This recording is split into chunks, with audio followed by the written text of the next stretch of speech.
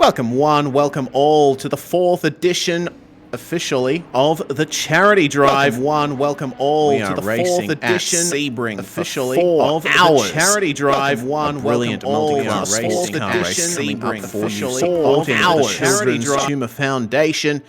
Make sure to get your donations in if you can, and let's make sure that we send a great deal of support through sim racing for the Children's Tumor Foundation. I'm Reese Gardner, Southpaw Racer. I'm going to be taking you all through qualifying to start the event off. Finnick will be joining me for the race coming up very soon. This is going to be a very fun event, and looks like someone is breaking the rules already. A GT3 out on track. Well, that is not quite allowed at this point. It is prototype qualifying at the moment. We do have a live timing link. We'll make sure that we get that for you very shortly. Just working on some stuff in the background first. But Sebring, what a track. Very difficult circuit, built, of course, out of an old World War II airfield. Used to be U.S. Army Airfield Hendricks. And it was one of the places where pilots were trained in flying the B-17 bomber. Interesting little factoid for you all there. But a very huge amount of changes that this track has undergone over the years. It is now a dedicated racetrack, and the airport is still active on the other side of the circuit. But there's a great legacy from this old airfield origin that this track has, largely of concrete surface, and it's very bumpy, and it's a little bit interesting. The way that the track operates now, they are well aware of the airfield origins of this place and how much character the bumps add to the track. And they go out of their way to actually keep the bumps where they can. This track has been resurfaced quite a few times over the years, but they make sure to do that resurfacing in chunks, just to make sure that the essential character of this brilliant American circuit is kept. Once again, GT3 out on track. That is a big no-no, unless the prototype qualifying is over, and I am correct in that assumption, so just ignore that previous sentence of mine. We do have GT3s now out on track at the moment for qualifying. Of course, want to give a big shout out to Dan No Skill, our broadcast director, bringing you these live pictures and, of course, correcting me in my incorrect assumption that GT qualifying had not started. It indeed has. And we focus on the number 75 at the moment. Krzysztof Cieślski is in the car at the moment, and we can ride on board with him around this circuit. Very bumpy, fast front straight, and a super quick first turn. Very difficult to hit the apex, and the track narrows so much as you come out of this first turn. Little kink to the right in turn 2, and then hard on the brakes for turn 3. Got a late apex it. And try and get on the throttle through this twisty section. Turn 5 tightens up right at the end, so you've got to make sure that you late apex it for a run through the big bend and down towards the hairpin. Very interesting corner, this one. A bump as you go over the resurfacing into the braking zone. So hard to get the braking right through here. All the way down to bottom gear, and a little S-bend on the exit, and then through the Fangio chicane, which is a bit of a legacy title. It's not really a chicane anymore, it's a flat-out right and left, but then we come to Collier Curve, of course named for Sam Collier, who was one of the founding fathers of Sebring International Raceway in the early 1950s. Unfortunately, the exit is all wrong for Krzysztof Cieślski there, and that is going to be the lap done. Well, focusing on the Mercedes, meanwhile. Pretty fantastic set of liveries and cars that have been brought in for this edition of the charity drive. We've got a full complement of GT3 machinery. We've got, of course, the Lexus, we've got the Mercedes, the BMW Z4, we've got the new Ferrari 296 GT3 active in this as well.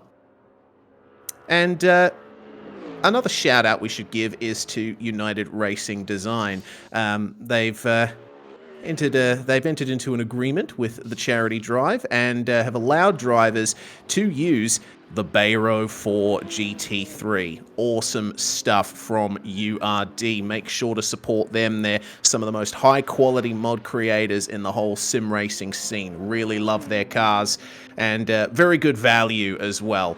Of course, usually paid mods for URD, and drivers that aren't driving the Bayro are allowed to download it so that they can join the server, but of course, anyone actually driving the car has to pay for it. And I think that works out really well in terms of the deal.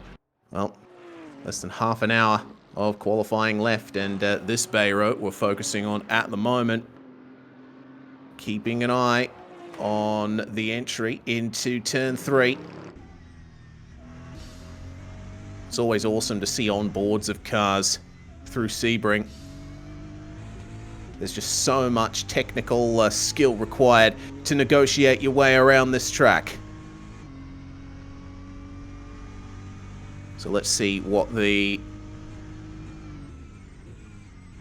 lap is like on the way into the hairpin. Got a Bentley ahead that might be a problem towards the end of the lap.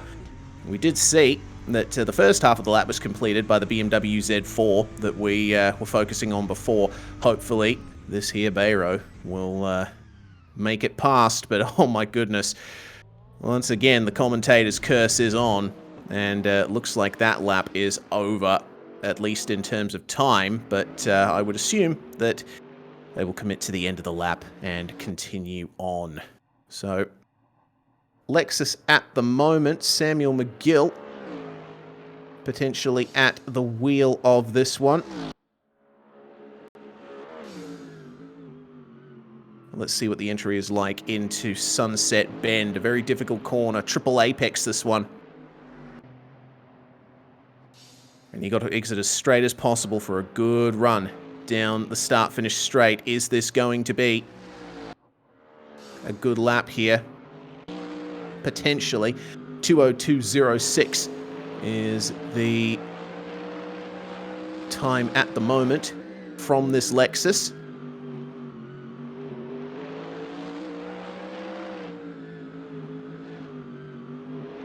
Through these corners here, it looks like not quite all of the track width being used on the exit, but sometimes the more direct line is the best, and sometimes when a driver looks slow, they are indeed fast.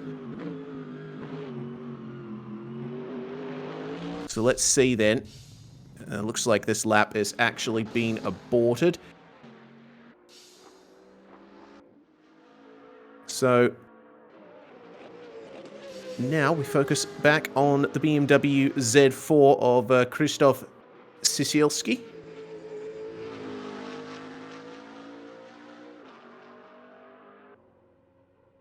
Onto the Ullman Straight, which is again named for a founding father of Sebring International Raceway, Alec Ullman.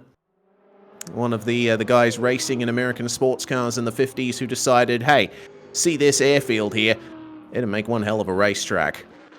Unfortunately, Sam Collier, the other driver involved in the founding of Sebring, was involved in a heavy crash at the Watkins Glen circuit, and that's the original public road circuit in Watkins Glen, and he unfortunately lost his life. So that's why we have one of the corners named after him. Through turns 3, 4, and 5 for Krzysztof Sisielski. That's a nice tight line on the way through. He's got the P7 car of Javi Martinez up ahead of him. Looks to be a McLaren up ahead of him, so we'll see how things go on the way down here.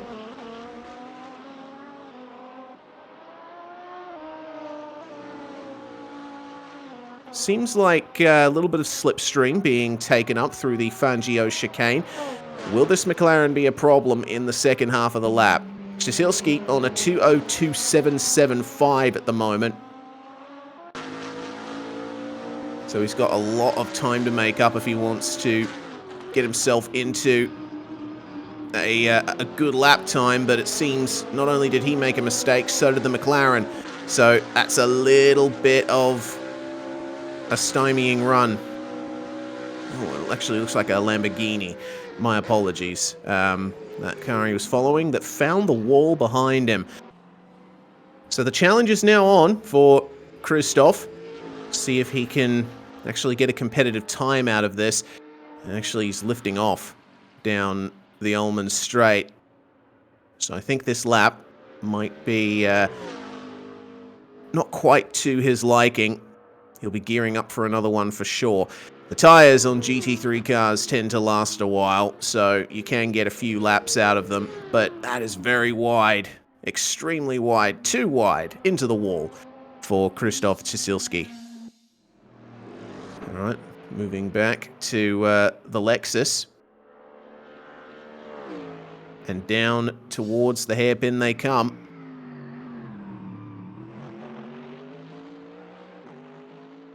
Looks like a reasonable run out of it. We'll see what McGill can do to set the time here. Still on that 2:02.06. The fastest GT3 at the moment is Matthijs van Amelro on a 2:01.188. So that is quite the gap that needs to be made up. Out of Tower Turn, then down towards Gendebien and Le Mans curves. Flat out sequence of left-handers here, 2 left-hand kinks, but then immediately you're on the brakes for this sweeping right that takes you through a little S-bend, get back on the throttle, and then try and widen the entry through Le Mans curve so you get a great exit onto the Ullman Straight, and it looks like that has been nailed by the Lexus.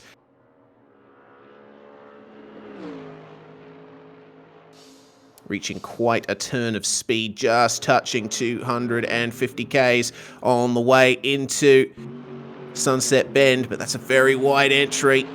Seems to be an issue that quite a few drivers are facing in this session. Struggling to keep it to the inside there. Well, that lap has not counted, unless it was an out lap, of course. Ah, Corvette at Sebring. That is an excellent bit of Americana there. Of course, the old Corvette C7, still active in sim racing. It has been consigned to history in real life.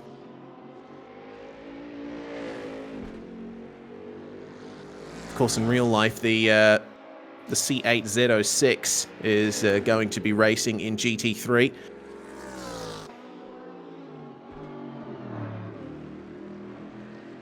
Not quite hitting the apexes, so that might be difficult for the time to be improved on that. I believe this is one of our Ferrari 296s racing in the server today. The number 19. Kagowalski getting it into the pits. So we're not seeing many improvements at the moment, but Matthijs van Amelro has improved. He is now in the 2-minute bracket, and oh, the number 12 Lexus getting the rear end quite loose through Gendebien and Le Mans. Seems like they've got a very aggressive rear end setup on that car. That might have cost him some time. Alternatively, could be just what he needs. Now, how's the line through Sunset Bend? Got to be careful of the bumps. That's why you see drivers running mid-track through there on a fast lap. There's actually a very extreme bump on the inside. And that is the improvement that McGill and his teammate would have been looking for. Hasn't improved their position, but they are now in the 201s. So what they've got to do to catch up to VHK and Captain Foxy is find more or less 4.5 tenths.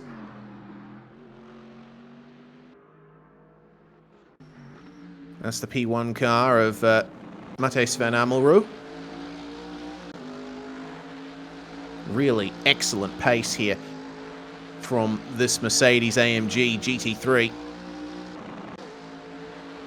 It seems he's got this circuit down pat, nailing the apex on the way into Sunset Bend, and well, once again, keeping it sort of middle of the road, hooking it up for a late apex on the exit. Is this going to be an improvement once again for the Dutch driver? Across the line he goes. It is not an improvement. But then again, he's not really facing much pressure from behind. He's looking at about a 5/10 gap back to the car in second in GT3. Speaking of, this is that car driven by VHK and Captain Foxy, but they've gone wide on the exit of the first turn here, and that's a very bumpy ride back onto the racetrack through turn 2. The Bayro looking very quick. Once again, here is the Ferrari trying to find something coming down the Ullman Straight.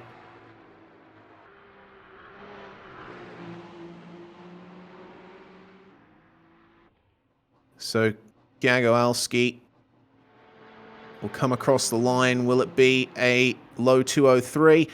Unfortunately, no, that's not going to be an improvement. I think that was an outlap potentially for him.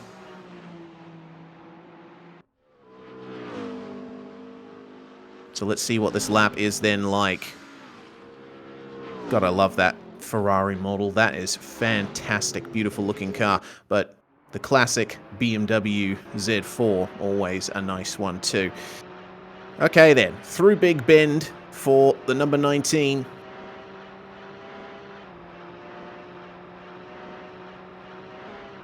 Hard on the brakes for the hairpin. Does he hook up the apex? Yes, he does. Maybe could afford to use a tiny bit more curb there, but still, a clean run is better than a dirty one. Coming up to Collier, we shall see how the late apex sorts itself out. Very challenging sequence, this left-hander here. You're flat out in just about any car, but it's very easy to lose the rear. And Tower, this corner here, widens up quite a bit at the apex. So it's very difficult to pick the right turn-in point and get the maximum exit.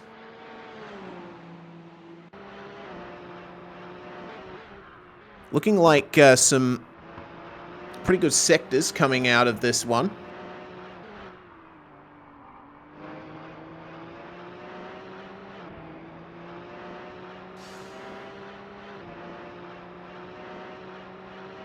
But the proof will be in the pudding once he makes his way through the final corner.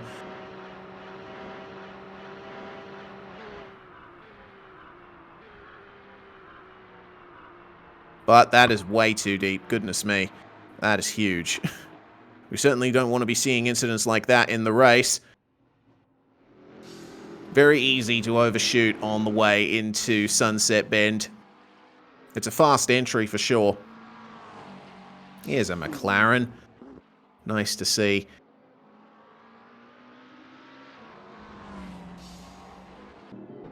Justinas Launakonis potentially at the wheel of that one, and then the Corvette once more coming through the opening corners.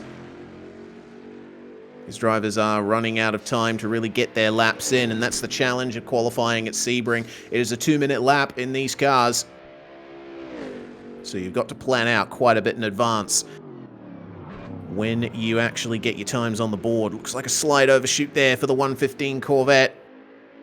Lord Knight and Lord Jesus, unfortunately, having to abort that lap. Get a little bit of extra tyre heating on. Always good. Looks like the Launakonis McLaren is now working its way towards the start-finish line. Is this going to be an improvement here? No. Looks like an outlap for him. Either that or a big mistake in the first sector. Let's see how this lap goes. Reasonable line through turn 1. And maybe just slightly wide of the apex in turn 3. Let's see if turn 5 is nailed. It's really important to get this turn right, and it looks like it has been nailed. All about the exits onto the straights here.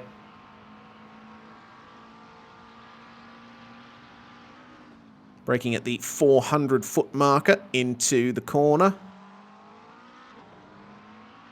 And wow, the traction of that McLaren looks absolutely immense.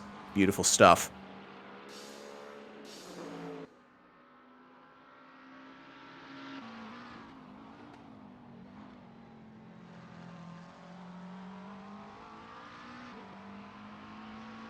So this lap looks like a green sector 1, so it is an improvement for the driver in the car. How does sector 2 work out? That is the big question. Second sector line should be coming up any moment now.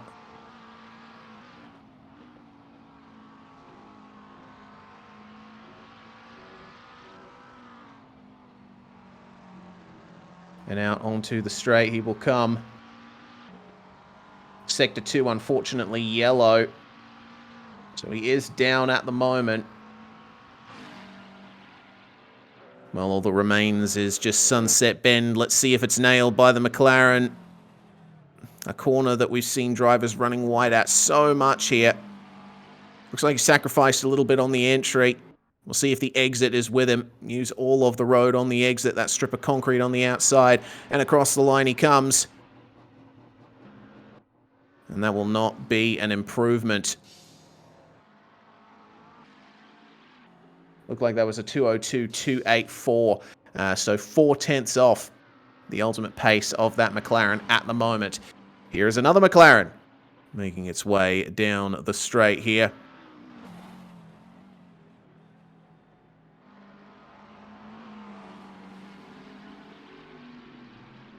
And it looks like the Javi Martinez machine across the line now. That might be an improvement there. 2:01.728. That puts them ahead of the Launaconis McLaren. Excellent job from the drivers involved there. And just cooling it down at the end of that hot lap. Well, they've got time for another run if they choose to do it. Let's see what the Cecilski BMW is able to come up with here. Still having some problems is Christoph getting into the low 202s.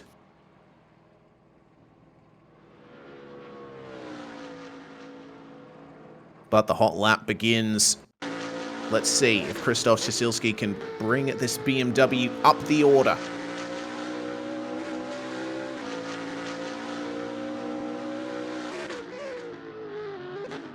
Very aggressive on the downshifts there. More or less nailing the apex of turn 3. And turn 5 maybe slightly wide, but if it helps him get a better exit, then it's all well and good. Keep an eye on his inputs here into the hairpin. We'll see how much he's pushing on the brakes.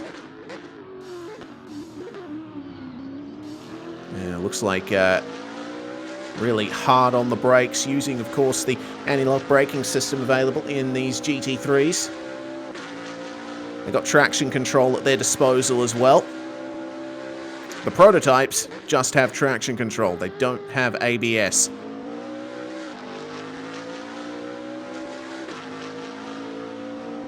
Looks like a nice, smooth run through these corners for Christoph Cecilski. Maybe a little bit wide at tower and a snap of oversteer on the exit of the corner as well.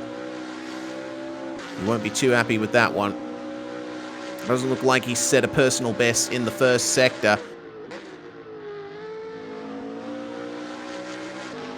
Still looking pretty good in terms of lap time.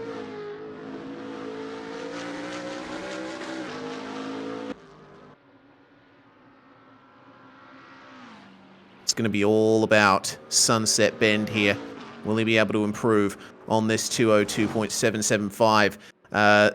The limpet arch entry behind him is only 100th or so off. It looks like the apex of Sunset Bend was nailed there. Just avoids getting into the tyre bundles on the exit. Really pushing hard is Krzysztof Cieślski. A 202.772 still. So Krzysztof struggling to find some improvement there. Let's check in with the orange Bentley of Cabsa. This is going to be quite a difficult run for drivers that are, oh dear, running by themselves. Well, instantly back out onto the track he will go after escaping back to the pits. That's the issue with some of the curbs here at Sebring. They can be quite harsh, and if you hit them wrong, then the car will flick around. There's nothing you can do about it. So, Samuel McGill and Hazza Walker will make their way across the line to start a new lap in the Lexus. Just ahead of them here, the number 44 McLaren. And that is what we like to see, some good curb usage from that machine. On the way into the hairpin. What can the Javi Martinez and Enrique Polonio entry do to improve on a 201.728? If they make up 13 thousandths of a second, they will be able to overcome Sam and Hazza in that Lexus and get up another spot on the grid. On their last lap, they actually went purple in the final sector, so that McLaren is looking very quick down the straights. See how the corners work out for them.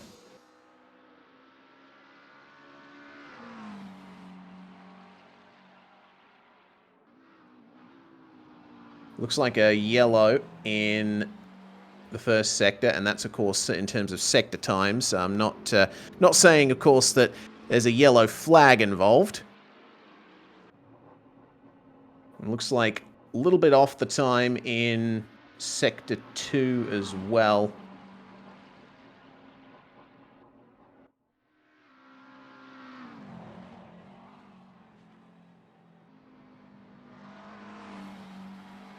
They might be gearing up for another hot lap here.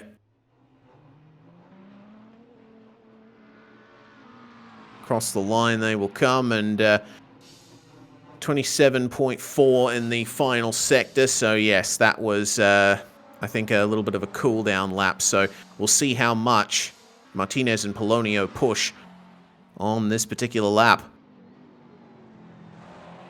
Just over 3 minutes remaining in the session. So this is probably the last lap, or potentially the second last lap, that they'll have to improve their time.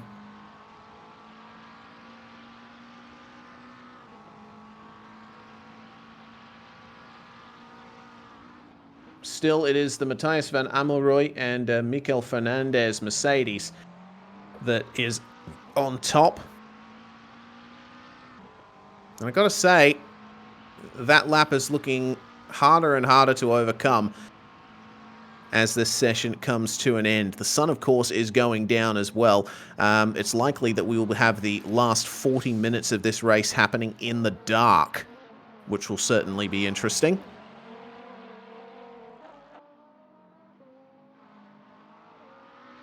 Looks like the apex of tower has been nailed for that McLaren, though.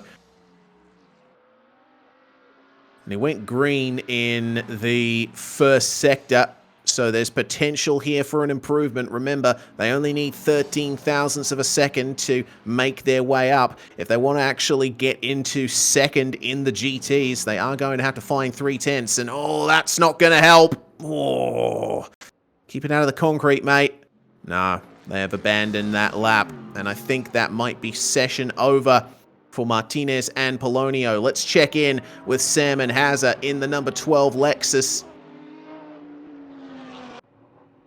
Doesn't look like they're setting the timing screens alight, but with a minute and a half remaining on the clock, They should be able to get one more lap in after this one.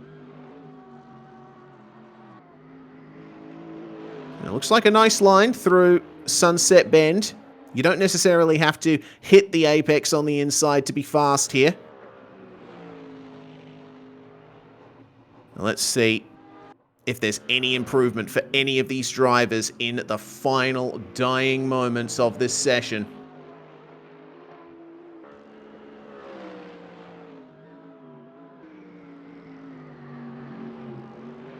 Well, looks like the apex was nailed there in turn 3. But you basically got to go through these corners in such a way that you are prepared for turn 5 in the entry onto this stretch through Big Bend. Flat out left-hander going under the bridge. Here, of course, that Yami was on for a 2010 and got taken out by a BMW in the last corner. Goodness me. Once again, it's a case of where you are on track and which cars you find out there that really define how fast you can go. That's why having a gap in qualifying is so important. Being able to respond to incidents out on track. Of course, qualifying isn't going to matter a huge amount. This is a 4-hour race that they are setting their hot laps for. And the checkered flag now flies in the session. Anyone on a lap should be able to finish it. So we'll stay on board with this Lexus and see what Samuel McGill can do. McGill, of course, dominant in the last running of a charity drive event, the Dubai GT4 Challenge. It went to him. Will he be able to carry any of that through to Sebring? Through Sunset Bend he comes, and oh, that is a beautiful line. Though he does run a little bit wide on the exit. He can get on the throttle hard, though. Little bit of oversteer. Will this be a 2016 potentially? Across the line he comes, and no, it is not an improvement. They remain on a 201716. Well, last few drivers now making their way out. We've got the Lamborghini of Francesco Bernoulli and Marco Stai making their way through the final corner now. Is there going to be an improvement for them on a 206.198?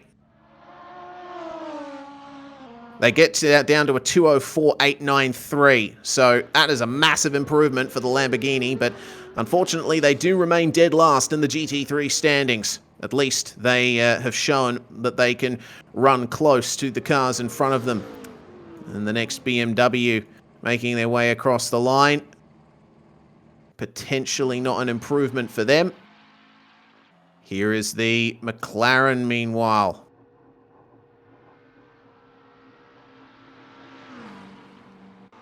The Justinas,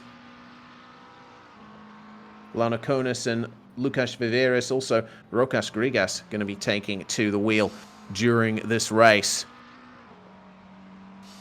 201.825. They have to make up a 10th to pass Martinez and Polonio. And it looks to me like they just haven't managed to do it. Just a 10th off. So no improvement there for them. Now then, is there anyone else that is still on a hot lap at the moment? No. That is the last car on circuit through qualifying. And that's going to be qualifying over. So your pole car in LMP2 will be Milan and Shadows, setting a fantastic time of a 1:44.818. RGB Parrott and Tyler Van Beek will line up second there, with Mika and Luhandre, the third and final LMP2. LMP3 pole goes to Naughty Dragon 05 and DeFlu, setting a 1:52.452. And the first of our GT3s will be the Mercedes of Matthijs van Amelrooy and Mikel Fernandez with that fantastic 2-minute .917. Oh boy, we have got one heck of a race coming up for you here in the Charity Drive 4. And now that qualifying is over, we can bring in Finnick. Well, good to see you here, Finnick. Once again, excellent to be working with you here on a Charity Drive event. We've got one heck of a race coming up here. 4 hours of racing. Yeah, it's my first time doing an endurance race, so this will be quite a bit of fun. We'll probably get off into the weeds a little bit, talking about all sorts of fun stuff. But I'm excited. Multi-class racing, something that we haven't done in a while. As well, we got LMP2s, we got GT3s, Sebring. I mean, this is basically IMSA without the LMDHs. You know? Yeah, exactly. Of course, the Orica 07, pretty iconic LMP2 car. Really awesome to see the the representation of LMP2 and LMP3 still here. I'm actually really looking forward to this because, I always love some multi-class endurance racing. The big challenge, I think, for the prototypes, especially the LMP2s, is going to be negotiating the GT3s in the corners here. It's going to be quite difficult, especially with so many slow and mid-speed corners around here. Yeah, I mean, this is a track that I think a lot of players have definitely played in their own time, right? Because it's such a famous track. So unlike Dubai, which is one of those tracks that, it's a nice one for the Charity Drive, but not one that a lot of people drive a lot of the time because it's not really as known. I think we're going to see some more confidence today in this track, even though it can be a little bit tricky with these kind of changing corner speeds. So I'm excited to see how this goes. Yeah, so am I. Well, rolling start for this one, and everyone's about to go rolling.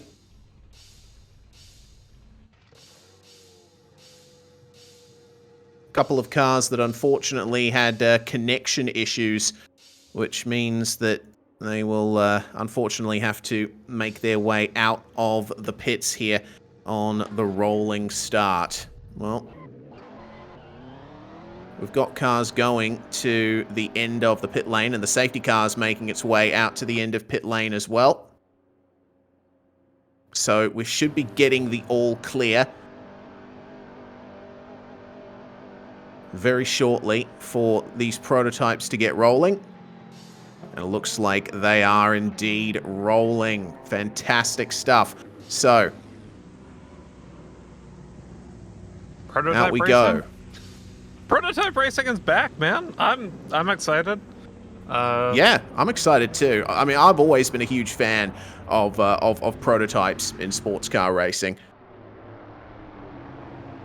Yeah, I think it's really fun that you get to see some cars that are designed specifically for the track, as opposed to a lot of these GT3 cars are basically track versions of road cars. And so, I say that, but they got, actual GT wings and aero and stuff like that. So they're not exactly the same thing. But prototype racing, I think, is a lot of fun. It's like Formula One for sports car racing, is the way I put it. It turns into a constructors championship. You've had really dominant cars in the past. You have actual lap records broken by modified LMP1 cars at the end of the era. Of course, the Porsche 919 Evo broke a lot of F1 lap records as a prototype, and it really just shows the level of engineering that you get out of these prototype cars, and I think that's really, really fun. Although I think something may have just happened, because it looks like everything's back in the pits. Okay, yeah, we're hearing red flag. Yeah, red flag and race restarted. Apparently there were some connection issues. Yes, the server, as always, decides to have a fit exactly when we start the race, and people got kicked for ping limit, even though they're perfectly fine. I don't know why it's doing it. I've asked their support. They don't know how to fix it either, so that's going great. But if we just restart, everyone should be in the right pit box again. And if you wait too long before starting, you sometimes get put automatically away. Remember to teleport off the pits if you're a spectator. Otherwise, sorry. Yep, fair enough. Fair enough. Well, thanks very much, Lead Administrator Martron, for giving us that race control information. Once the timer is down, of course, us spectator vans can go back to the pit lane. I mean, it's always a bit difficult with these server issues to get things going properly, but you know that's the magic of having a competent admin team here at the Charity Drive. Though these issues do come up, we will be able to grab everyone and get this race going very shortly. Yeah, you know, it could be worse. We could be running this in R Factor 2. Well, in my experience, R Factor 2 has been quite smooth, but of course that's in a different league that doesn't try to do anything too crazy. You know, like running a 24-hour event. Well, yeah, I mean, yeah, when races go for that long, yeah, I definitely see your point. All right, everyone should be going now. The safety car moving to the front of the field, and hopefully we'll be able to get this race going. Reminder that we are supporting the Children's Tumor Foundation for the Charity Drive 4. Link posted in the Twitch chat. Make sure that you go to that page and donate if you can. It would be really awesome to see some money raised. We already have $112 raised of the $1,001 target. So we're a tenth of the way there already. Get your donations in. Make sure that you lend your support. Really awesome to see the support so far. Yep, Charity Drive, impact on the charity, and we'll be reminding you to donate throughout throughout the race, as well as noting any notable donations. So make sure you bring those donations in. You got 4 hours to do it. Starting, well, I mean, the timer's already counting down, so we are live once this start happens. I'm excited, although we do have one car that's currently stuck at the start, Francisco Bernoulli, currently sitting all the way at the back of the starting lane. I'm not exactly sure what's going on there. Yeah, the engine is running on that Lamborghini, but evidently there's some kind of issue happening in that car, so they might have to. Oh, hang on a minute. I just heard him go into gear and revved up, so not too sure what the deal is there. Either way, I think he burned out his clutch. He's rolling. There it is. I don't think you can burn out your clutch in Assetto Corsa. No, I don't believe you can. That would be kind of funny though. You get in your Miata, just rev it to red line, dump the clutch. Yeah. All of a sudden, yeah. And then you don't move. Well, speaking of not moving, unfortunately, the Bernoulli and Marco Stage car has found the tire bundles at turn 1, and they are now out of the server, which is a bit of a shame to see. Regardless, the rest of the field has managed to get going, and the prototype field now behind the safety car. The McLaren MP412C GT3. God, that really takes me back. That is one of the oldest GT3 cars out there. But still, good to see that it gets some use, and we have those lovely little flashing lights as well. Remember that the safety car will be making future appearances if there's a big enough incident out on track, or hell, even if there's a competition caution. Please no, this isn't NASCAR. Yeah. No. Well, no. Stage racing killed NASCAR. All right. Yeah, it did. Look, I'm not going to disagree with you on that. But sometimes a competition caution would be nice. You know, if it's appropriate, like if there's like a good reason for it. But stage racing is so annoying. Head admin, Martrin 7 in the safety car. As you heard from him when they were restarting the server, he's about to pull into the pit lanes, and we are about ready to go. Looking at the front, it is Mylan, then RGP Parrot, then Mika, the Naughty Dragon in these LMPs. I'm excited to go, and we are just about racing. Up to the start-finish line, green flag flies. Off. RGB Parrot gets off really well, looking towards the outside of turn number 1, gets ahead. Oh no, Mylan, the pole position car! In a lot of trouble. There's a big pile up on the backside from the LMPs, but when it's all said and done, Mylan barely escaping ahead of the rest of them. We see this yellow LMP of Base Cannon trying to make a move on the inside on turn number 1. Yeah, these LMPs, that's a different class. Really duking it out. Yeah, the LMP3s getting into the back of the LMP2s off the race start. They're already leaving the GT3s in the dust. And that is quite the fight here. The LMP3 lead. Naughty Dragon and Parrot DeFlo is absolutely flying right now due to that incident at the top, followed by Sunil and quite a bit behind, almost 6 seconds. Mylan trying to claw back the second place right now. But as you take a look, Base Cannon really trying to get ahead of Mika back further in the order. Yeah, indeed.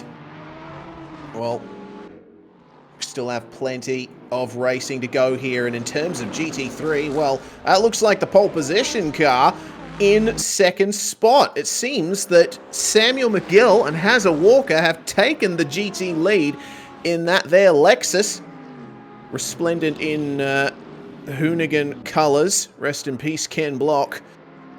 And the Bentley of Cabsa, actually keeping a very close eye on them. It seems that the Justinas Lanakonis, Viveris and Grigas car also keeping it stable in fourth spot as we check back in with our LMP3 cars.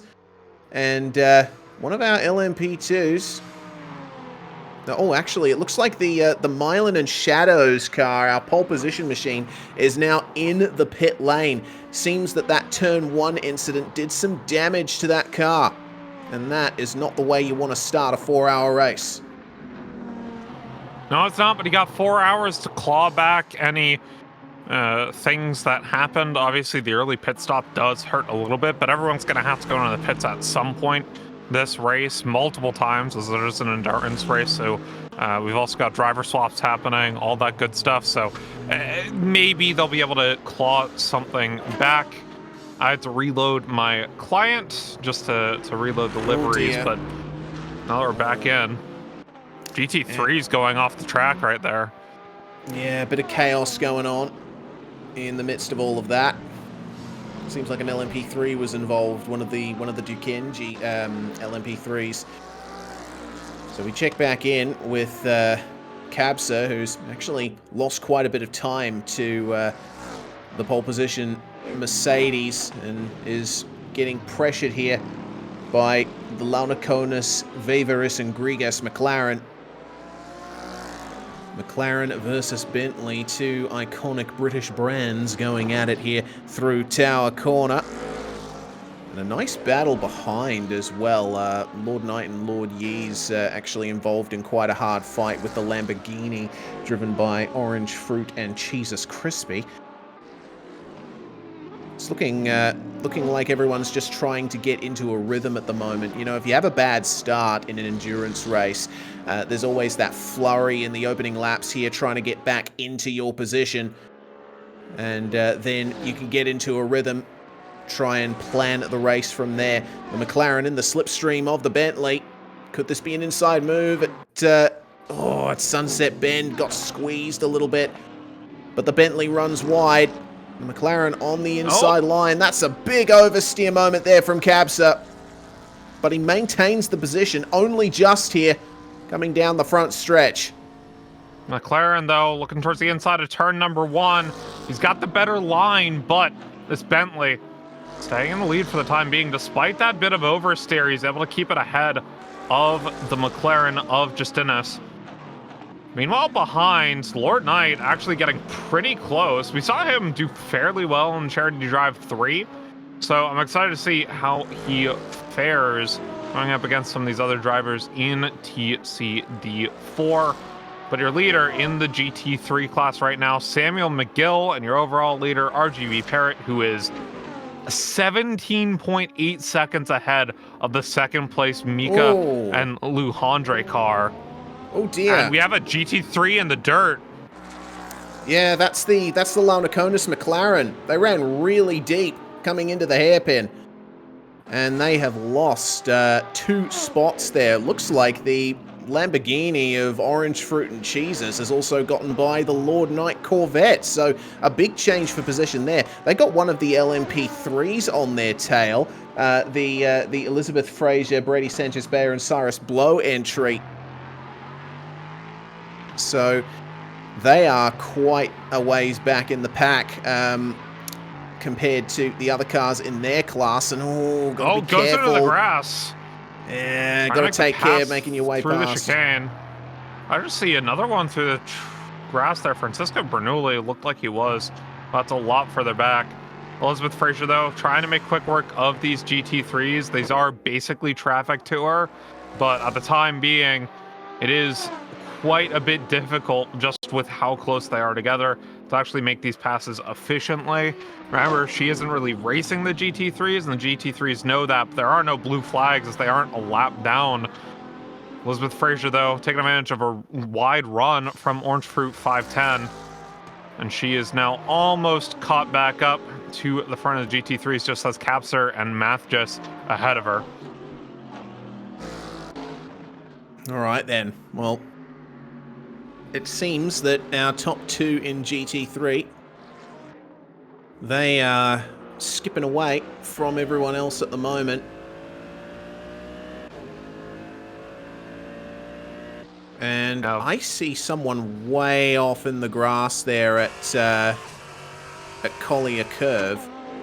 It's Mika. Oh, it is. That's our LMP2. Not our LMP2 leader, but LMP2 second place at the moment. They've fallen behind the top 3 of our LMP3 cars. It's not something you want to see. I mean, obviously, LMP2 should be able to get ahead of these LMP3s available, but your race, you're currently sitting over 40 seconds down through only a handful of laps. You're only 12 minutes into the race. So RGB Parrott, if he's able to keep this lead and we don't get any weird safety cars, might be able to just run away with that. But if you remember back earlier this year during the Charity Drive 3, we had a very similar situation with one car running away with the race for the vast majority of it. And safety car got brought out, and then it became very interesting towards the end. This, of course, being a longer race, anything can happen throughout these 4 hours of racing. Indeed it can, and I mean, we just saw there for the GT3 lead. Oh no. Okay, so Mika and Luhandre have gotten a 30-second stop and go penalty, so that LMP2's woes just continue. But this fight for second, for first in GT3 is absolutely going off right now. We saw that Samuel McGill had to go hard for a defense here versus the Van Amelrooy car. That Mercedes was unbeatable in qualifying, but it seems race pace not quite with them at the moment. Once Samuel McGill gets into race mode, he is very difficult to beat. We also have an update on the Milan and Shadows LMP2, the pole position car. They've just made their way past the Elizabeth Fraser LMP3 entry. They are back out on track after getting repairs done after that lap 1, turn 1 incident, and they are slowly making their way through here. Got to try and keep up the pace, though, through the traffic. Almost 3 seconds behind Samuel McGill, but he's making up the pace very quickly. As we take a look at Methige, he is 0.5 seconds, 0.4. He's closing this gap towards Samuel McGill, but as we saw in TCD3, Samuel McGill was very good at keeping people off of his tail in the Mustang, and that's a very bold move from Mylan. Goes towards the inside of Samuel McGill, gets ahead of both of these GT3s. That's not how you want to navigate traffic if you're a lap ahead of them, but being on the same lap, it's just a lot of faith put into these GT3 drivers to get out of your way. Oh, hello. Look at this fight here between the two LMP3s coming into turn 1. Base Cannon having to give up the position to Sunil N and Cheesy Maniac. He's looking for the run back, though. Might have an opportunity towards Hairpin. He's actually losing a little bit of time. He had brought it back to 0.2, now it's up to 0.5. Looking at the straight line speed of these two cars, Sunil just edging it out ever so slightly. Down this straight. I don't think Base Cannon's going to be able to make a move, although there was a little bit of a grass touch from Sunil. Yeah, well, looks like that gap has extended, but the gap is still closing between McGill and Walker. Plus... Oh, Mathish! He went into the grass! Elizabeth Fraser able to make the pass onto him. That's no good there. That's another setback for the pole position GT3. Yeah, you don't want to see it, but once again, 4-hour endurance race, you got plenty of time to make it back up. Less than 2 seconds behind, and Elizabeth Fraser trying to get past the last of the GT3s. And the LMP3, she has been struggling a little bit through this traffic, but once it clears up, she should be able to at least try to claw back the gap between her and the rest of the LMP3s. After what was a very incident-prone first lap, she is looking to make the pass probably around Tower. Now, gonna wait until we get towards the main straight.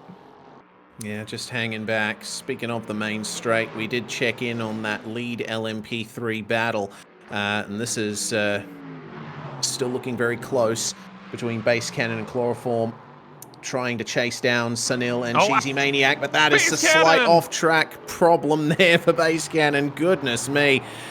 Oh, well held regardless, but a little bit of time lost there in the second place battle. This is the issue that drivers face as we see Fraser making the pass on the GT3 leader. You know, it's all about consistency. Really long races like this. Trying to minimize mistakes. Speaking of... goes Elizabeth Fraser. Oh, speaking of mistakes. That hurts so much. They're out. They're out. They're out. Oh,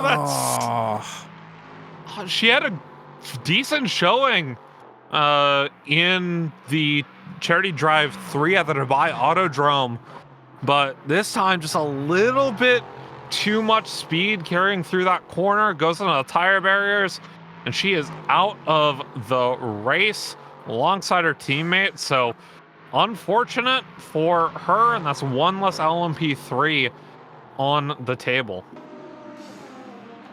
Yeah, that's a real shame. We are losing so many cars in this first part of the race, but looks like a drive-through penalty for the Launaconis Viveris and Grigas car. They did get that drive-through for getting too many cut tracks, unfortunately for them. They are back out on track, though. Coming into the hairpin, meanwhile, is our LMP2 leader, RGB Parrott, and Tyler Van Beek at the wheel of this number 9, and making their way through on a Bayero. And they are enjoying a huge lead here.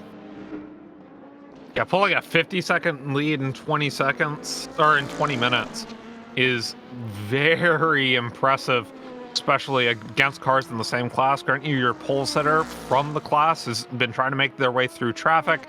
Mylan, 12 seconds behind Sunil right now, as Base Cannon actually made the pass. I believe I wasn't able to see that. So he's now ahead of Sunil despite some of the trouble in the grass earlier. I wasn't sure exactly what happened there.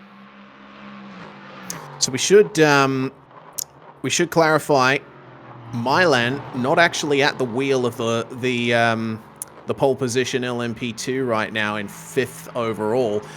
It is Shadows at the wheel of that car, and as Milan points out in the Twitch chat, doing some excellent times is Shadows. Last lap from that car was a 1 minute 47.9. The RGB Parrot car, meanwhile, last lap was a 1 minute 51.3. So there's huge amounts of time being made up by this car at the moment. We check back in with the LMP3 lead, though, riding on board with Sunil and Cheesy Maniac as they try to chase down Base Cannon and Chloroform, wanting to get this lead back. Good pass being made by that by the yellow car up ahead. But how is the exit? The slipstream is on here for Sunil and Cheesy Maniac, and, well, trying to break the draft, having to face off. Sunset. Covered off by Base Cannon, though. We're going to be able to keep this lead for the time being as we head down towards the main straight in turn number 1. With a slipstream, big snap of understeer into oversteer from Sunil, and he loses what progress he made on Base Cannon. Yeah, that's the danger of Sebring. Those bumps through the final corner, if you don't get your entry absolutely right and take care over the bumps, then the car is massively unstable. Second place, LMP2, just making their way past some traffic there. Oh dear, that's third place LMP2, my apologies. And Mika Luhandre getting off the circuit and again losing a lot of time. Shadows in this LMP2 is absolutely smashing it in terms of lap times, running a 1 minute 48.7 versus again a 51.3 for the leading car. So we've got a massive fight back for the lead here. The gap is now under 70 seconds.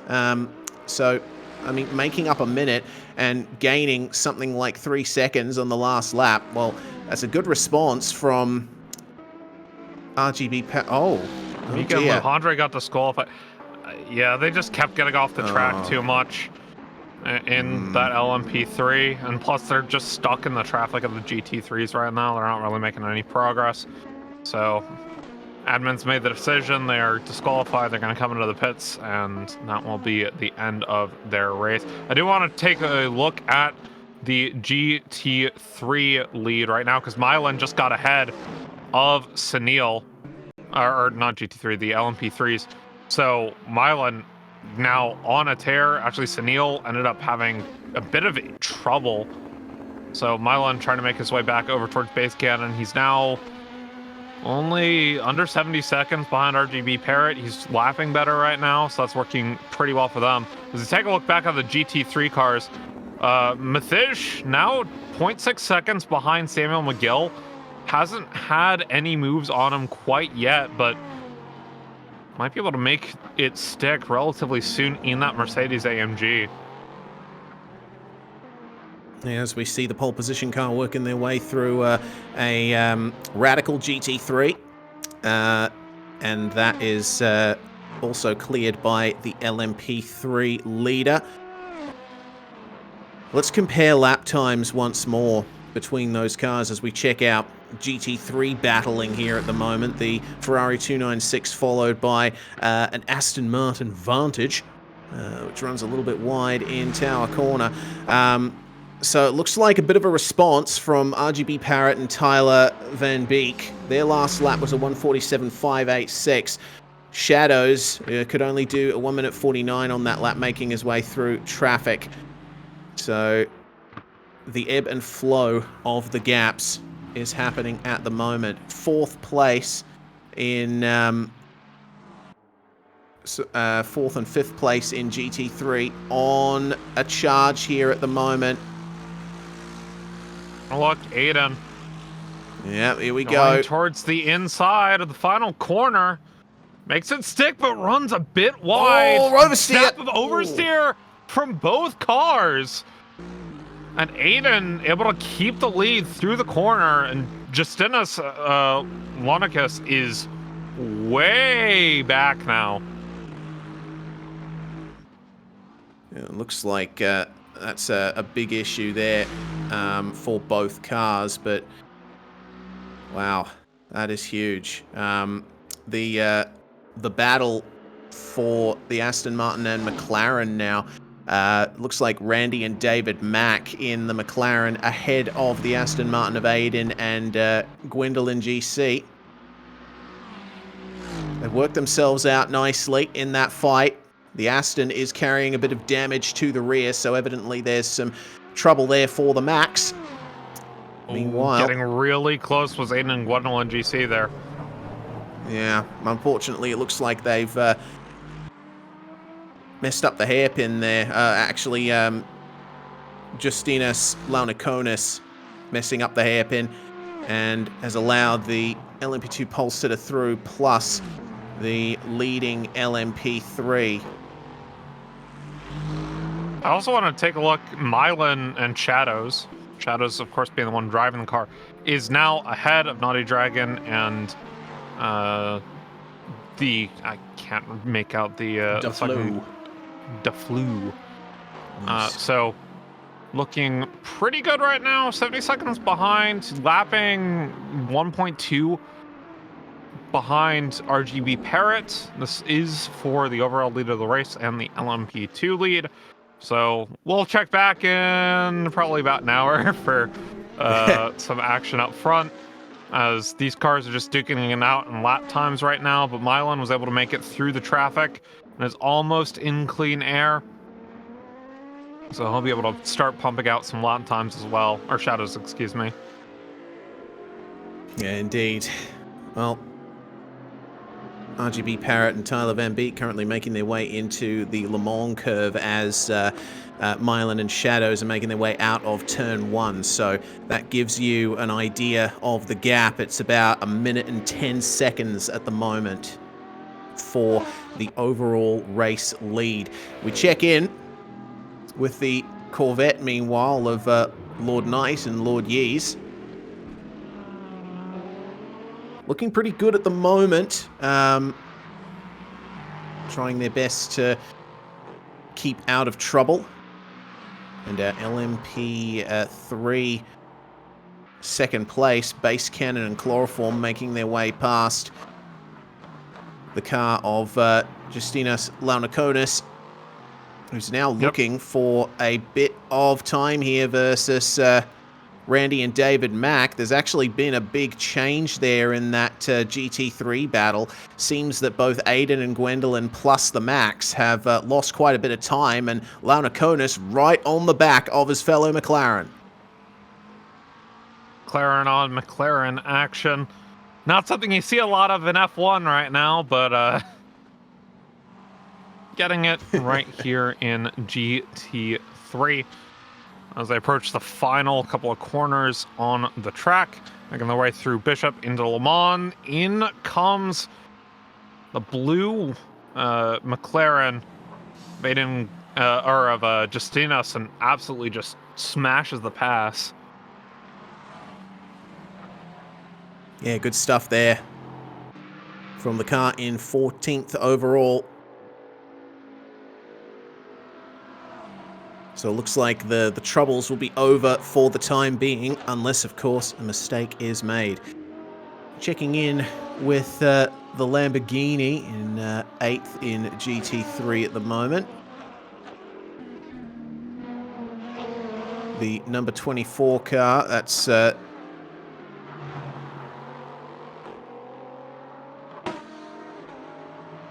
Orange can't Fruit quite pick that car on and the Cheesy Crispy. Yes, there we go. My apologies. Wasn't quite able to find the car on my timing. Well, they're looking like they might be catching up to Lord Knight and Lord Yeez, actually. Their last lap was their fastest of the race. We'll check in, though, with Krzysztof Cieślski, who is now working hard on the Mack McLaren. Cieślski driving with Juho Sopanen in this race. Remember, we did see some issues for that car in qualifying. They weren't quite able to get a good time on the board to move themselves up the field, but the race working out for them after a couple of early issues, I presume. They do have the LMP2 leader making their way through on them in just a couple moments' time. RGB Parrot goes left, and the GT3 is forced tight coming into tower, but doesn't end up losing much time because it seems that the Mack McLaren had a couple of issues of their own. Yeah, they have to contend with the other, I think there was an LMP3 there at base cannon right ahead of them, so having to get out of the way for these LMPs. I believe we do actually have a blue flag rule this time around, so these GT3s have to get ahead, or have to get out of the way for the LMP cars, and the LMP3s got to get ahead, or get out of the way for the LMP2s as they come for their lead. We see Christoph, further up, Capser, in a lot of trouble from Lord Knight. Oh, easy. This is a very tight one from that LMP3. I believe that was base cannon, but now Lord Knight looking towards the inside of Capser. He's able to make the stick as Capser is forced all the way onto the grass. That was an interesting bit of interclass action there. The LMP3 getting through on them in turn 1 as Capser made the pass, but he's gone way too deep on the brakes into the hairpin. Actually hits Lord Knight and Lord Yee's wide, but lifts off the throttle a little bit, gives them the position back, and the fight will continue coming into Collier Curve. Defensive from the Corvette. Just for a moment. That's a big dive. Though. That's way too deep. Off the track. Oh, lordy. So Capser will lose the position there to Orange Fruit 510 and Jesus Crisp in the Lamborghini. That's a big shame for the Bentley. Big shame indeed. Intervals right now don't show anything indicative of a fight. Samuel McGill has pulled 4-second gap over Mathij. So, doing pretty well for himself in that, I believe it's a Lexus, yeah. So,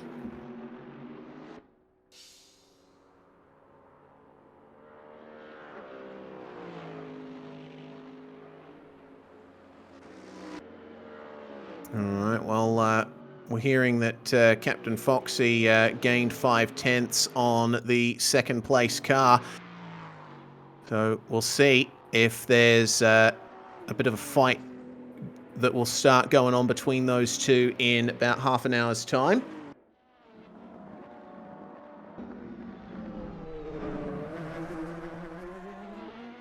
Cabs are actually losing quite a bit to Justinas at the moment. He's almost pulled it back to less than a second, but Cabser trying to stay ahead. He left a whole 7 seconds slower than Justinas on the last lap, and Justinas has been making quick work of some of these GT3 cars. And he is getting very, very close right now to Cabser as we look on board with him. Yeah, this is looking quite close. Remember that this McLaren is out of position by a bit of margin. And of course, we did see the Bentley earlier making that big mistake. So they're trying to get back into a rhythm.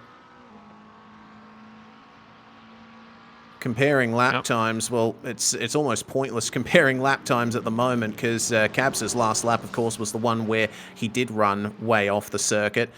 But once he gets back into a rhythm, we'll be able to see just how much of a pace difference there is between these cars. Doesn't look like much. This gap has been between 0.7 and 1 second throughout the entire lap.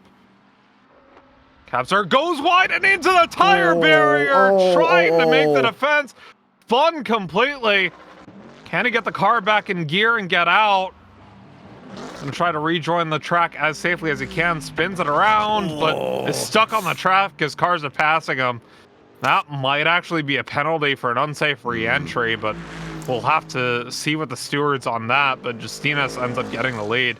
Very unfortunate race for Cabser, as it was running well at the beginning, but just kept having mistake after mistake happen to him. Yeah, that's a real shame there. It actually looked like the Aiden and Gwendolyn Aston Martin tagged them, tagged Cabs as he re-entered the circuit. So it'll be interesting to see what the stewards say about that. And well, I mean, look at the damage that Aston Martin is carrying now. That front bumper is hanging off. Don't know what it'll do in terms of pace, but certainly damage that they couldn't have done with. And, well, that seals it. They're going to be going into the pits as a result of that. Just huge issues for that Aston Martin. Yeah, there's going to be some time with the stewards on that one. Just a bit of an unsafe re-entry for Cabser. I wouldn't be surprised if something else happens as far as penalties are concerned. Although Aiden and Gwendolyn just got to stop and go for speeding in the pit lane, so that's not going very well for them at the moment either. Yeah, it looked like they entered the pits a little bit too hot. Didn't get on the limiter in time. So that explains why that penalty has been assigned. LMP3 leader making a pass on our GT3 leader. Samuel McGill and Harry Walker, they're actually dealing with the overall leader behind them there. Almost got cleaned up, but seems like they've sorted that out, which is good. Now that Hoonigan Lexus doing very nicely for himself. 4.4 second lead, so just slightly inching out Mathij at the moment. Captain Foxy has lost some time to Mathij as well, so currently sitting in a comfortable second place in the GT3s for the time being. But once we get their driver swaps in about an hour 24 minutes, we will start to see some changes in the running order. We might have to keep an eye on the gap for P3 in GT3 as well, because Lord Knight and Lord Yees, they're only 4 seconds behind Captain Foxy at the moment, as that second place in GT3 able to go wide in the hairpin to let the LMP3 position 2 car by. That's obviously a little bit of time lost for both cars. I mean, that's the thing about multi-class racing, though. Sometimes you have to give up a bit of time on entry into the corner. If you're the faster class, take it easy. Off into the draft space cannon. Chloroform. Yeah, indeed. Well, yeah, I've done quite a bit of multi-class racing myself in prototypes, and one of the things that I learned was it's often better to just lift off into corners and stay behind the slower class car through a turn. And that way you can get the exit on the straight and lose as little time as possible. If you're alongside into a braking zone, then obviously you can go for the move up the inside, but making late moves and pushing GTs wide, it just ends up losing time for both cars involved. Indeed it does. We have a little bit of a lull here, no one close to anyone at the moment, so perhaps we can take this time to talk a little bit about the charity. Of course, we are benefiting the Children's Tumor Foundation. Taking a look at recent supporters. I think the most recent one was Havels Walker about an hour ago. So none quite yet during the race, but if you have the means to do so, make sure you donate through the Just Given page in the Twitch description. All proceeds going towards the Children's Tumor Foundation. We are $112 into our $1,001 target. So once again, if you have the means to do so, please make sure you donate, as that is the reason why we're doing these endurance races in the first place. Absolutely, and if you want to know more about the Children's Tumor Foundation, they're a non-profit charity that is assisting research towards a cure for neurofibromatosis, which can lead to mental illnesses such as ADHD and autism. No cure yet, but your donation will help to progress research towards a cure. You, of course, can go to the Just Giving page that we have set up for donations to the charity, or you can go to www.ctf.org and lend your support there as well. Oh dear! Oh no! Base cannon! Way Big oversteer too much moment. Oversteer right back into the wall. Just solid concrete, and it look like the car is too damaged just from the model, but I'd have to imagine there's a lot of front end damage, and they're gonna have to take that one in. Really unfortunate for running second in the LMP3s. Yep, going right into the pits. Yeah, that's a real shame. Well, either way, that's the lead. A massive free kick being given to Naughty Dragon and DeFlu here in the. Well, that's interesting. I've just noticed that the number on their car is actually pi. Interesting. Well, the repairs are being done at the moment for the base cannon and chloroform car.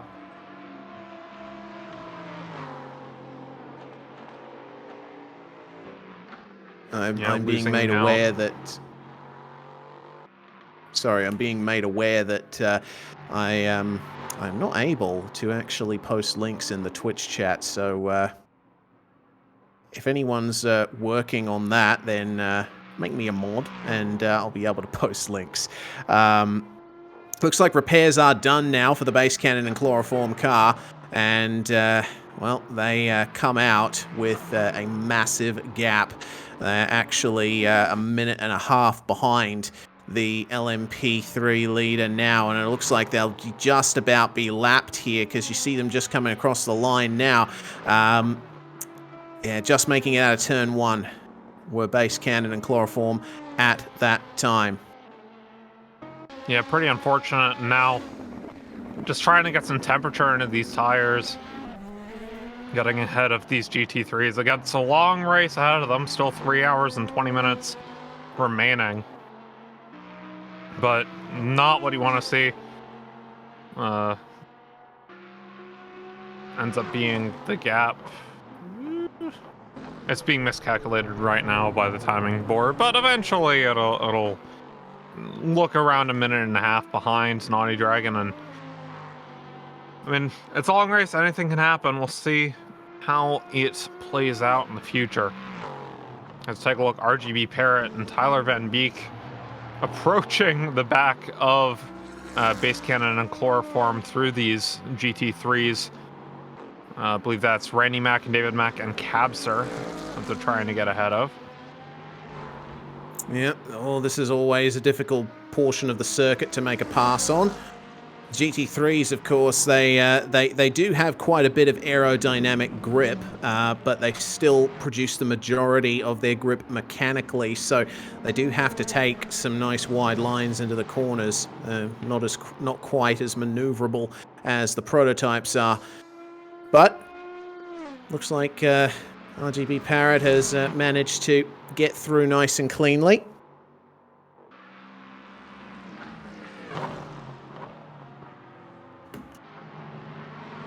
And now this is a little bit awkward here as the LMP3 leader makes their way through on the Mack McLaren. It's difficult if you're an LMP3 driver because, like, you're obviously faster than the GT3s, but you're not quite faster enough to really make some make up good amounts of time. You really have to commit to a move if you're going to be passing a GT3 into a corner. Yeah, the speed difference not as much as between the LMP2s and the GT3s. Of course, overall top 2 RGB Parrot and Tyler Van Beek, followed by Mylent and Shadows. RGB Parrot and Tyler Van Beek, they've been lapping consistently about the same as Mylent and Shadows. That 70-second gap has pretty much been hovering anywhere between 69 and 73 seconds. So not a whole lot of time being made up right now by Shadows on RGB Parrot and Tyler Van Beek, and that's just the nature of this multi-class racing because they have to deal with traffic basically across the entirety of the circuit now, so neither of them getting a run of clean air for very long. Well, as I say, that Milan has a bit of a stretch where we'll be able to get some clean air and get in a good lap time. Or I should say Shadows. Yeah, of course. Well, I mean, that last lap they just set, there was a bit of traffic for the lead car, but a really good gap made up there. They were 1.7 seconds faster than the leader that time by, setting a 1:48.0. The fastest, in terms of the fastest lap, though, it seems that RGB Parrot and Tyler Van Beek have the edge here. So their fastest lap is a 1:47.3. Compare that to a 1:47.7 for Milan and Shadows. So, ultimate pace has not quite been set by the pole position car, but we'll see how they can manage this. Just coming through tower at the moment, and oh no! Oh no! Oh, that's the second place GT3! Off into the grass goes RGB Parrot and Tyler Van Beek, and they're able to at least keep it clean and not run into the back of Mathij. But that was very dicey. Mathij now sitting 10 seconds behind Samuel McGill. Once again, Samuel McGill did very well in Charity Drive 3 at the helm of, I believe he was in one of the Mustangs, if I'm not mistaken. So this time around, sitting in the Lexus. Ripped Ken Block with the Hoonigan colors.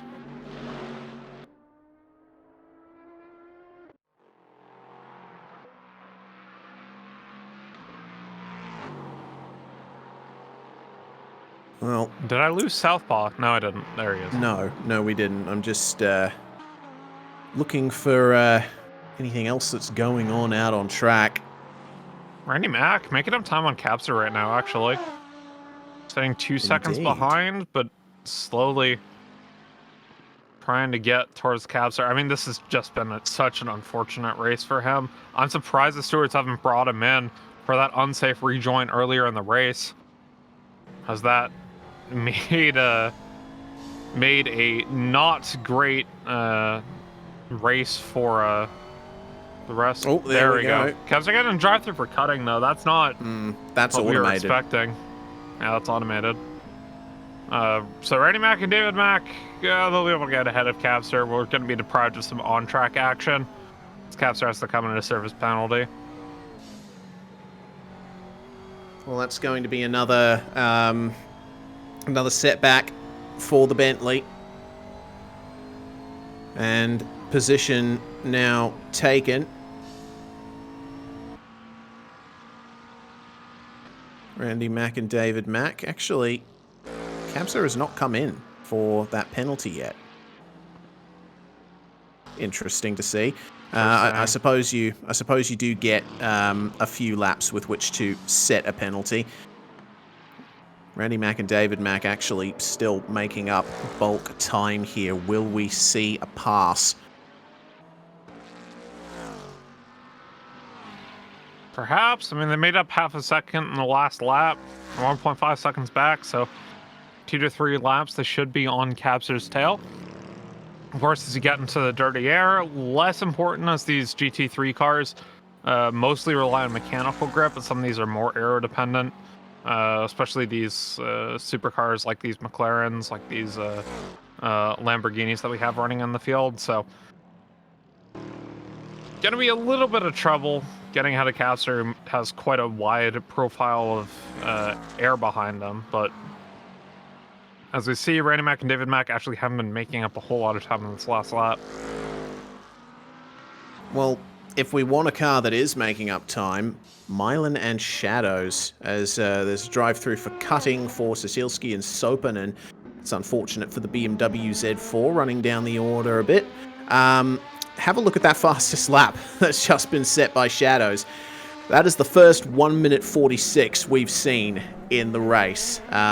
So that lovely bit of clear air that they're experiencing is helping them out massively. Obviously, the gap has extended thanks to that incident with the Van Amelroy Mercedes earlier. However, now they are back on the pace and fighting hard to try and take the lead back from RGB Parrot and Van Beek. And Mylon and Shadows, pretty rough running in the first lap. Had to go into the pits for repairs. Now trying to, over the course of the next 3 hours and 10 minutes, get over towards RGB Parrot and Tyler Van Beek. Mylon and Shadows, though, they're making their way through traffic right now. Getting ahead of another GT3. I believe that was Orange Fruit. And, no, that wasn't. Who was that they got ahead of? Oh, that was JV Martinez and Enrique. Well, drive-throughs taken for Kabsa and the Cecilski Sopanen entry.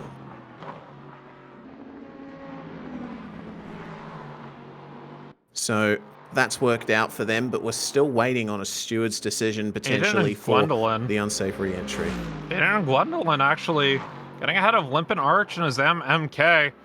Oh, yes. Going in towards the final corner, right on the inside, makes the pass happen on the back stretch. So Aiden and Gwendolyn should be able to keep that one and make it stick. But we see Baze Cannon trying to make up time on these GT3 cars right now, getting ahead of Limpin Arch and his MK. And should get ahead of Aiden and Gwendolyn pretty quickly here, and does.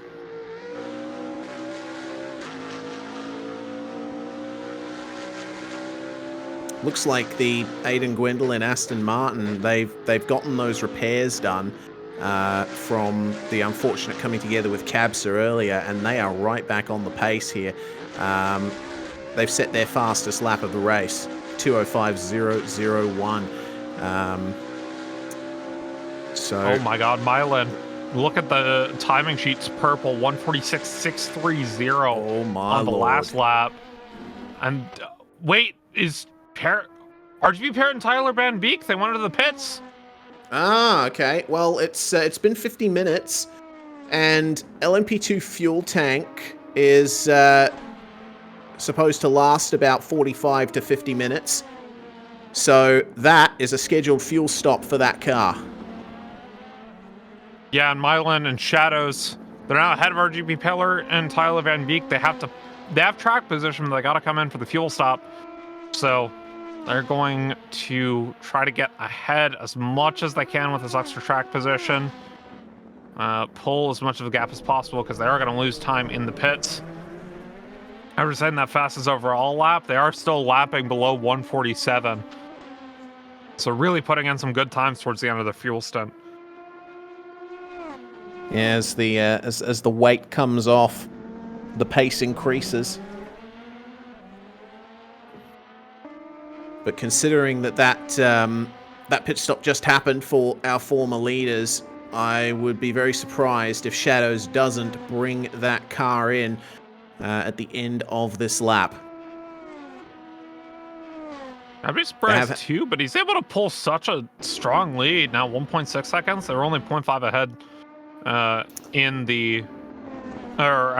the end of the pit lane. So they might actually be able to pull a much larger lead while they've got this weight difference. So if they think they can push it for one more lap, I wouldn't be surprised if they do, just on the fuel stint, or maybe just going through that traffic, they were able to conserve their fuel a little bit more using the slipstream that they got on the early laps. Going out and for yet they're not lap. bringing it in. They're going for another lap.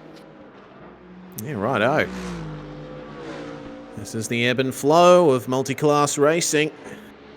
Sometimes you end up not using much fuel at all on a lap. Checking back in with the Aston versus BMW battle. Well, seems that the pace is equalized between these two cars. 2:07.2s for both the Aiden Gwendolyn and Limpid Arch entries. On board here with the Bimmer. Is it? So you say Bimmer? All right. Yes. I remember reading like a really long time ago. Apparently, if you if you're referring to BMWs, Bimmer is for the cars, Beamer is for the motorcycles, but I could be completely wrong about that. No, I heard that too, but I just call them both Beamers. Like, well, because you know, like in the movie Cars, right? Since we are talking about racing, the thing Lightning McQueen says is "float like a Cadillac, sting like a Beamer." So he says Beamer in the movie. Yeah, that probably. Oh dear, I think a bit of a problem here for someone. I'm not sure.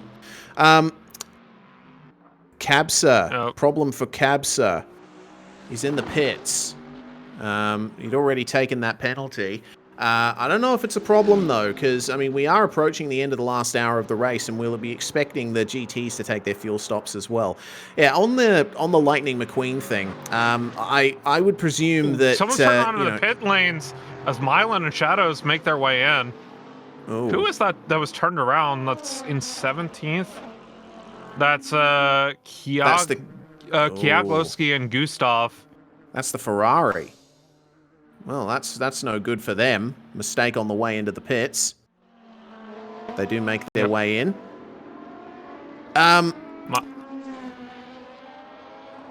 Okay, to finish my point, hopefully nothing more drastic happens before I continue this discussion. Saying sting like a Beamer, well, the original saying is sting like a bee, so Beamer fits better with that. But, you know, I think it's all semantics at the end of the day. You can call it a Beamer, you can call it a Bimmer, whatever floats your ocean vessel.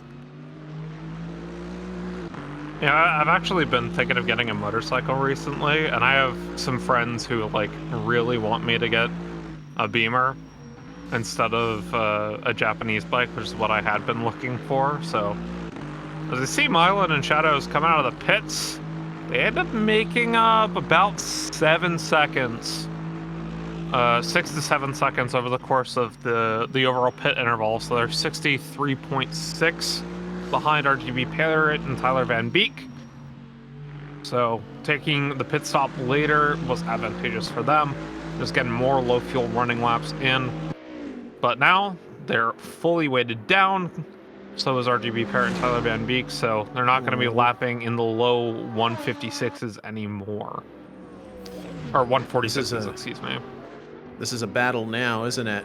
The Limpet Arch and Azam MK BMW is now right on the back of the Aiden Gwendolyn Aston Martin.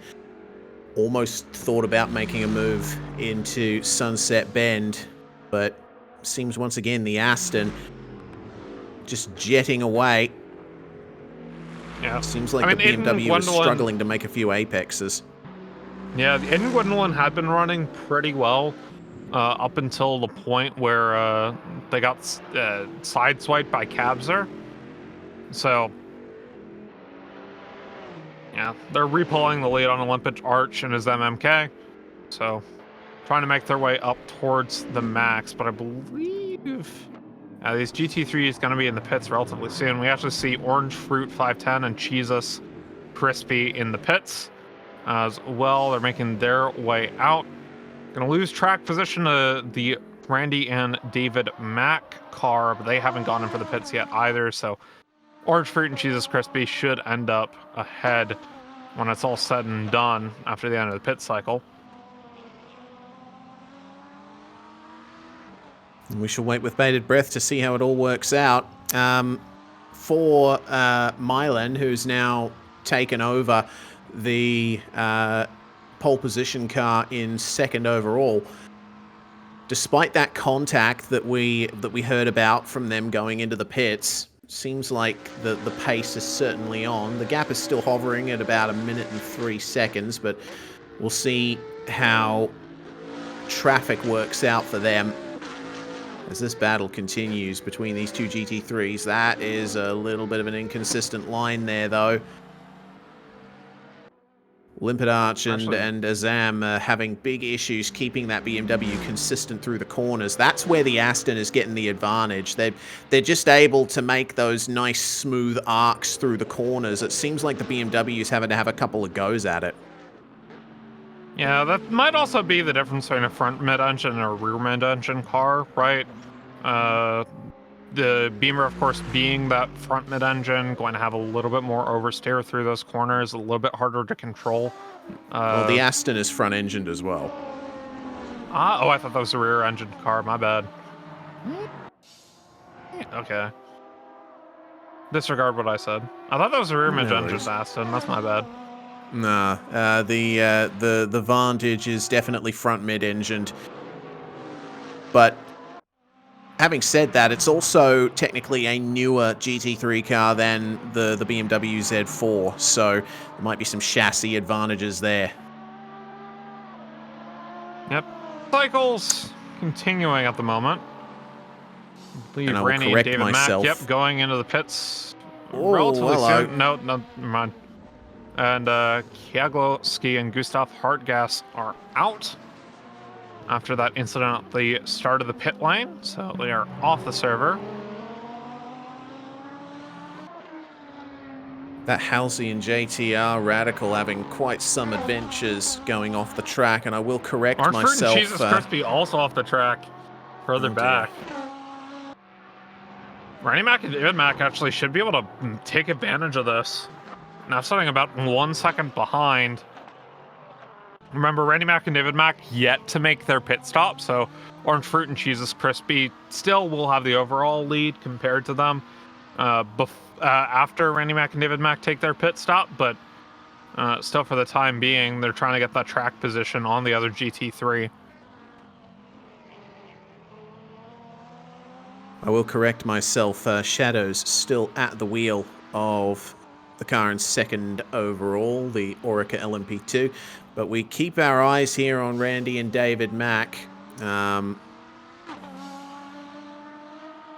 Looks like we've had into the car! No, Capser!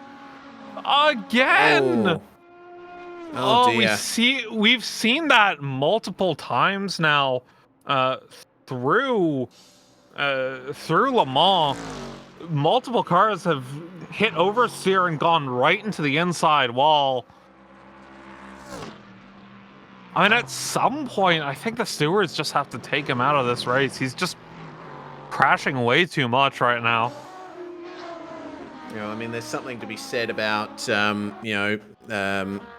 I mean, you can be off the pace in a race like this. That's totally fine. But as long as you're not being a danger to other drivers, it should be all right. But yeah, from what we've seen so far, there's been a couple of drivers involved in this race that are a little bit dangerous in their rejoins.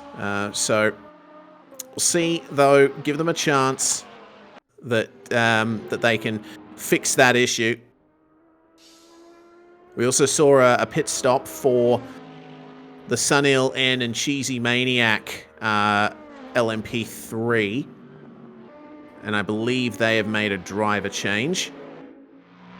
So they're back out on track now in 9th overall. Yeah, but all the GT3s ahead of them haven't pitted yet. Although I say that Mathij is now in the pits. I do believe right now the later you pit, the better it is. Just for race strategy at the moment. We see cars making up time on their lower fuel runs. So Mathij pitting first does put Samuel McGill at an advantage for the lead of the GT3 class. Oh, no! That's contact. That is big contact. That LMP3 just wiped out that Lamborghini. Oh, no. Oh, dear. So that's pretty big damage for that car. That's Francesco Bernoulli in that Lamborghini that unfortunately was hit off. And I don't know if that was a miscommunication between the cars as to what line was going to be taken. It's another thing you have to consider with multi-class racing. If you're a GT car, got to make sure that you're predictable.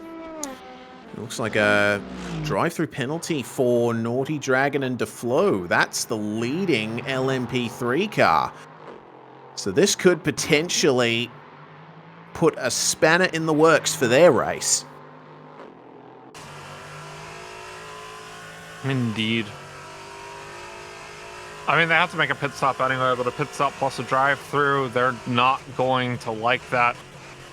Versus they base cannon chloroform, who is 22 seconds behind, so they might actually get the overall lead after that, or the LMP3 lead after the penalty is all said and done.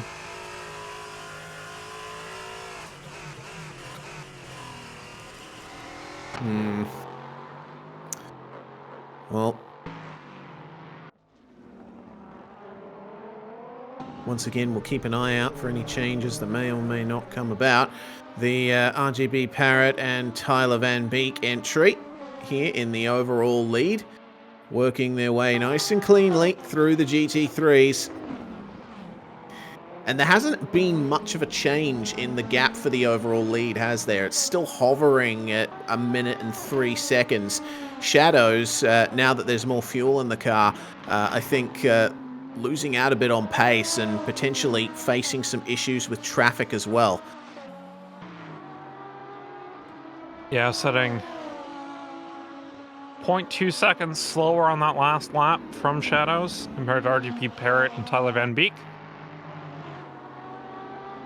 But it is a long race, and as we saw, they've been better at the fuel conservation game, able to go another 3 laps of RGB Parrot and Tyler Van Beek. Grant you, they had the early pit stop.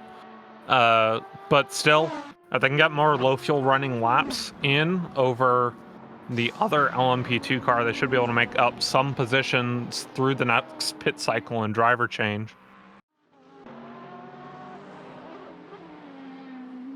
I've just had a thought about the whole GT3 fuel situation. We did see the Matthijs van Amelrooy car coming into the pits a little bit earlier,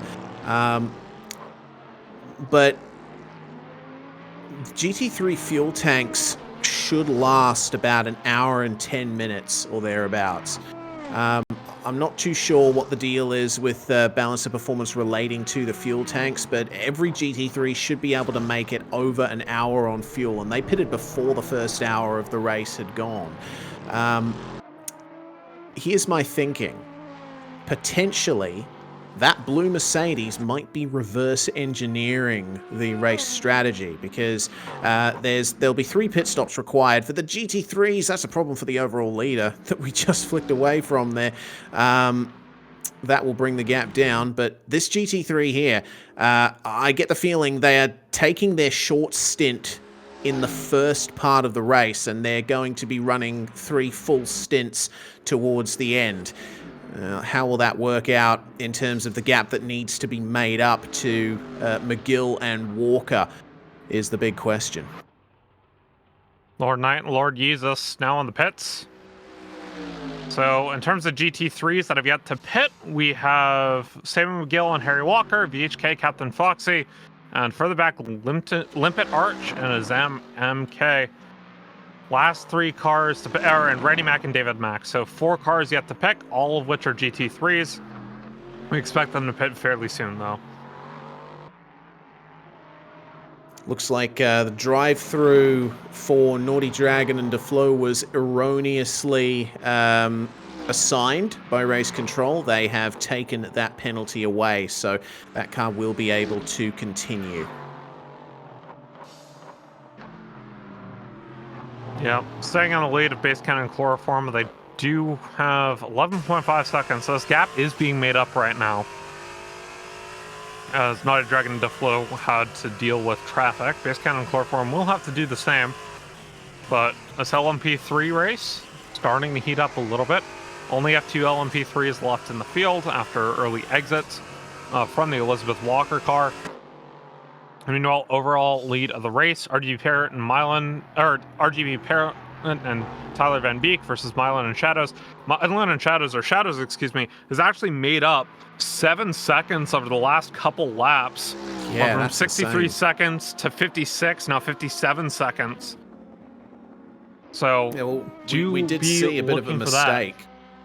Yeah, absolutely. We did see a mistake from the lead car a few moments ago.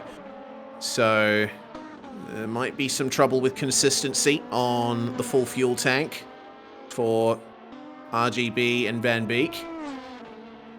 Shadows, meanwhile, pounding away out there. As our overall leader coming up on this pass here between classes. That's Naughty Dragon and DeFlo making a pass on the Aiden Gwendolyn Aston Martin. And they'll go wide in the latter part of the corner to let the overall leader through. News of another drive-through for cutting for Kabza, who's having a very tough race out there.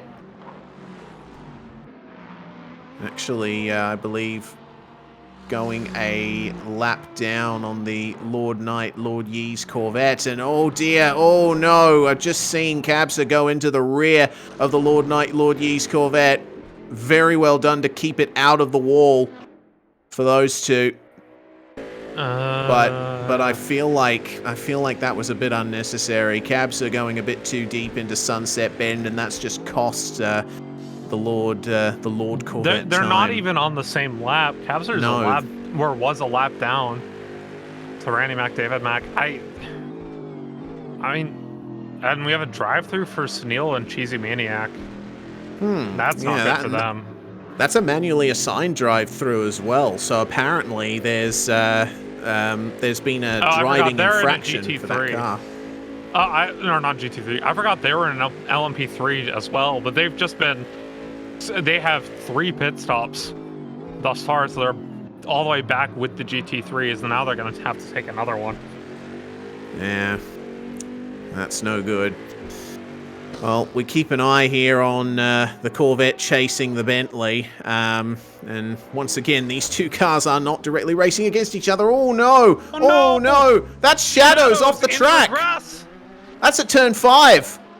Okay. And we saw the Radical slow there too. Might there have been contact between those two cars? Maybe, but Mylan is not going to be happy with his teammate for that one. He had clawed back all the way down to, I think, 63 seconds gap, and or under a 60-second gap, excuse me, it was like 56 seconds. And now it's back where we started, just about 70 seconds between RGB, Parrot, Tyler Van Beek, and Mylan and Shadows. And right, so it looks like that Radical that was running slowly, the Shell V-Power livery, spun in front of Shadows, and he ended up avoiding it. Yeah, but still, that's a time loss that we're not gonna want. Oh, that's big for Lord Knight and Lord Jesus. Drive through for cutting. Real shame for them as they are trying desperately to get back past Kabza here. Putting him back a lap down. Yeah, that drive-through not going to feel very good at the moment, although it does leave a way back in for Orange Fruit 510 and Jesus Crispy. Remember, we still have 4 cars yet to pit. As we are past an hour and 10 minutes in, we expect them to pit relatively quickly. Sam McGill and Harry should be going in soon. BHK Captain Foxy as well. Randy Mac, David Mac yet to pit. Limpet Arch and Azam MK also need to pit.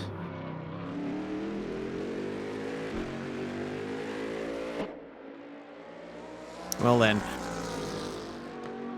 looks like Kabza is getting on the brakes there and letting the Corvette go. But ultimately, I don't think it's going to make too much difference because, of course, that big Merkin V8 has a drive-through penalty that they have to serve for cutting.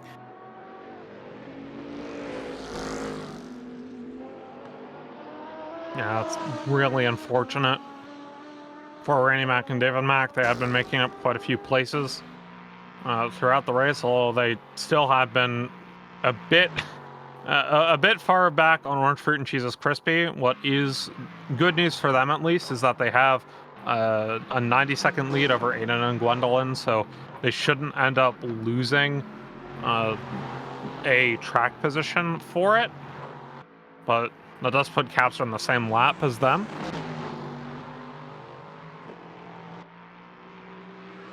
It does, but they should have quite a bit of distance between themselves and Cabster, so there shouldn't be any more issues between those two cars. Oh my goodness. Oh dear, oh dear. Oh, all right. Let's take it easy. The Matthijs van Amelroy and Mikel Fernandez Mercedes here has been a bit less consistent than I expected. I mean, we saw there they tried their best to, well, the LMP3 tried their best to get past them, but just way too deep into the hairpin for that Mercedes. As we check out once again, Naughty Dragon and DeFlo, they've just made their way past Captain Foxy and the Bayro GT3. Once again, a huge thanks to United Racing Design for lending their support to the charity drive and allowing us to use this car for this event. But for the Mercedes, another LMP3 making their way past them. Yep. That was Sunil An and Cheesy Maniac. They have 4 pit stops just due to penalties and other stuff that's happened this race for them, so it's not been great. Pit stop call, meanwhile, from Hazza Walker and Samuel McGill. They will be coming in at the end of this lap in that leading Lexus in GT3. Let's see then whether or not there's going to be a driver change. This being a 4-hour race, I think it makes sense that, you know, you'd do a double stint each, potentially, but we'll have to wait and see what the strategy call is from McGill and Walker. Lead car still working their way through on GT3s. The gap has remained stable for the overall lead as the BMW takes a little bit of a lawn mowing trip. Oh dear. Looks like trouble for Limpet Arch and Azam MK. They were speeding in the pits and they've earned themselves a stop and go penalty. Wait, 10 seconds just stop and hold from the server. Oh no. Oh no, that's and Lord huge. Lord Jesus got a drive-through for speeding as well. Wow. A lot of drivers having issues slowing it down in time. Their drive-through. Oh, I guess they get one drive-through taken, but they have to do another drive-through now. That's so unfortunate. Oh, I just saw something interesting there. As Samuel McGill brought the Lexus into the pits, he actually he stopped, but not in the pit lane, and he stopped again at the end of. Oh no! That's our lead GT3 out of the race. Stopped at the end of pit lane and disconnected. Did something happen with the driver change? Maybe. I wonder if that might be why. Yeah, I don't know. Maybe there was a problem setting up the pit stop. Aiden and Gwendolyn, I think, have reconnected to the server in the pit, so I think this might just be driver changes. They said they were going through the driver change now, but still taking some time. But I wouldn't expect a car to actually drive through pit lane and then stop at the very end for a driver change. No, I don't expect that either. Yeah. See what's up with that. Yeah, indeed. Maybe if McGill or Walker are still in Twitch chat, they can educate us as to what the issue was, if there was an issue at all. But either way, that is... oh, yeah, there we go. It looks like it actually is a driver change. A bit of a panic moment for me. Sorry about that. I think Hazza Walker is now jumping into that Lexus, and they are rolling again. They might actually be able to keep this ahead of VHK and Captain Foxy. Yeah, VHK and Captain Foxy there. Yeah. Coming through Tower Turn, that's like at the 2/3 point of the lap. About 3-minute pit stop for a driver swap is what we're hearing. So, yeah, I think I got my heart rate up for no reason there. Yep.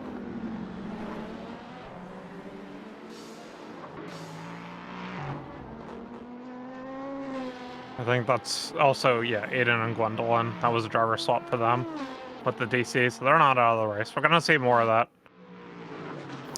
We are. So the lead GT3 is not out. We can confirm. They are back on track.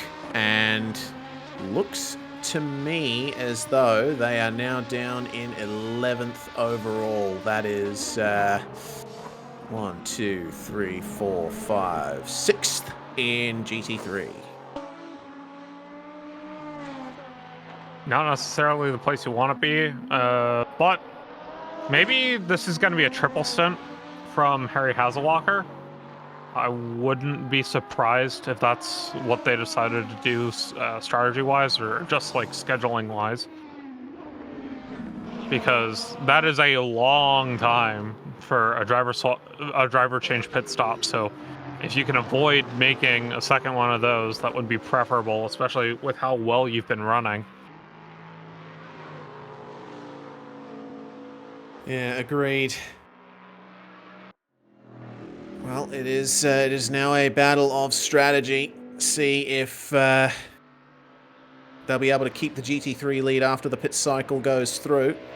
Remember, the beautiful blue Mercedes of Matthijs van Amelrooy and Mikkel Fernandez decided to do a short opening stint, and what I'm expecting the GT3s will do is they'll split their race into 3 long stints, 1 short stint, just because, you know, the fuel tank can run for over an hour's time. And they have gotten that short stop out of the way early. Indeed, shout out to McFillan in the Twitch chat. I am indeed driving a van.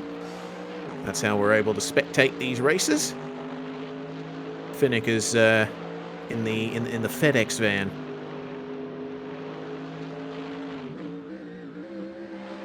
Yeah, you gotta represent great old US of A, FedEx. Preferred shipping choice for businesses everywhere, and also just. This isn't sponsored, by the way. It's just not a sponsor. Not a sponsor. Imagine if we got FedEx to sponsor us, huh? That'd be amazing. That would be funny.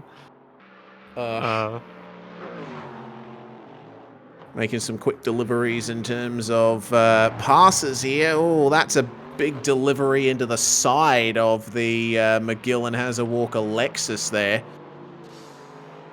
for the Sunil and Cheesy Maniac LMP3, currently running in 3rd in their class.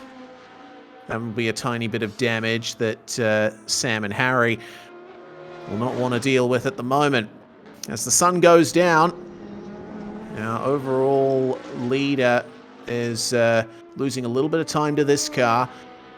The Milan Shadows entry, which has brought the gap down to 66 seconds. I mean, this is a very intriguing race. I mean, we've still got 2.5 hours to go. And we know how quick Milan and Shadows are. That said, RGB Parrot is quite a quick driver themselves. So I have no idea whether or not this lead gap is going to be able to be made up. Oh, that's a problem for the Aston Martin. Randy and David Mack making the driver change right now, I believe. Yes.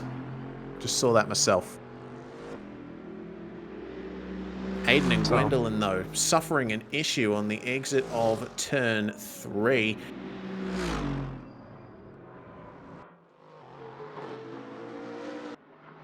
And they've made their driver change as well, so. Yeah, righto.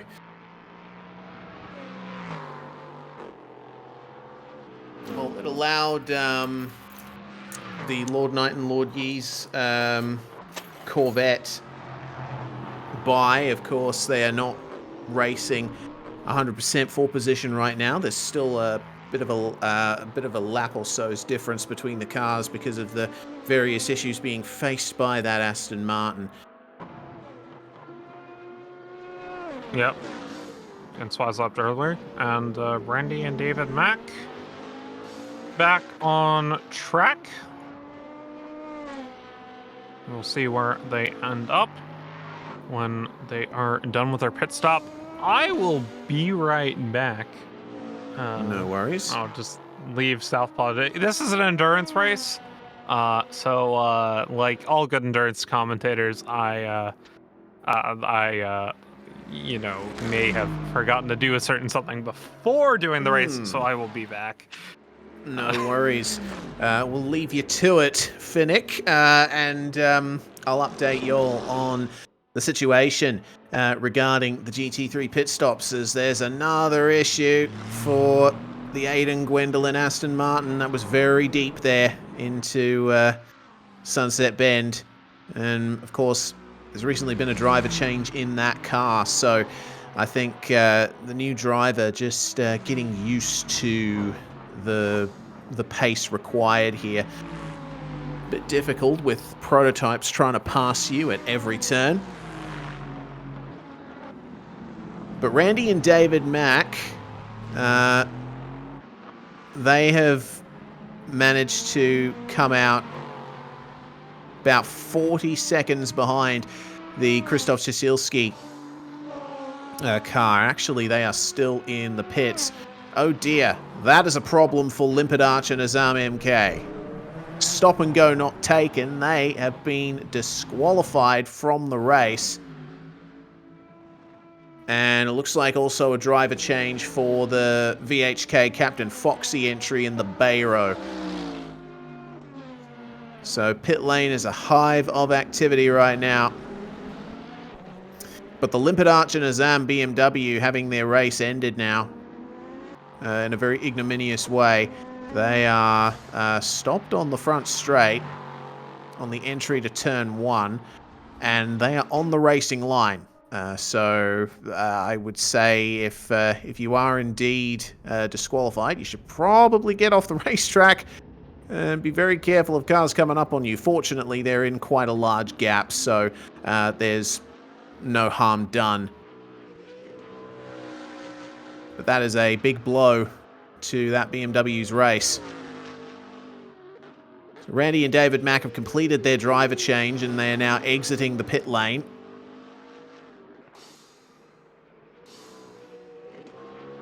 And they will come out about 34 seconds ahead. Oh, no, 30, 29, 28. Oh, the gap is really fluctuating here. The Halsey JTR Radical. Yeah, there we go. The gap's stabilized. They come out about 35 seconds ahead of them. So no danger of another position loss there for the Mack McLaren. We'll check in with the number 44 McLaren and the number 24 Lamborghini.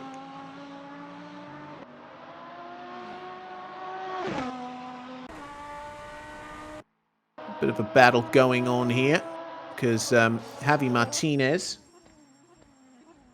and Enrique Polonio facing off against Francesco Bernoulli and Marco Stage. And this is the view from that Lambo as they make their way through the Fangio chicane. Noticing there that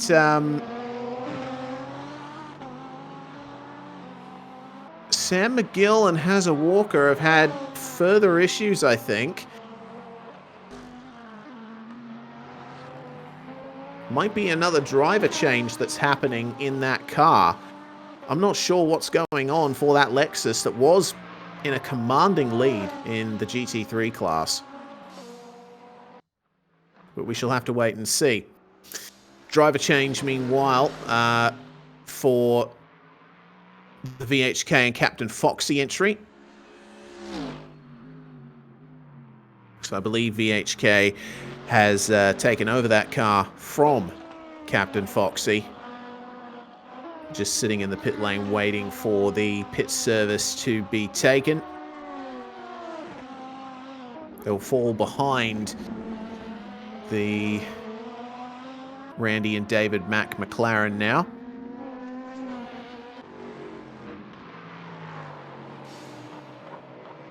We'll keep our eyes peeled, though, on our LMP3 P3, Sunil and Cheesy Maniac. It's had a bit of an adventurous race so far. And they've been trying their best to keep the pace here. They are, it seems, a lap down on their rivals in the class, but still running a pretty solid P3 in LMP3. Of course, there being only 3 LMP3s left in the race. This looks a little interesting here. The Captain Foxy BMW coming out right in the middle of a battling pack of GT3s, and this is for position. They're going to look to make a move on the Halsey and JTR Radical, coming down into the hairpin. Outside line, it's the racing line. Bit more rubber available there, but they're not able to make the pass. And they also have the Stasilski BMW behind them, which is actually ahead of them in terms of position. So they want to try and put the Radical between them and their fellow German Mark. And that's the move made for Captain Foxy through Collier Curve. Back up into 13th overall, but the Radical's trying to fight back on the inside of Tower. A little bit of contact on the exit as well. Oh, take it easy. Don't want to ruin your races now as the BMW goes off track behind them. What happened to the GT3 car? McGill and Hazza? Yeah. Yeah, they unfortunately disconnected again. Okay. We've seen some news in Twitch chat from the both of them. Apparently the server not set up for them, and unfortunately they are out. That's a huge shame for McGill and Hazza. That car was looking very fast, but this battle is continuing here. The Radical getting past the Bayro once more. This is a tight fight here. And the way they're fighting, you'd almost think it was for the win at the very end of the race. Oh my god! But on ahead and another hit! Oh my god! Oh, the Radical! GT3, the Radical into the tires! That is heavy. Oh lordy. Okay. So what on earth do we make of that? That was the Martinez Polonio McLaren that was spun coming through turn 2, right in the middle of the racetrack. Wow, okay. That is no good. Well, either way, it looks like the Radical was the one most disadvantaged. I think VHK and Captain Foxy just escaped with minor damage, if any.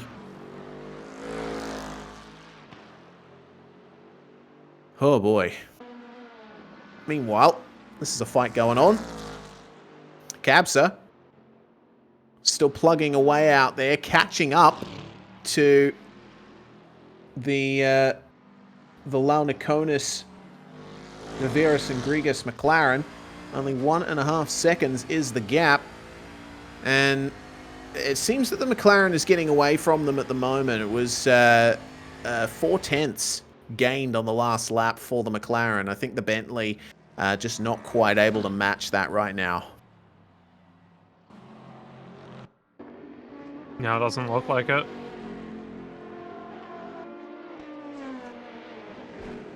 Well, McGill and Walker have come back out on track for a fastest lap attempt.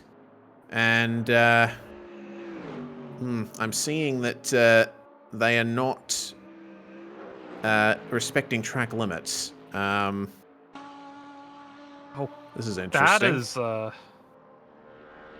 I mean, I get that they're unhappy with how this has gone, but this might be taking it a tad too far.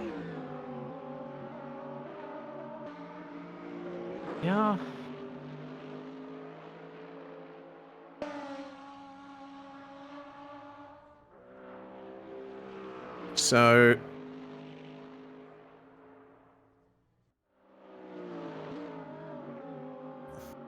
yeah, it looks like they're just going hard. Apparently McGill is extremely unhappy. So that's why we're seeing this at the moment. It's just got to make sure though that you're not being a danger to other cars out on the track.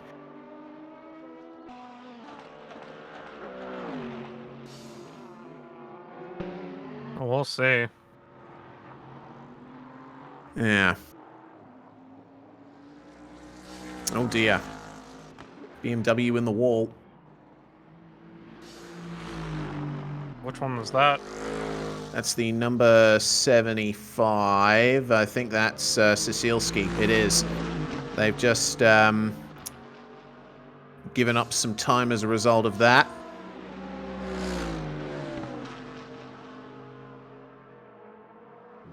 Of course, that wasn't full position, that pass that was just made.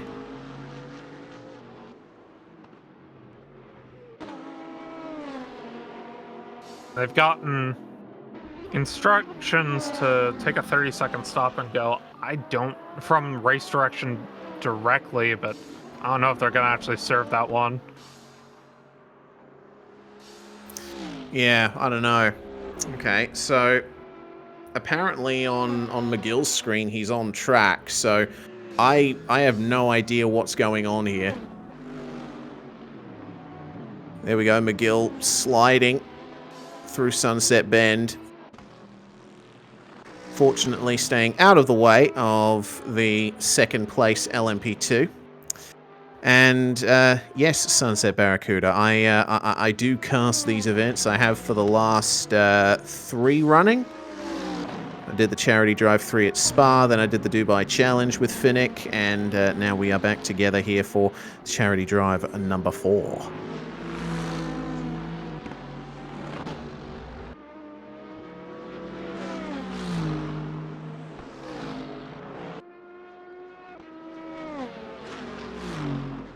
Of course, we should remind you all that, yes, this being the charity drive, we are racing for charity. We are supporting the Children's Tumor Foundation. If you head on to the link in the Twitch chat, then you'll be able to lend your support to this event. Oh, I'm seeing that the Aston Martin has had some issues. They have gone off the track at Collier. That's not good. Yeah, that's time lost to them, and it looks like potentially the Bernoulli Lamborghini will be catching up to them. Yeah, 3.7 seconds behind now. Ian and Gwendolyn, I mean, it's just been a very unfortunate race for them.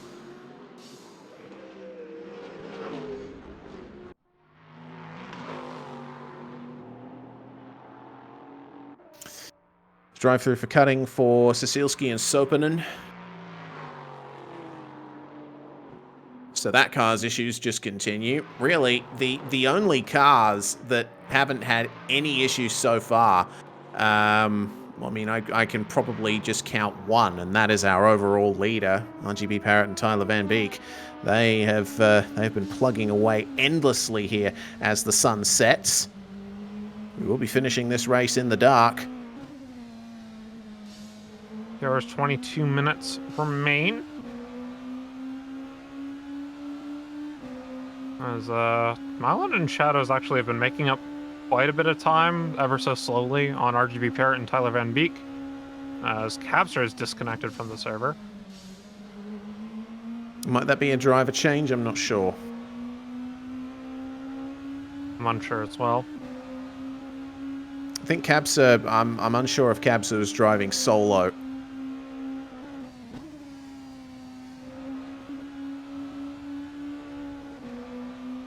We are hearing that we've still got a few driver swaps to go. And there it is. McGill and Hazza disqualified by race direction. So that car's race is definitely over now.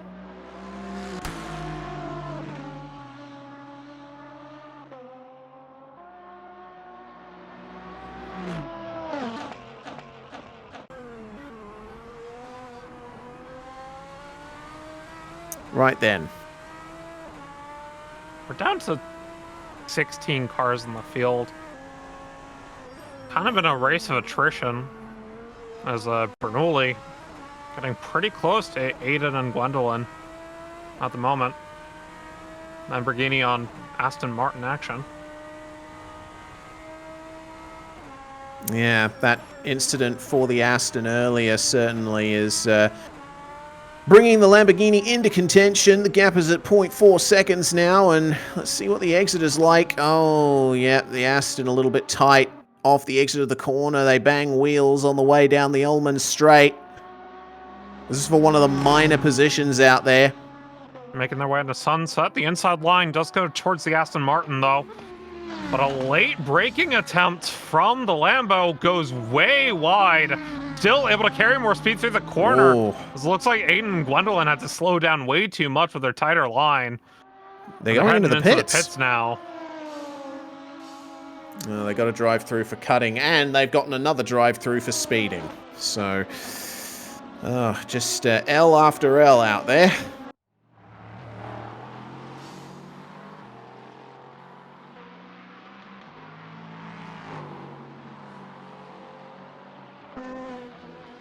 Oh no. Oh no. That's a McLaren off. Goodness.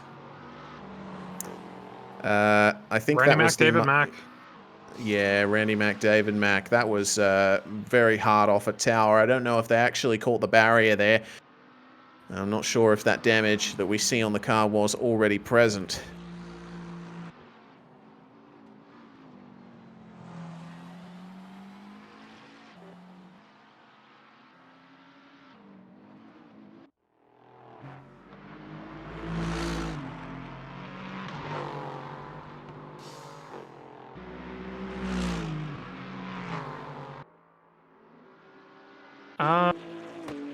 Give me 1 second. I will be right back.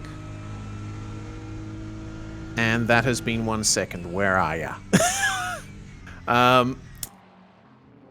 Well, we check back in with the Bayro of VHK and Captain Foxy.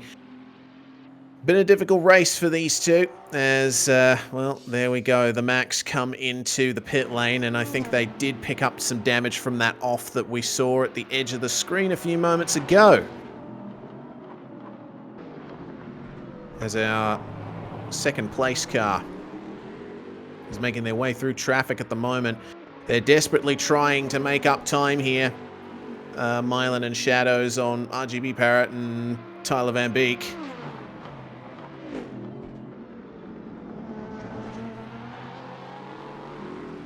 The gap is almost under a minute, and that will be the first time that's happened on corrected pace for a while. I mean, they did trade positions when the first pit cycle came around, but in terms of where they actually are in the race, still a minute behind and chasing desperately.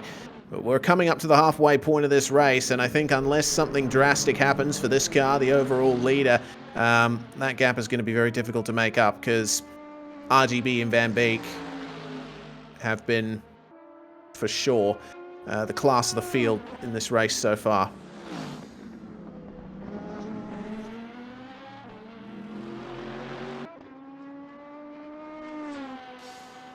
So, a few driver swaps happening at the moment. A couple drivers in the pits. It looks like the Mack McLaren just making their way back out of the pits after getting their damage repaired. And potentially a driver swap in that car as well.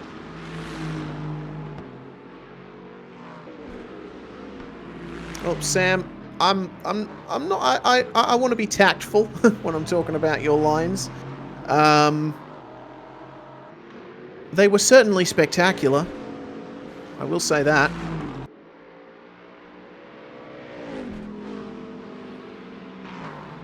So as things stand, GT3 currently being led by the pole position car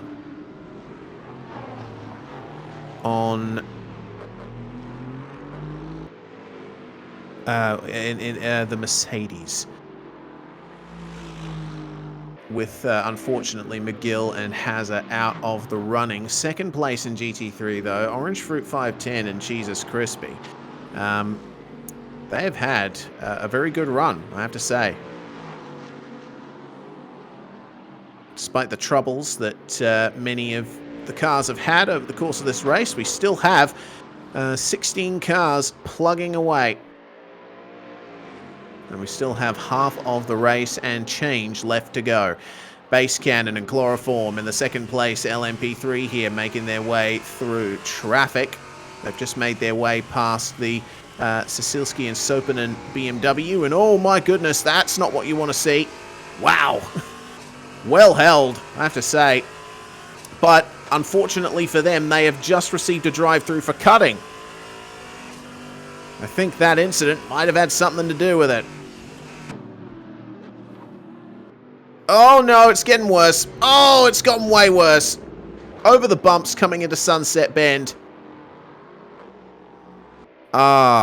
Into the wall hard, and that will be the pit lane for damage.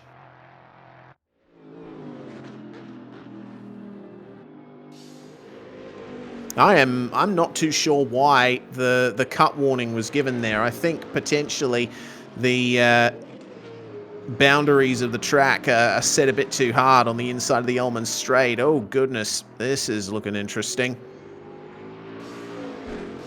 I think that is not a fight for position. Cecilski actually trying to fight to keep himself from going another lap down on Lord Knight and Lord Yees. And that's deep into the hairpin. And I think the Corvette is getting a little bit frustrated as a result of that. We're at the stage of the race at the moment where this Corvette is looking to make up an 11.5 second gap on the car in front. That's the Lamborghini of Orange Fruit and Jesus Crispy. And, well, headlight flash on the BMW. That is a very firm message to please stop impeding me. Actually, a further 4/10 lost there from the Lord Corvette. All right, yeah. So I had a bit of a conversation with Martrin. So just wanted to give a little bit of insight into what's been going on. Apparently, the server configuration just kind of unset itself when we went live with the event. Driver swap was set on. Martrin did make sure it was set on, and then it just turned itself off when the server restarted for the race. And so that's what caused the driver swap issues. And then on top of that, we've had some issues with people not being able to connect, and so some of the checksum verification had been changed so that people could connect differently, and that's kind of what happened with the GT3 car, the Hazawalker car when that came on. The track he was driving, that was full track because of the checksum verifications being kind of out of whack. So right. It's been a bit difficult. For the sake of the people who are still driving at the moment, we're going to keep on running with the race. But if that changes, we will let you know. So apologies for all the trouble with the server. This is going to be investigated further down the line, and we might not be using the same hosting provider again, as this has been a bit of an issue. So once again, sorry from the admin team, and you'll hear more about this after the race. Righto. Thank you very much for that information. As RGB Parrott and Tyler Van Beek are undergoing a driver swap now in the lead car. So, first driver swap of the race for our overall leader.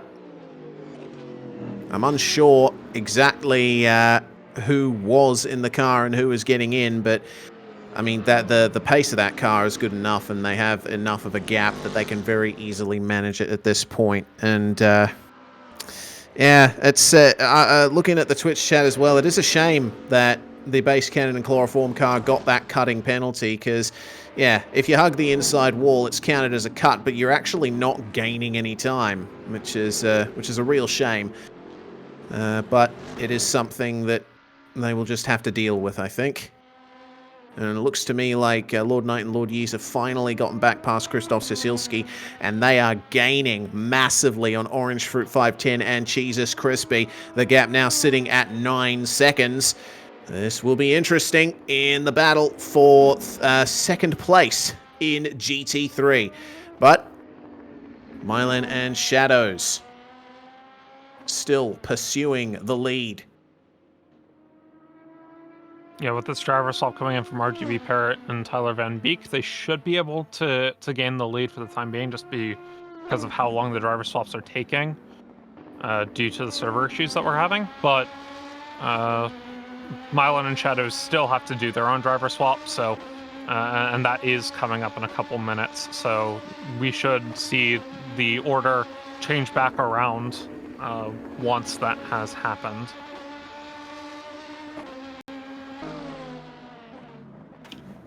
All right then, making their way past the GT3 leader. Yeah, when there's a driver swap going on, the timing sometimes bugs out a little bit, but yeah, it does end up sorting itself out. But 3 minutes now manually timed for driver changes, and it looks like our overall leaders, of course corrected, are now back out onto the circuit, and the gap is 41 seconds. No, 1.3 laps. There we go. Timing bugging out once again. Regardless, though, this will be interesting to see whether or not, once the Mylan Shadows car gets its driver change in, if we end up seeing another difference in pace between these cars, whether or not the chasing LMP2 will gain. Mylan is jumping into the car, taking over from Shadows. So we shall see. Oh, problem. Almost into the wall goes Shadows. Yeah, goodness me. That was on the exit of Le Mans Curve. A really big oversteer moment, and actually got into that concrete area. He's managed to get back going, but that's a crucial bit of time loss for that car, which has just been continuing to plug away. Another and snap of oversteer on the entry to the pit lane. Oh God, this is in lap of the century. My goodness. And then they got to drive through for cutting. Oh no. This is disastrous.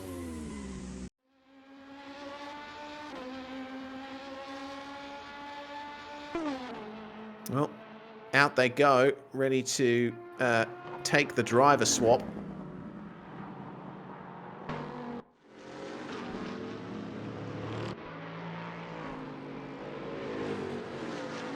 Oh dear.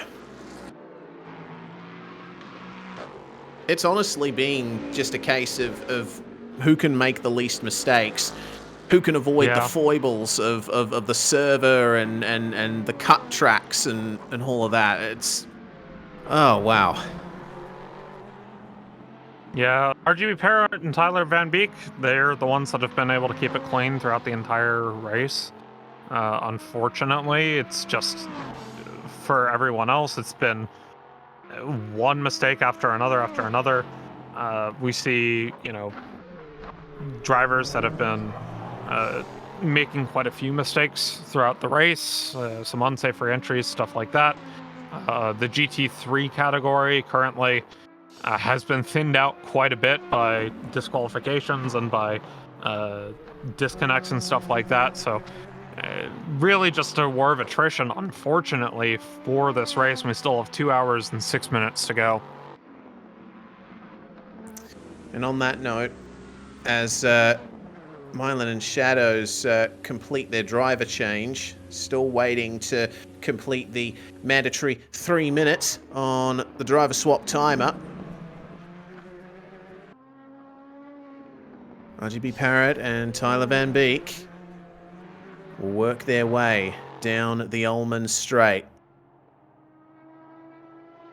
And on that note, I will have to take a little bit of a bathroom break myself, so I shall return in a minute or two.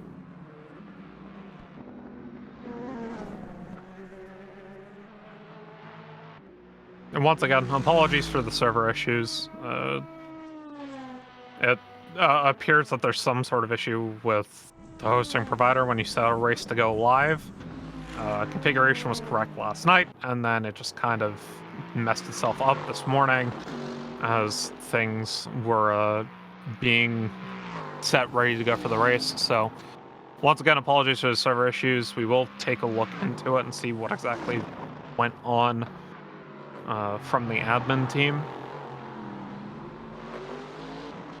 And for the time being, I mean, these gaps are absolutely massive pretty much everywhere except between Base Cannon Chloroform and Senile N and Cheesy Maniac.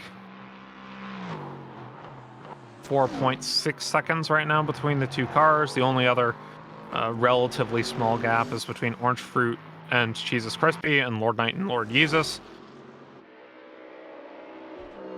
But otherwise, we've still got quite a few cars that are yet to take their driver swaps.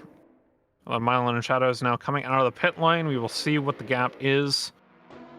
And it is 56.7 seconds. So despite that in-lap being not amazing for them, they are able to at least get some time out of the extra low fuel lap compared to RGB Parrot and Tyler Van Beek. So 57.4 seconds, 2 hours, 4 minutes remaining in the race, and they have the driver swap Mylan now in the car. Indeed. Well, it's good to see that the gap to the lead is finally underneath a minute. We may very well have a race on our hands. Driver change happening in the Lanaconis Viveris Gigas McLaren in GT3.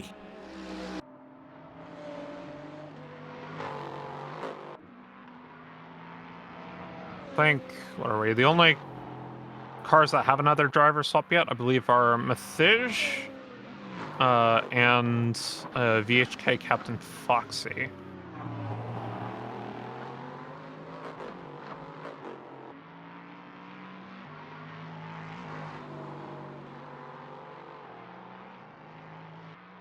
I believe VHK and Captain Foxy did make a driver change at their last pit stop. Oh, that's right. They did. But you never know. They could be going for another one. I mean, we have a big spread of how teams have decided to work this race out in terms of, you know, who's going to be driving when. We of course have a couple of solo drivers.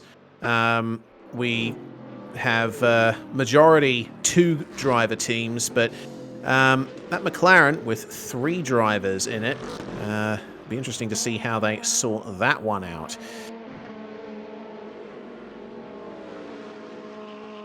Orange Fruit 510 and Jesus Crispy pitting, making their way through the lane. I believe this is potentially a driver change. I'm not sure. Should be. There we go. They've stopped at the end of pit lane and are just waiting for the timer to run out. And yep, there we go. They've disconnected. So that means that the VHK and Captain Foxy entry might gain a position on them. Interesting to note that 2 laps down at the moment on Lord Knight and Lord Yeez as the Krzysztof Ciesilski entry we're taking a look at here.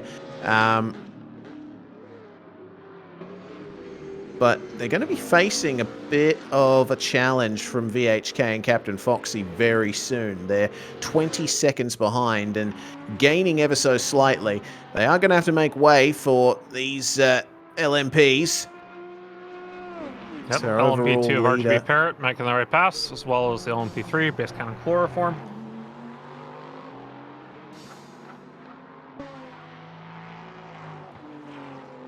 Yep.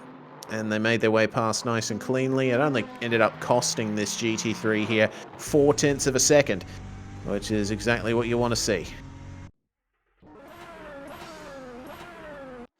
In the pits, the Lamborghini still.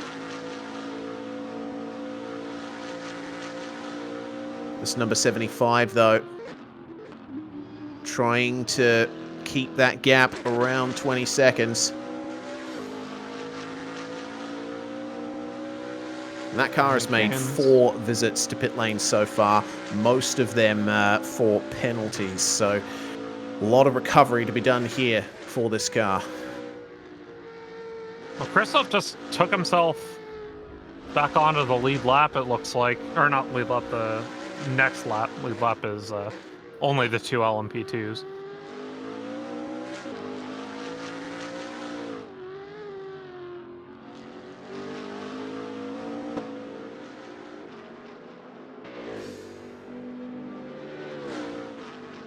As Orange Fruit and Jesus Crispy being the car that was ahead of Christoph. They are still making their driver swap right now, stuck in pit lane.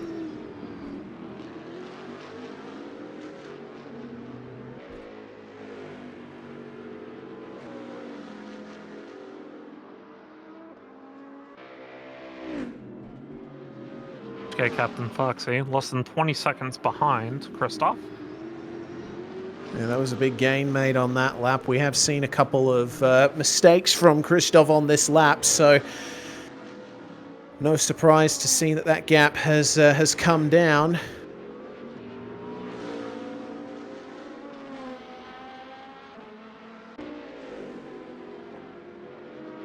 We see the headlights coming on now for these cars. Remember, these cars actually have headlights, unlike certain GT-like, shall we say, series from the US. Where they're stickers. Well, those stickers were replaced with actual headlights for a certain race in France that happened this month. Wait, a race happened in France this month? No. Yeah, I heard it was a pretty long one too. Spun out car. Dear. That's the Corvette. That was Lord Knight, Lord Jesus.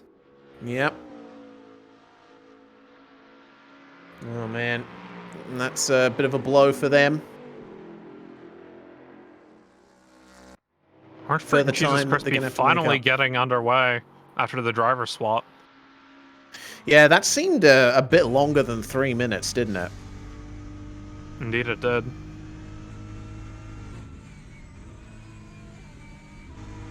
Melanama into its chat. Nothing ever happens in France. Captain Foxy, 0.7 seconds behind Orange Fruit and Jesus. Only having taken 1 pit stop, their car is lighter and on warmer tires, so they might actually be able to make this move on Orange Fruit and Jesus Crispy. Making their way in towards the hairpin. Wow, yep. Easy They pass. just let him go. Or was that too deep? No. Whew, for a second, I thought that Bayro wouldn't be able to make the turn, but it did. And now putting, and putting the Randy and David Mack McLaren a lap down on them as well.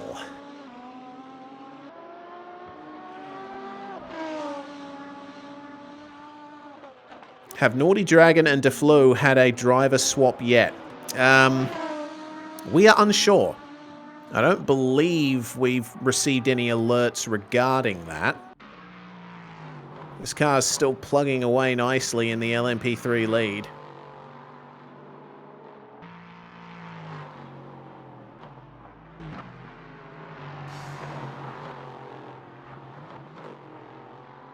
Driver swap for the Message Amarillo car.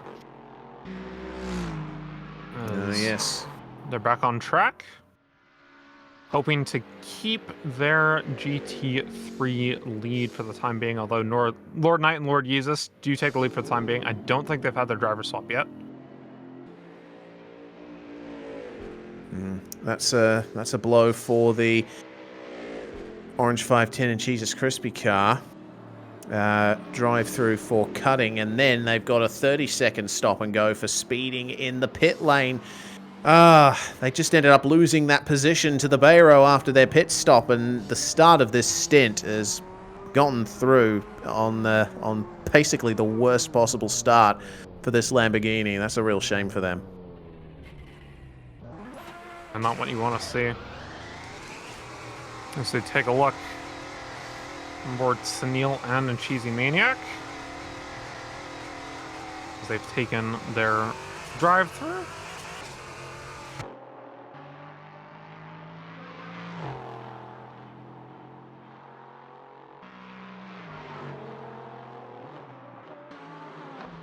Tell you what, the gap between them and the base cannon chloroform. Oh no! All right, yeah, that'll do it. Just lost the rears coming out of the pit lane, and I was about to say they were within a minute of the base cannon and chloroform car. Looks like that was an anticipated commentator's curse there. How dare you? How dare I indeed. I cannot control this power. Oh, hello. Radical v Bentley here. This is Cabsa and the Halsey JTR Radical. Ended up getting past. That is not full position, though. Cabsa is a few laps behind these guys. Currently sitting in overall last place after serving numerous penalties and having numerous instances with the wall. Back on the grass he goes.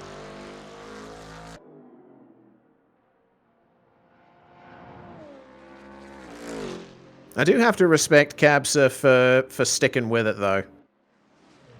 Could have retired ages ago, but is choosing to continue. And the issues that they've been facing, they don't seem to be as much of an issue for other cars as they were further towards the start. Here's something interesting. Mylan and Shadows that we are looking at the moment. Mylan currently at the wheel. The gap is coming even further down. It is sitting at 51 seconds to the overall lead. So RGB Parrott and Tyler Van Beek might have to start looking over their shoulders pretty soon with an hour and 53 minutes still to go. Yeah, trying to make this comeback happen from our pole sitter. Mylan and Shadows. Of course, lap 1 incident put them very far behind on RGB Parrott and Tyler Van Beek, who have had a dominant control of the race from lap 1. But if they're able to keep this gap down, 0.5 seconds on the last lap, Mylan and Shadows might be knocking on RGB Parrott and Tyler Van Beek's door relatively soon.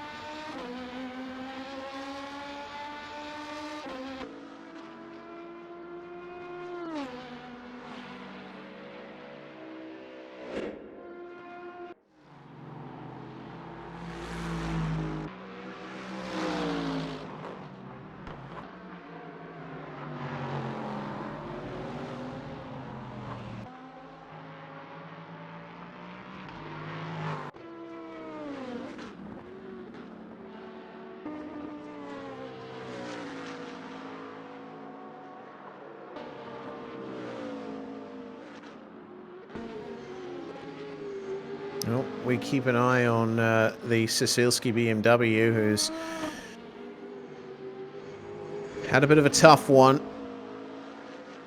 A little bit of trouble keeping it on the track there at the exit of turn 5, but hey, as long as you can keep plugging away, as long as you're there at the end, you might be able to get something out of this, and that's the main point of endurance racing.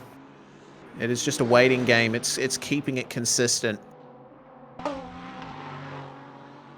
The Van Amelroy and Fernandez Mercedes here, having completed their recent driver swap, and currently a bit of a ways behind Lord Knight and Lord Yees. Yeah, but Lord Knight and Lord Jesus have yet to make their driver swap, so... Yeah, they do. So, I would say that once that happens, it should be about a minute's lead or thereabouts for the Mercedes.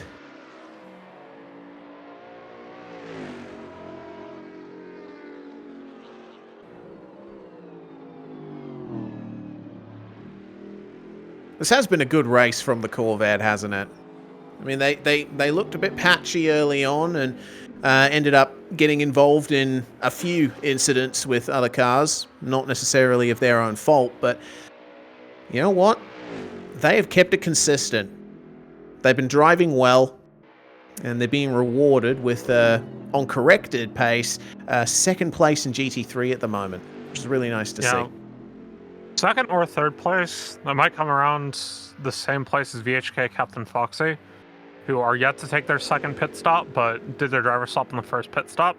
Krzysztof Sielski, or Sisilski, yet to make the driver swap in that Beamer.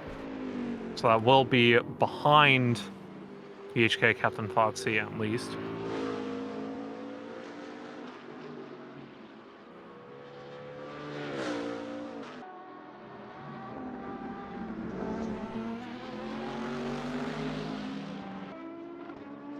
If you're looking for live timing, there you go.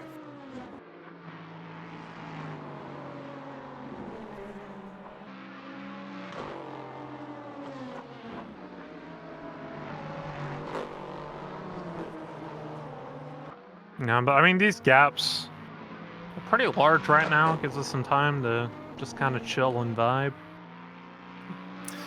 Yeah, and it certainly is a vibe with the sun setting here at Sebring.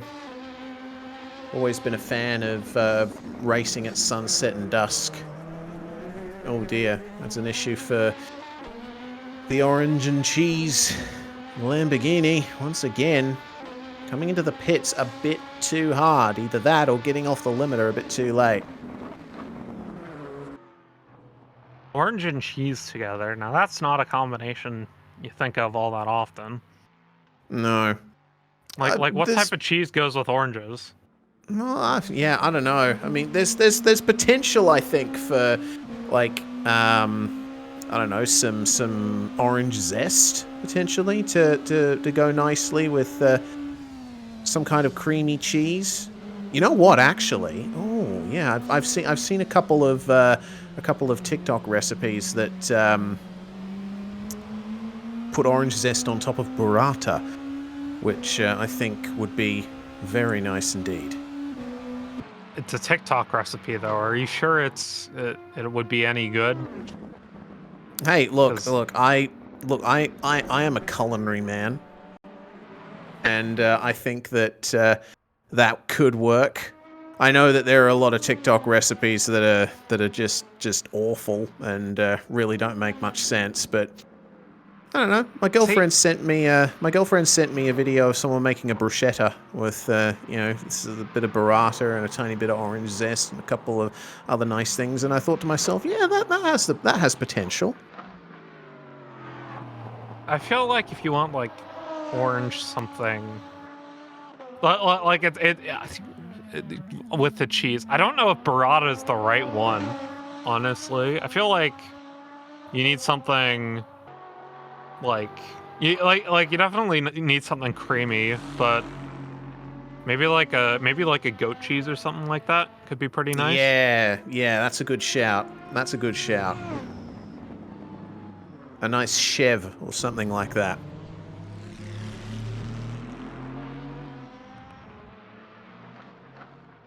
Okay, so this Aston Martin has picked up damage, apparently. Yeah, WTF is happening indeed. There's been a big incident somewhere along the line for the Aiden and Gwendolyn car. That machine is all kinds of messed up. Look at how much damage there is. What on earth went on there? I'm not sure. We didn't catch it. Look at that. You can't see out of the windscreen. Yeah, it's been a really unfortunate race for Aiden and Gwendolyn. As we see an LMP go way off the track trying to avoid an accident. Yeah, they're probably going to bring that one straight into the pits.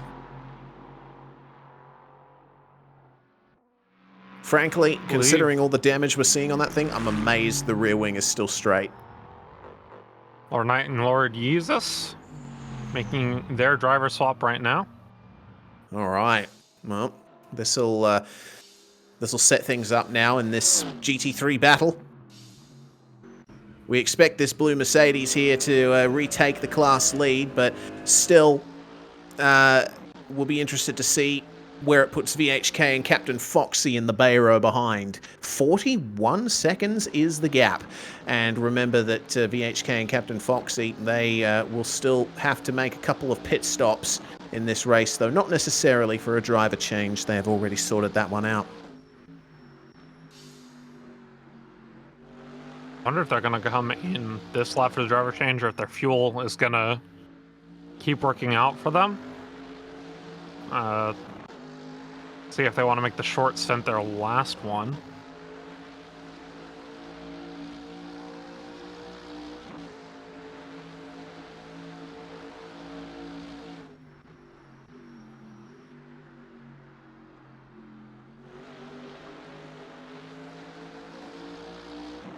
Yeah, making the short stint, the last one, will certainly give you an advantage if you're involved in a big fight with another car that has yet to make a pit stop themselves. Less time spent in the pits. You will have a lighter car at the end. Okay. Interesting revelation in Twitch chat. Apparently, Milan had an incident and crashed, but the damage actually assisted the handling of the car. Yeah, we haven't been talking about this, but he's brought the gap down to 45.1 seconds in the last couple minutes. So that was about a 60-second lead when he got in the car.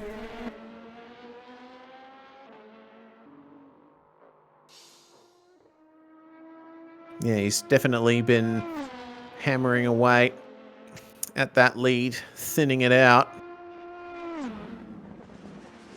So if it was at the 2-hour mark, or rather, I'd say it was probably about the 1 hour 53 minute mark. The gap was at 50 seconds. So it's been about 10 minutes since I last checked in with that gap, and they've made up 5 seconds. Hey, we could potentially see that gap come down to about 20 seconds by the time we get to about half an hour to go.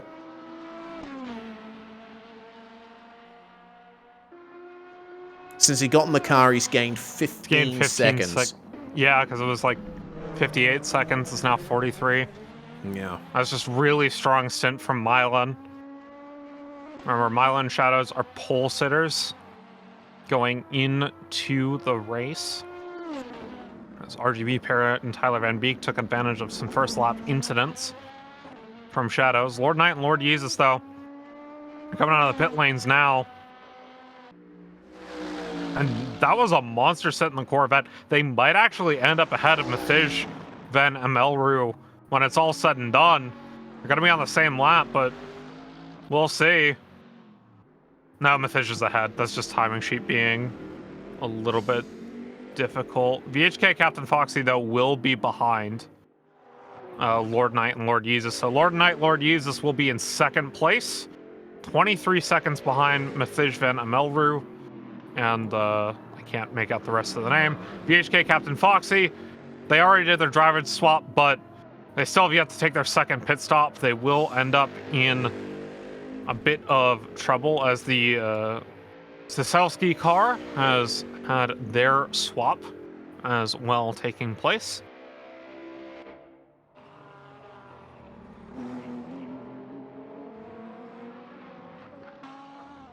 Well, this sets things up really well for the last stint, doesn't it?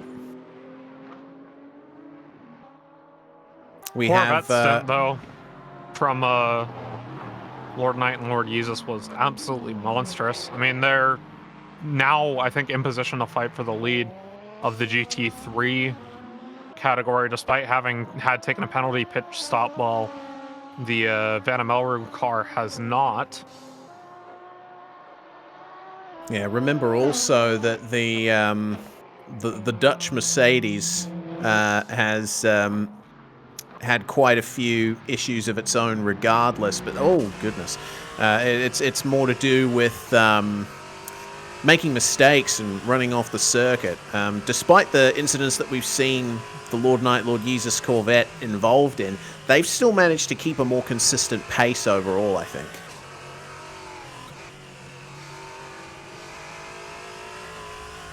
Oh, take it easy. Off the track. Oh man. It looks like we have lost another of our GT3s here. Orange Fruit 510 and Jesus Crispy have been disqualified for not taking their 30-second stop and hold for speeding. That's a real shame for that car. We are now down to 15 cars running in the session.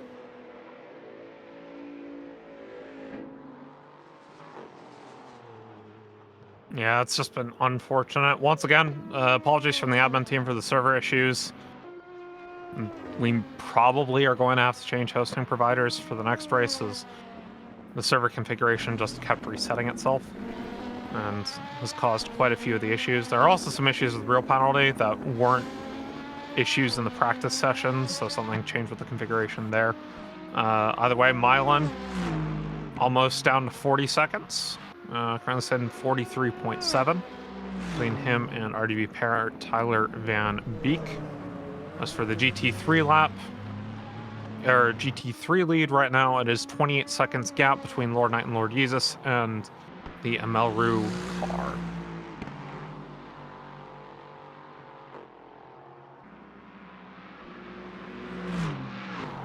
Yeah, it's looking mighty interesting as we make our way towards the nighttime running. Interesting point by Shadows in the Twitch chat about Milan making a point of practicing at night. This race will end in darkness, and that will completely change your approach to how you go about this circuit. Like when you're driving in the daytime, you have all of these markers around that you can see. You can place yourself on the track. You know where to turn in because you're like, okay, I'm passing this marker board, or I can see a timing tower in this corner of the screen. That's my cue to brake or turn or what have you. Oh, that's the leader. Oh dear. Not quite in the wall at the hairpin, but that is a lock-up and a time loss that they would not have wanted to work with. But yeah, once night falls and you have nothing, assisting you outside of the bounds of the racetrack, it can be very difficult to keep the pace up. Drive through for cutting for Randy and David Mack, meanwhile. And man, we are seeing just a lot of mistakes being made. That's the Radical into the wall. Halsey and JTR, they have had a rough go of it. Indeed they have. And it ain't stopping.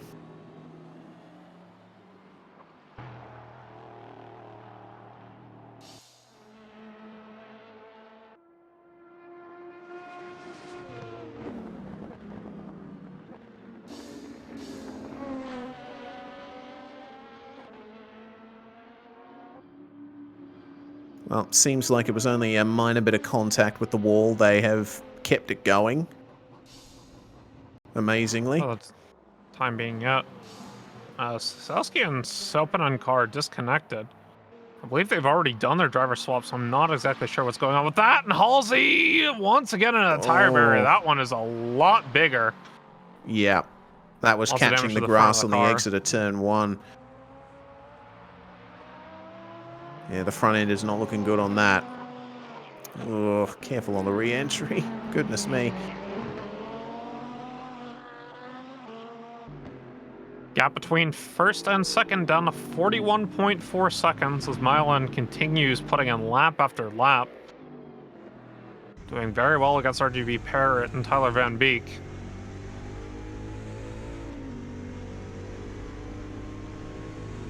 So this is for second in GT3. This is VHK and Captain Foxy trying to make their way past Lord found Knight. themselves in the wall earlier. Oh, contact! Inside of Sunset, but the swap back around from Lord Knight and Lord Jesus. They're going to be able to keep this one through with the old switcheroo, but maybe a triple switch from VHK and Captain Foxy. Make their way down the main straight, inside line towards turn number 1. Advantage Lord Knight and Lord Jesus. VHK Captain Foxy. See if they can try to make the outside line stick. They're carrying a lot of speed through the corner, and contact on the rear, nearly spinning out Lord Knight and Lord Jesus, but it ends up being VHK Captain Foxy in the grass, nearly hitting the tire barrier. They come back on the track right behind. And Lord Knight and Lord Jesus maintain their second place.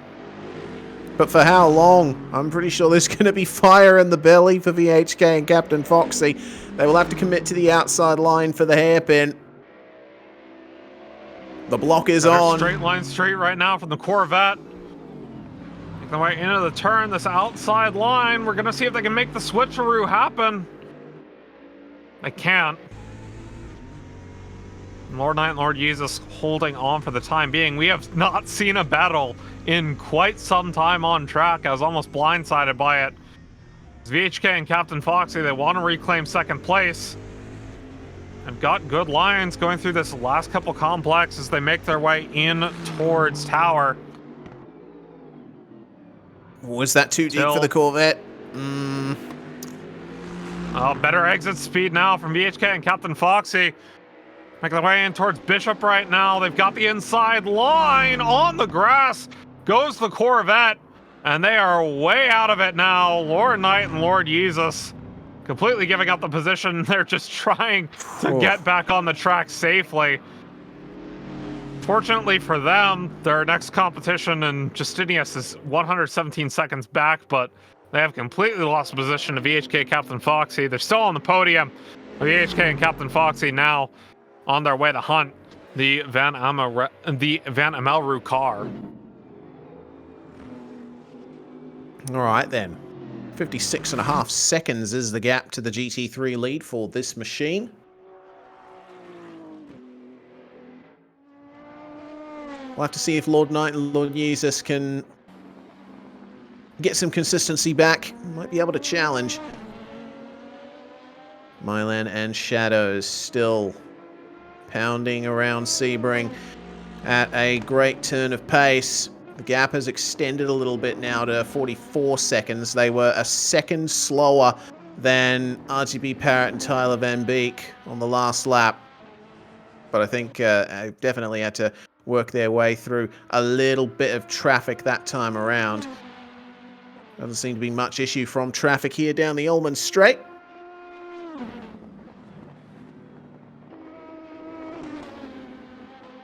But goodness me, that is wide through Sunset Bend. I'm always amazed at how close they end up getting to the outside wall. And Shadows, I'm pretty sure you got hit from behind at the start. Did you see that too, Nick? Yeah, I'm fairly certain he got hit. Yeah. The pole position car getting a tag from behind. I think with everyone together on the same bit of track and the server issues that we've been having, potentially a bit of netcode involved in that.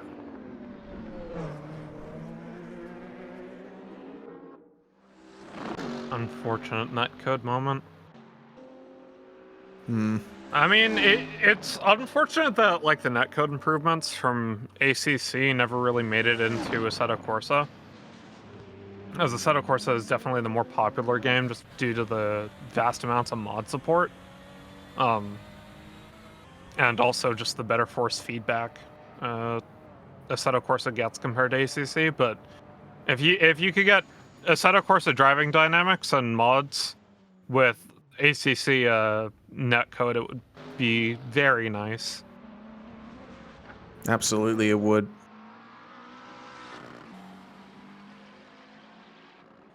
But we still have to stay tuned for information about Assetto Corsa 2, because apparently that is coming at some point. Yeah. I mean, I think the criticisms people have towards ACC have definitely been heard by the devs. So seeing a full Assetto Corsa 2 would be a lot of fun. You know, getting a new version of the Nürburgring after all these years would also be great to drive on, as certain YouTube streamers like putting everything on the Nürburgring, not naming any names. and real life racing car driver as well now. Indeed. So happy for Jimmy. Yeah. We've known each other for a while. He was actually one of my earliest supporters in my YouTube journey. I've done a couple of streams with him in the past.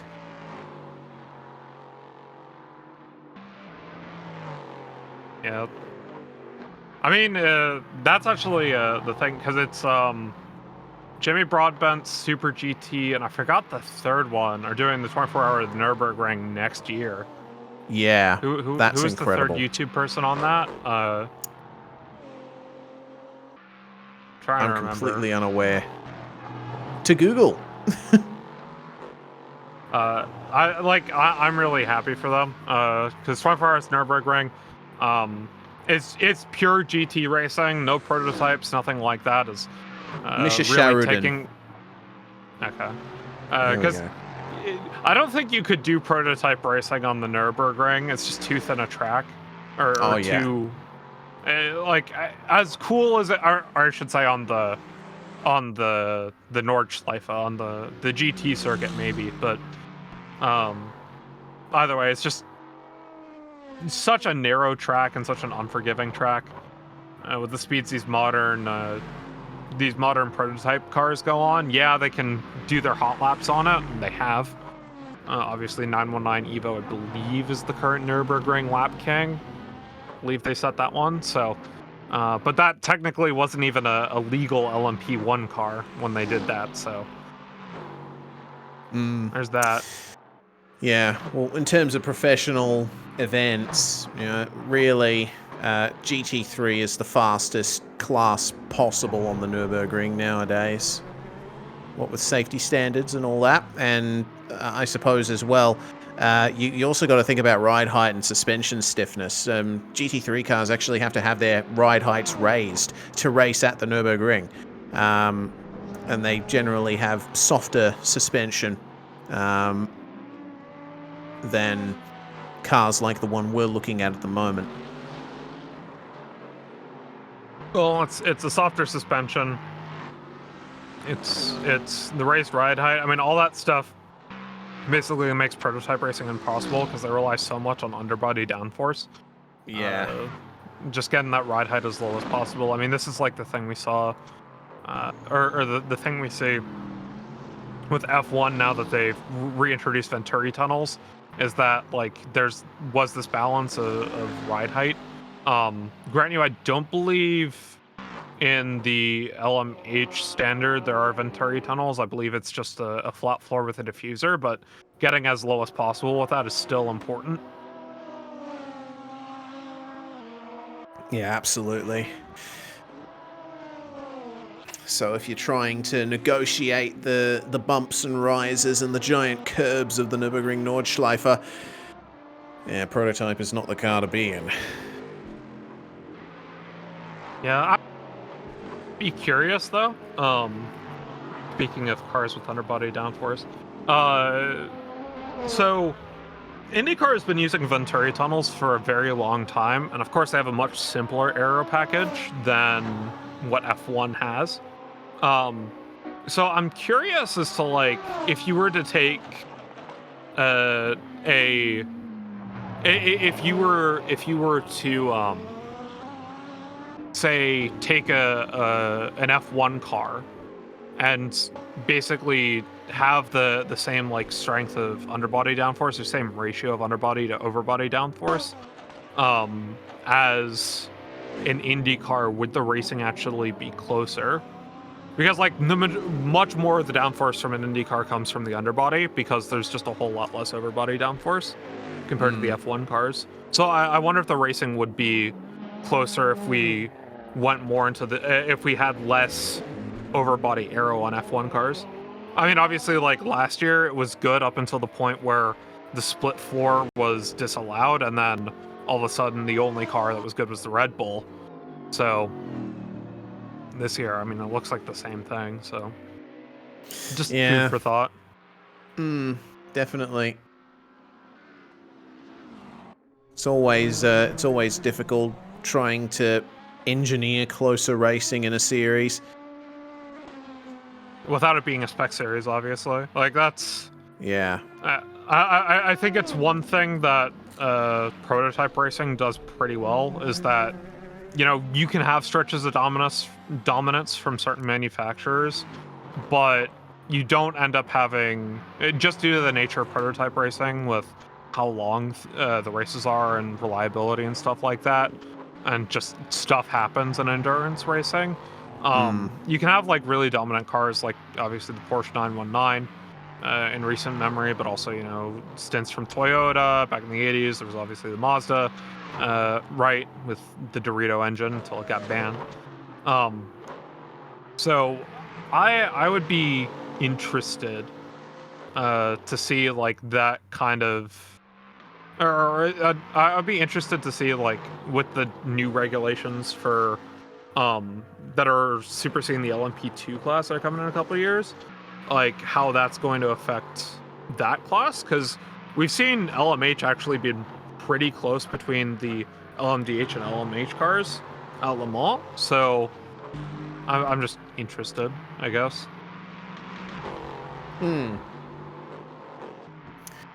Yeah, I'm interested too. I think sports car racing in general is in a really good place right now. I mean, that Le Mans 24-hour was pretty damn good.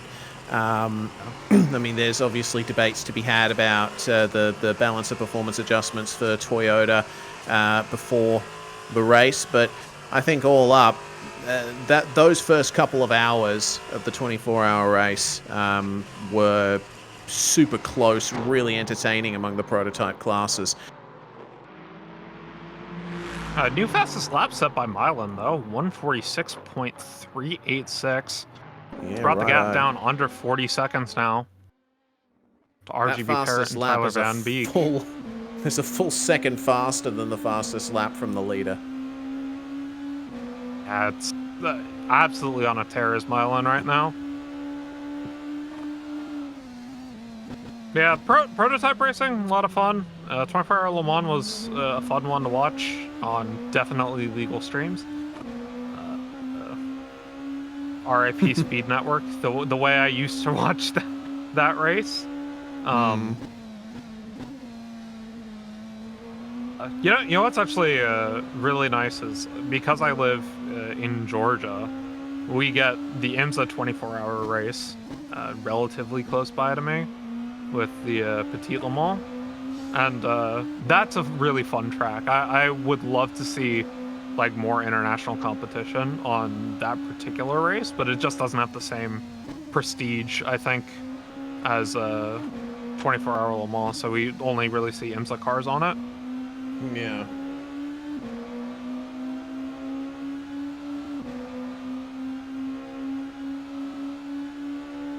I mean, I do love Road Atlanta. It's a really lovely track, and I would like to see more kinds of events at it. Oh, same. I mean, I always wanted to see IndyCar at Road Atlanta. I think it would be like really good, but there are like a couple places, like even though it's a grade 2 circuit, there are a couple places where I think they'd need to change the fencing and move it back a bit, especially on like last turn, where in order to accommodate IndyCars. But I'd love to see IndyCar at Road Atlanta. Just because, like, we have some really good IndyCar races in the Southeast. Obviously, Barber being one of them, and St. Pete being another. But, I mean, we added this, like, Nashville Grand Prix, and I'm like, Road Atlanta is still here. Yeah. Or like take it to like there's been talk of bringing back more oval races to IndyCar. I'd love to see IndyCars race at Atlanta. Banking's a bit high for IndyCars, but with the aero screen just making things a whole lot safer for IndyCars, I think there's been talk of bringing back some tracks in that like 1.5 mile oval segment. Let's just see car going in the pick. I believe that's Naughty Dragon and the Flu. But yeah, there's been some talk of bringing back more ovals, and especially like these 1.5 mile ovals, stuff like that after the Texas race. So maybe we see Atlanta Motor Speedway. Maybe. Although, go ahead. We'll keep that point in a second, because the leading GT3 has just come into the pits. They've received a drive-through for cutting. This could cost them a bit of time and potentially give another chance to Lord Knight and Lord Yeezus to keep that second in GT3. They should be able to come out ahead of Lord Knight, Lord Yeezus, but... Oh, yeah, of course. But the gap, at the very least, is way down now. Yeah, taking a look at the timing sheets. VHK Captain Foxy also came into the pits. So... Justina's looks like actually making up time. Yeah, that's a scheduled pit stop for them, I think, just straight up putting fuel on. Yeah, for the lap. So they're making this last one a long run. 120.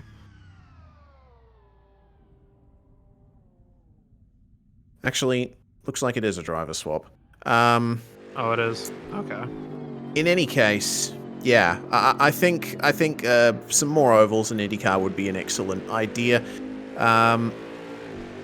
Obviously, I wouldn't want the schedule to be all ovals, but a nice balance between oval, road, and a couple of street circuits thrown in there as well would be just fine by me. You know what I actually want to see? Because it's a great track, and it was literally designed for IndyCar, but they haven't raced there in years just because of how dangerous it was pre-aero screen. I would love to see IndyCar return to Pocono. Oh, absolutely. Like that would be fantastic.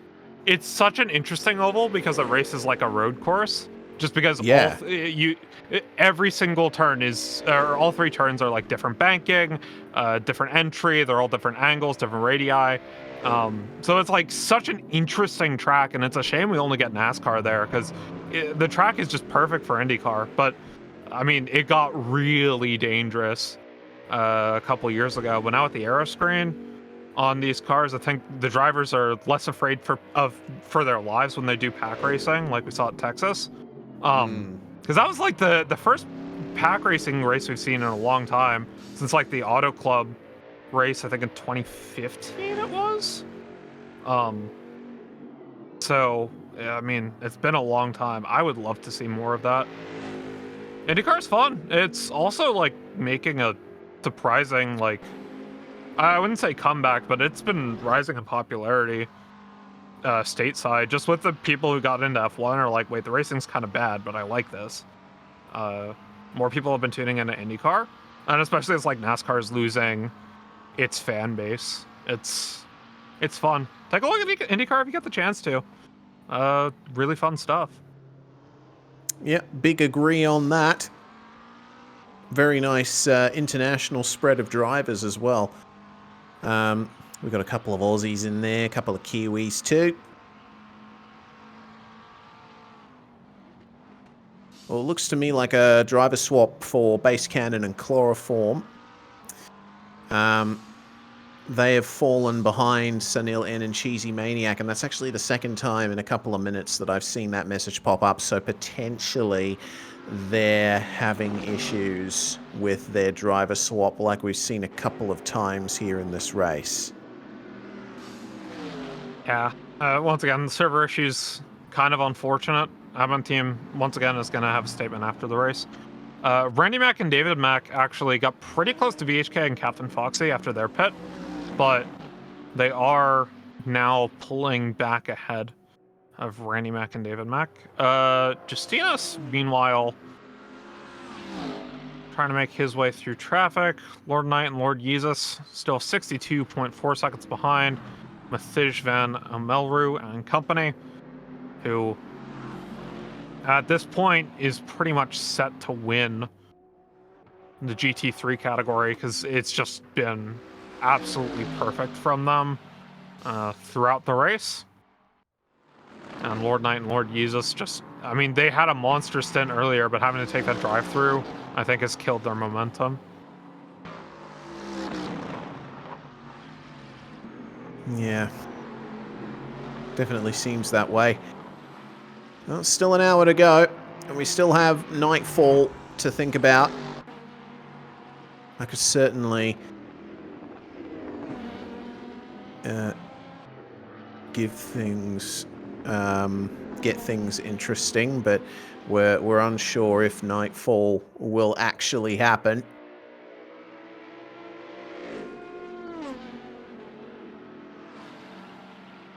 We'll see, though. Getting, I mean, it's been dusky for quite a bit, but just hasn't quite pulled out or quite gotten dark enough yet.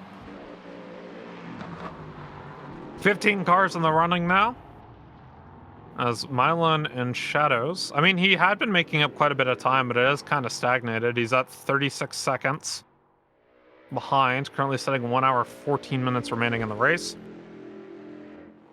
Both these cars yet to take their final pit stop.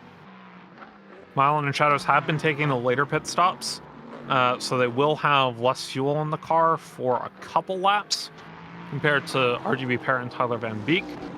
Towards the end of the race, RGB Parrott and Tyler Van Beek will have lower fuel, assuming the strategy still holds. And Milan tries to make this last stint the shortest.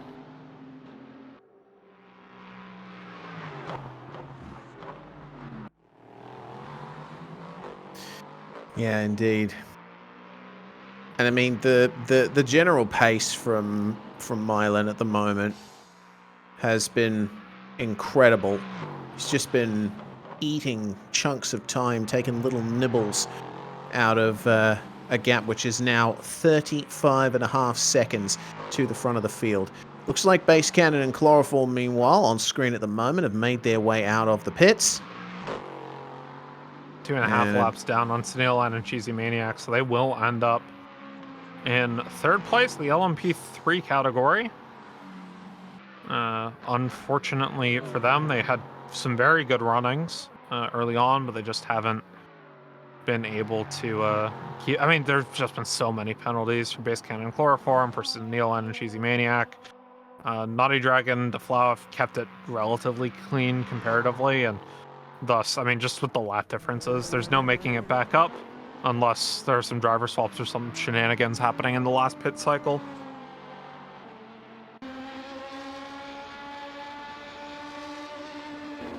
Check out the bumps, how they transfer through that suspension as our leader makes their way around through the tower. Such an interesting history of this track in terms of its layout. If you end up looking up like the original layout of Sebring, racingcircuits.info is a great resource for that. The original layout of this track was incredibly different. Basically, the only part of the circuit which has remained exactly the same throughout all of the track's history is the exit of Sunset Bend. That's the only part of the circuit which was on the original layout in like 1952. I mean, this is one of the more historic circuits, road circuits in the US, especially for GT racing. So seeing those changes, I mean, another circuit that I think is always a lot of fun to look at the changes over time to in Europe is Monza. Just because like the Monza Oval was in use as part of like the full circuit layout for quite some time back in the early couple seasons of F1, but They eventually got rid of the oval portion of the circuit, and they've made a lot of changes to various parts of the track. Another one that's interesting is Hockenheim, right? Used to be a much different track than it is now.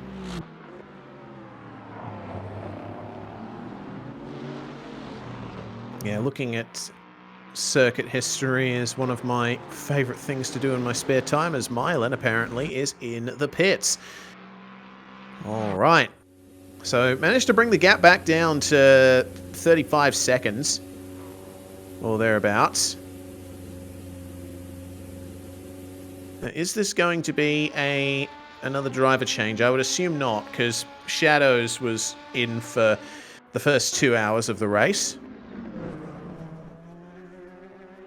Yeah, I assume this is just pit stop for fuel. It's interesting because Milan and Shadows had been taking their pit stops later than RGB Parrot and Tyler Van Beek. I expected that to continue throughout the race, but they actually made their short stint the third stint, so they're gonna have less fuel at the end of the race and less weight compared to RGB Parrot and Tyler Van Beek. But with how well Milan's been running, I don't actually expect them to lose that much time being the heavier car for the handful of laps that it will take for RGB Parrot and Tyler Van Beek to get back in. Hello, the response. A lap later, in comes RGB Parrot and Tyler Van Beek.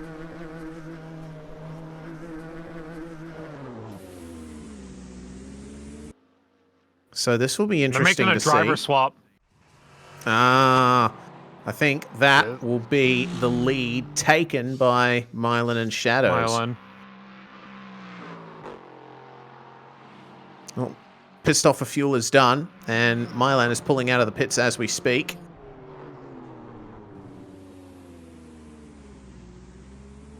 Yeah, a bit interesting to see a driver swap at this point in the race. This basically just hands the race over to our pole sitter after such a dominant performance early on by the LMP2. Although Milan and Shadows staying at the end of the pit lane right now. I wonder what's going on here. Trying to get the car in gear, maybe? Either that or they're going for a driver swap too. Yeah. I mean, everyone's doing it, so potentially it's just an equalizer, you know?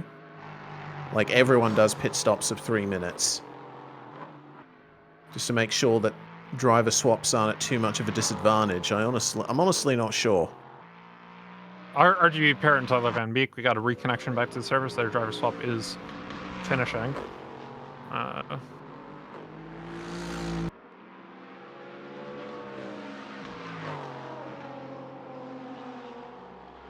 Alright, well, they're rolling. And that was a bit of a burnout coming off the pit lane for Milan and Shadows. So this lap has to be an absolute banger from Milan if they want to take the lead of the race from RGB Parrot and Tyler Van Beek. We're still in the pit lane right now. We're on board let's see then. with Milan. And another DC for the driver swap. This honestly could just hand the race over. I mean, Milan had been driving so well. It's a shame we're not going to see on-track action between these two cars. But he's almost halfway through the circuit now. Approaching Collier. Yeah, this is mighty interesting. This looks like a driver swap as well for Sunil and Cheesy Maniac.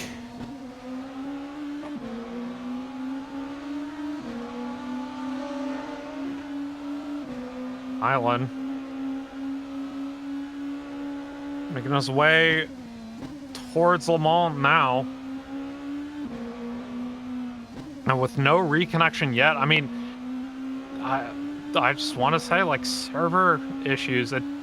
Once again, we apologize, but I feel like it has robbed us of an interesting ending to the race, because now Milan, he's coming around Sunset Bend now, and there is no sign of the previous race leaders on the server. And there we go. Lead of the race to Milan. Yeah, there we go. That has sealed it. And RGB right on Alert and cue. Tyler Van Beek finally reconnect. That is so unfortunate. Yeah, right on cue for them. And it looks like they have gotten going. So now, the gap will be quite difficult to make up, I'd say. Oh, Monty Dragon and DeFlo was actually a couple laps down, so RGB Parrot ending up behind doesn't make too bad. Yeah, 27.3 Yeah. is the time at the end of the pit lane. So it is possible to make up this time in the remaining time of the race. But with how Milan's been driving, I'm just not sure the driver of the Parrot Van Beek car can actually make up the gap.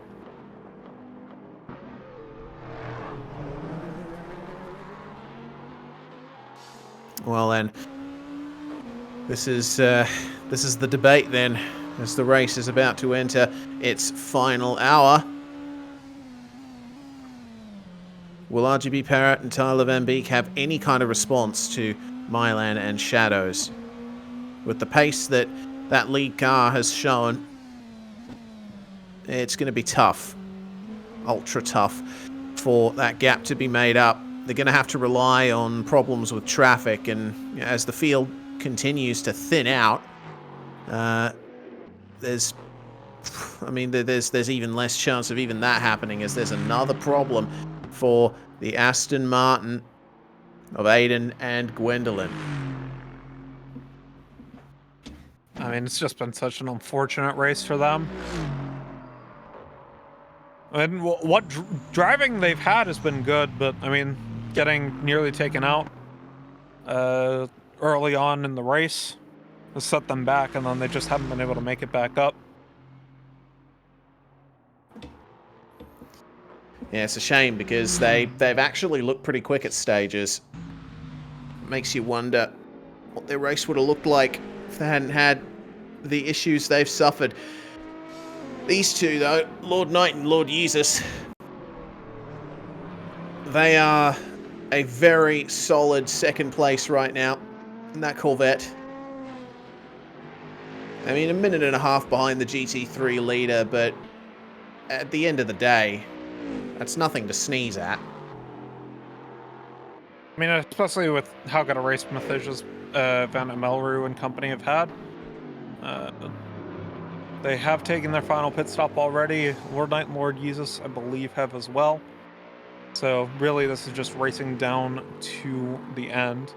And yeah, I mean, Milan is just pulling time away from RGB Parrot and Tyler Van Beek. Now the gap's almost up to 30 seconds.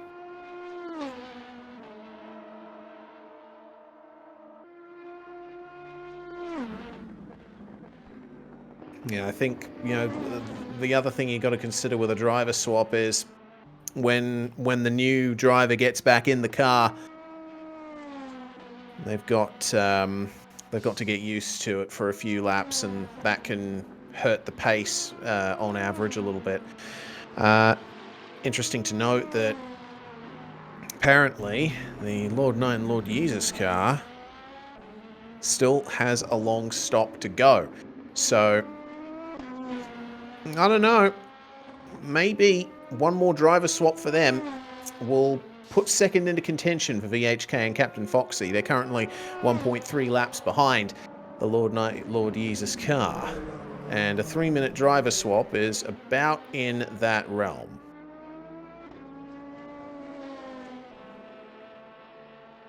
Mathis needs to pit again as well. I thought they've already had...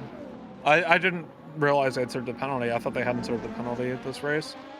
So, correction on that.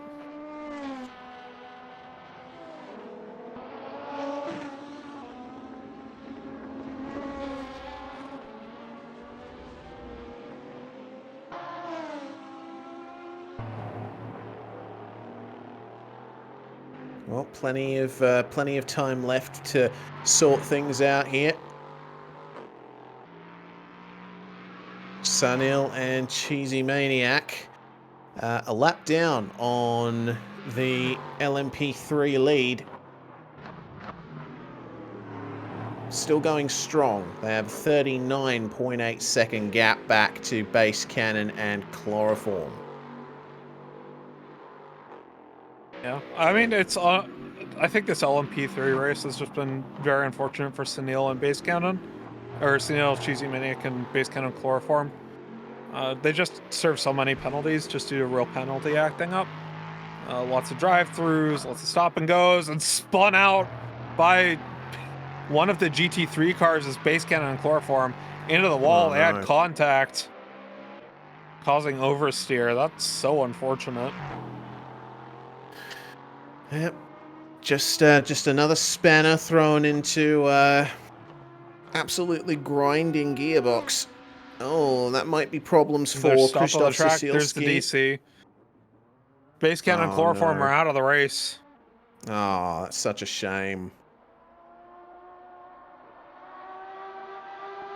Yeah, and Krzysztof in this Beamer, I mean, he's just crawling along this wall right now. Taking some major damage. Oh, yeah. Is he the GT3 that the LMP3 made contact with? No, I thought it was someone else. Hmm. Kicking up dirt now, trying to make a safe re-entry. Well, that's not safe. No, not at all. Backed out on the track. Alright, they're back on.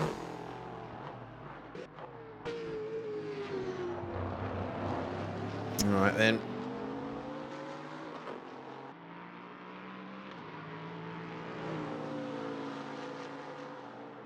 Well, we're under an hour now. We're approaching the end.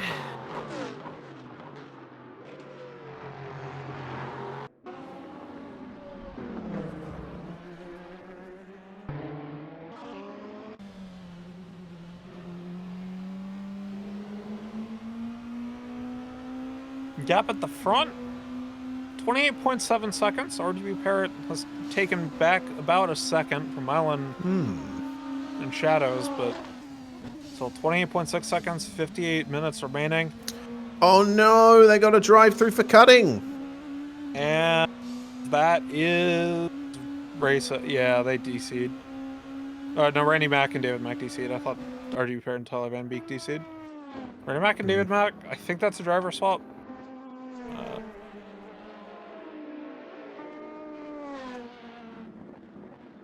Yeah, looks like it.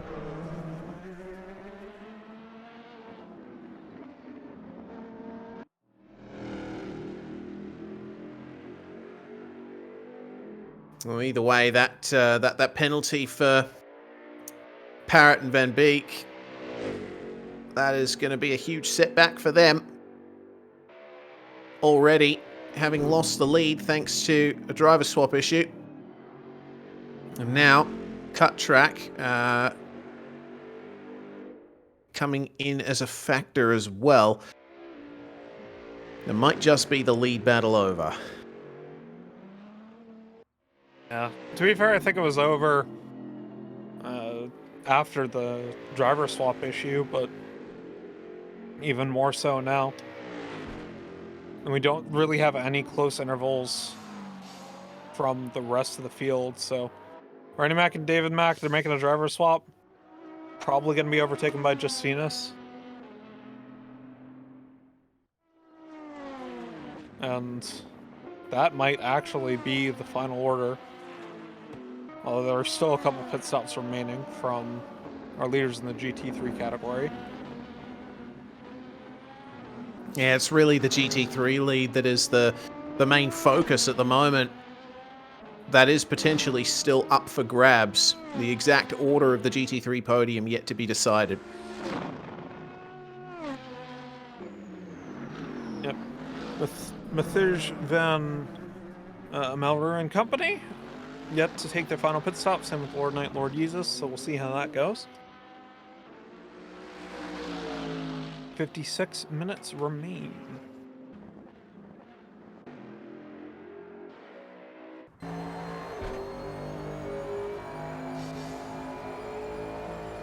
Oh, okay. Apparently that was an erroneous drive-through for RGB and Van Beek. Drive-through cleared by the race director. So, hey, it's still on. Hey, new fastest lap from Milan, though, 146.313. Oh my god. That's just getting faster and faster.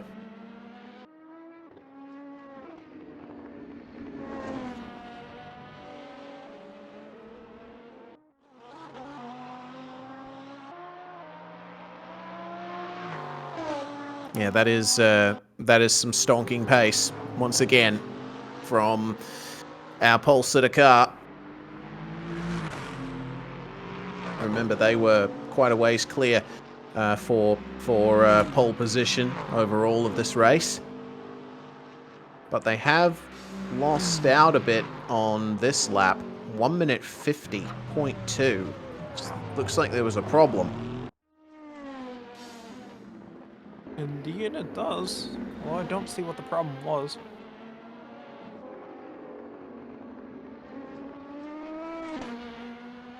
Some kind of off-track incident, potentially. Either that or being held up behind a pack of GTs, potentially. Either way, the gap remains at about 28.5 seconds.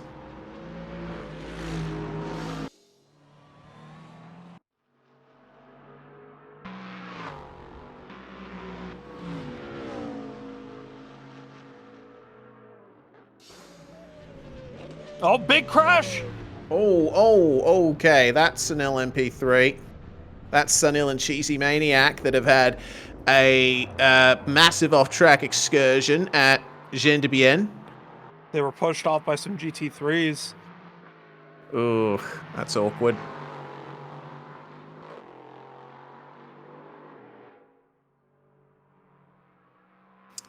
Looks like the it was involved Krzysztof Cieślski being one of them. And the Aiden Gwendolyn Aston Martin too. Those look to be the cars in that vicinity. Are actually disconnected. I'm not exactly sure what's going on there. Oh, I've just seen a big smash. Oh, goodness. Naughty Dragon and DeFlu. That's contact with the Launaconis McLaren at the hairpin. That's some big dramas there for the LMP3 leader. I don't know if they've gained damage from that. The GT3 just went way too deep coming into the hairpin.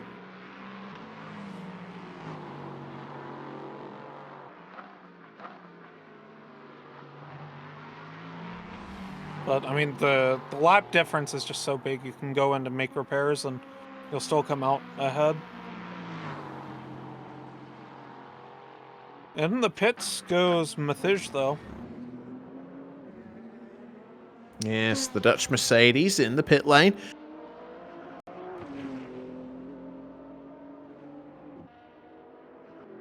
So our GT3 leader was quite a ways ahead of Lord Knight and Lord Jesus, who we ride on board with, making their way out of Collier and on the run to Tower.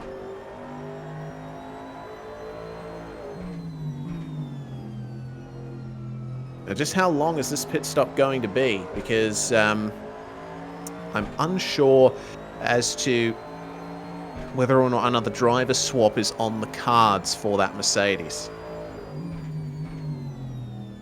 Remember, the drivers of this Corvette have already let us know that they have another long pit stop coming up.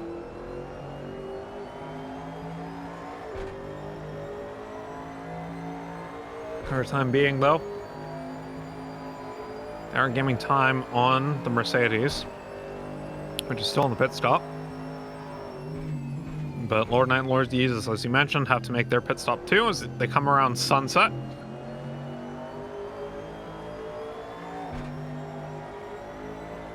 At this point, it looks like the sun is frozen in the sky. It is eternal daylight here in Sebring, Florida. Florida. I mean, you know what the worst thing about living in Georgia is? What's that? That I'm right next to Florida. I can understand that. This is just straight up facts. I mean, sure, you know, it's because you think, oh yeah, no, like Florida, you know, you can go there for vacation or whatever, but you don't want to do that because it's just the same rainy weather and humidity. It's just, and it's also Florida. Yeah, well, you know, I visited family in Queensland some years ago, and they live, they live in the sort of south of Queensland, around the Brisbane area, and it's rather humid there. So I have an idea of what it must be like in Florida, dealing with all of that. Is Queensland the Florida of Australia? Is that where you're getting at? Weather-wise, yeah. Weather, I'd say so. Well, in other ways, what is the Florida of Australia then? I don't know. I think out of all of the states, probably, I don't know. It's either Queensland or Tasmania. I honestly don't know. I'm not as well traveled as I want to be. The pit stop, meanwhile, is complete for the Dutch Mercedes, and they have given up the GT3 lead to Lord Knight and Lord Yeezus, who once again still have that long pit stop coming. The gap is about 1.5 minutes. Driver swap stop takes 3 minutes, so corrected. Lord Knight and Lord Yeezus coming out of the pits now. Yeah, so I think they're going to end up 1.5 minutes behind again. That should be the last pit stop for the Mercedes. Barring some unforeseen consequences, I believe you're right.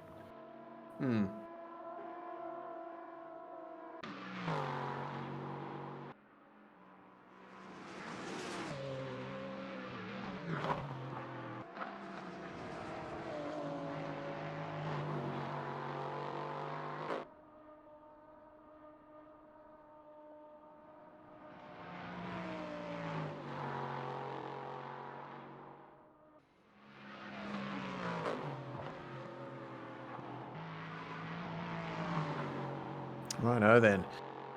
LMP3 versus Radical GT3. You'd almost be forgiven for thinking that the Radical is an LMP3 with how similar the silhouettes of the cars are.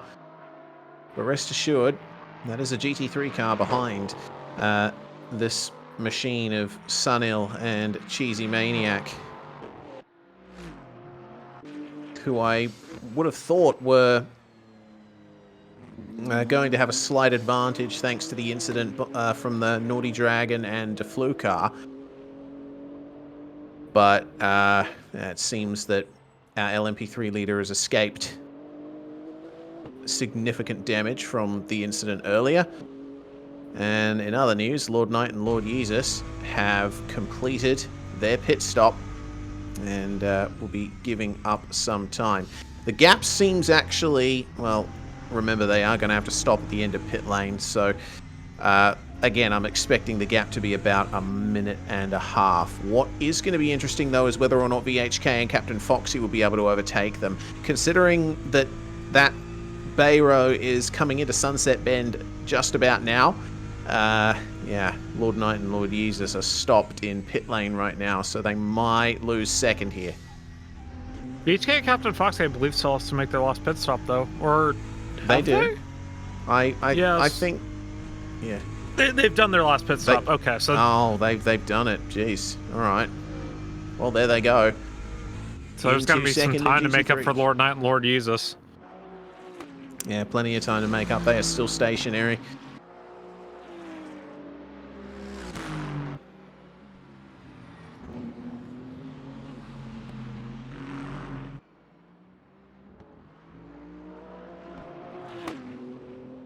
Yeah, that gap is just extending now. New fastest lap, 146.229 from Milan. And the RGB pair, Tyler Van Beek, 147.176, their fastest lap of the race. Still over 0.9 seconds slower than Milan's. And that gap has increased to 38.4. Yeah, that's like a 10-second gain since the last time we checked in on that gap.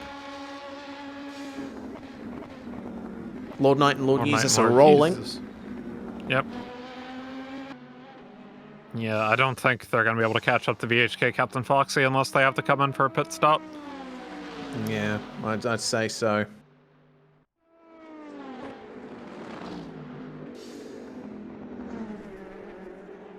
They end up behind Halsey, too. No, that can't be right. There must be something wrong with the timing sheets. There's no way they're behind Halsey. Unless they are. More problems for the Aston. Dear, oh dear. It's just endless damage for that car at the moment.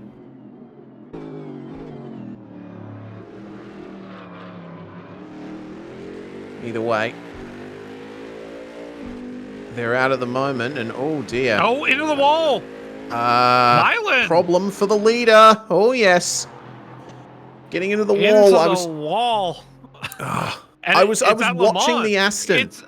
It's always at Le Mans. Every time. There's something about that corner. People just oversteer, drive directly into the wall. And with the damage from Milan, this could get very interesting. Oh man, he's really skittish around Sunset. He's gonna try to keep pushing because if he goes for a pit stop and repair now, he loses the lead of this race. Yeah, I mean, interestingly, the gap has not been altered. Oh, wait, it has. It's just corrected itself. They ended up losing like 7 seconds from that. So what kind of damage does this car have? Apparently, Milan had VR issues, and that is why he had that incident. Oh, that's so unfortunate. Yeah. I mean, but it's always Le Mans. That is, I think, the most crash-prone corner we've seen. On this race. Yeah, I'm amazed that that's the case. I would have thought it would be, you know, like this section of the circuit somewhere that we see the most incidents, but no, it's that medium speed corner coming onto the back stretch where you're dealing with a change of direction.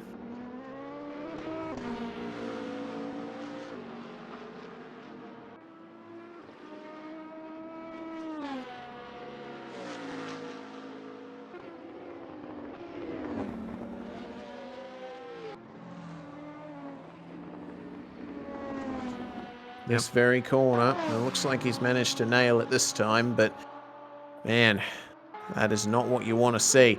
And I'm keeping an eye on that gap.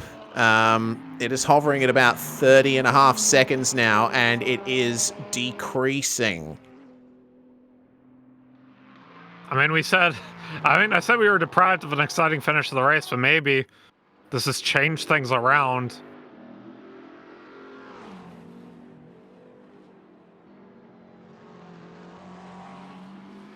Wait, what? No. Who just got spun out by Milan?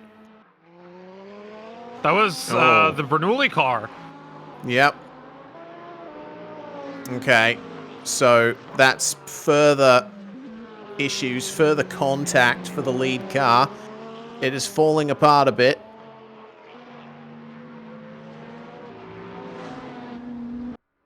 And oh dear, that's no good. Well, the Bernoulli Lamborghini, sorry, just completely clouted the tire barriers going under the bridge.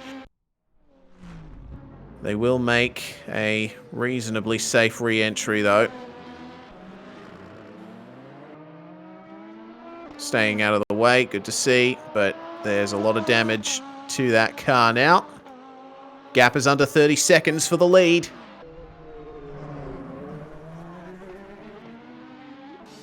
Yeah, I mean, this damage, it's way too much. I mean, you're pulling about a second of lap right now for RGB Parrott and Tyler Van Beek. 41 minutes remaining, so They might be able to make it stick, but if Milan's able to somehow wrestle control back for the car, could still be all right.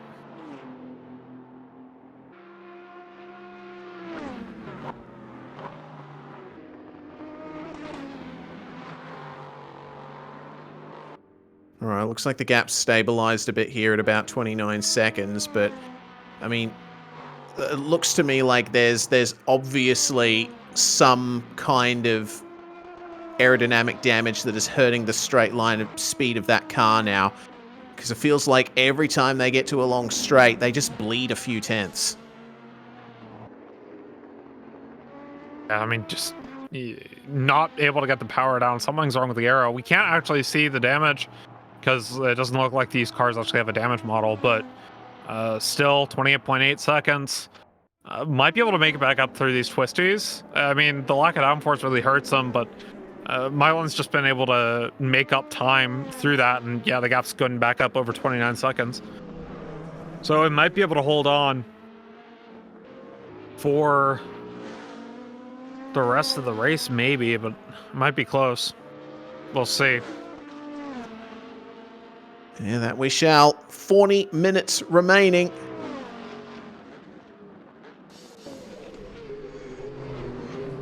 Oh, that's a bit of a lock up there, and oh dear, half spin for the Sisilski BMW.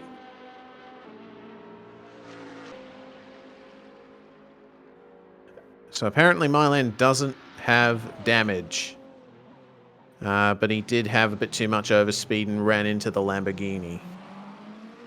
Looks like they've gotten back into the rhythm. The gap is now at 30 seconds again, and slowly increasing. So a little bit of a heart attack moment for our overall leader, but it seems to be sorted for now. Making quick work of Sunset. See what type of time he pulls. 1:46.269. He almost gets a new best on that lap.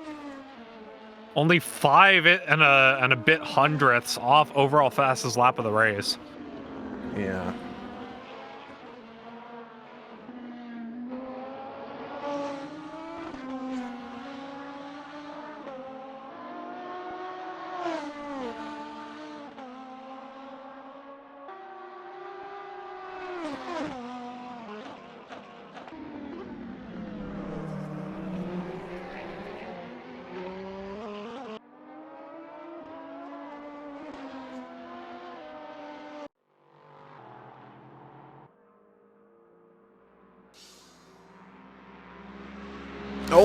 Oh, Milan's run off. Oh, Milan's off the track. Yep. Oh, dear. That could make Just things keeps interesting. going wrong. I mean, he was in such a dominant position, but we took a look further back on the track. We'll see once the interval fixes itself how much time he actually lost there, but it doesn't look like a whole lot, weirdly enough. Because it looks like RGB Parrot was fighting his way through traffic. 10 seconds. Oh my god. Okay. So things are starting to get a bit clammy towards the end of this race. Who will come away with it? Will it be Milan and Shadows trying to hold on to the lead but starting to suffer errors? Will it be RGB Parrot and Tyler Van Beek?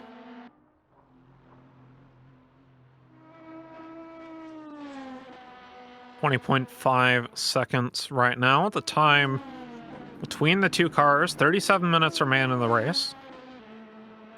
So you have to make up about 50 seconds a minute for RGB Parrot and Tyler Van Beek to get back into this. Or not 50 seconds a minute.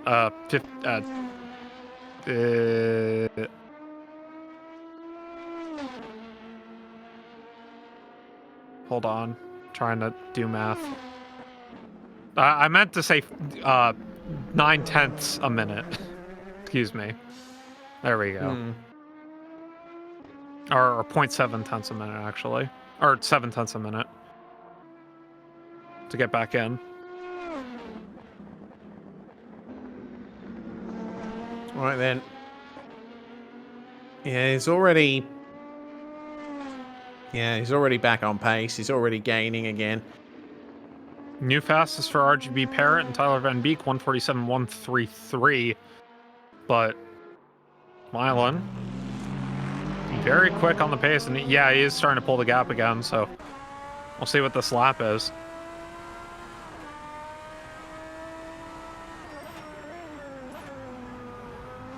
I'll laugh if it's another 46-2. He's got a draft going into sunset. Yeah, this has been a traffic-free lap for him. In quick work of the corner. All right, what's the time going to be? 146.038. No! No! Oh, seriously? That's disgusting. That's honestly demoralizing. Disgusting. Oh my god. Oh, goodness gracious. I give up. Wow. That's ridiculous race pace. Oh, man. And that's like half fuel in the car. I think we're going to see a 145 from him before the end of the race. Yeah. I reckon, yeah. In this final half hour, my apologies. It is approaching midnight. And it's getting late for you there. Yes. In this final half hour of the race, I mean, you know, they've already completed their final pit stop, haven't they?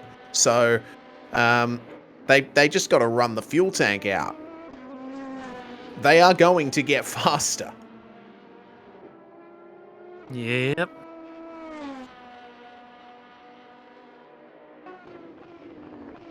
Fuel strategy is important. Milan's did a good job of managing fuel, or Shadows did a very good job of managing fuel on his first stint, but Milan took, or on the first two stints, but Milan took a short third.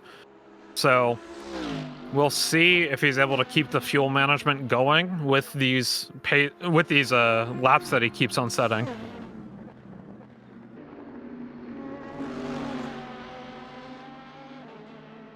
Makes his way around the outside of the GT3 leader. And across the line once more. 45.8! 45.8? Ah! Oh my god. This is like Lewis Hamilton when he says his tires are gone. Like, this is what we're seeing right now.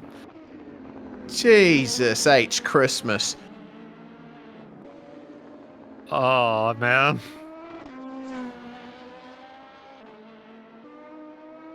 He's like, yeah, I made that mistake. I'm just going to extend the gap now. It's qualifying time, boys.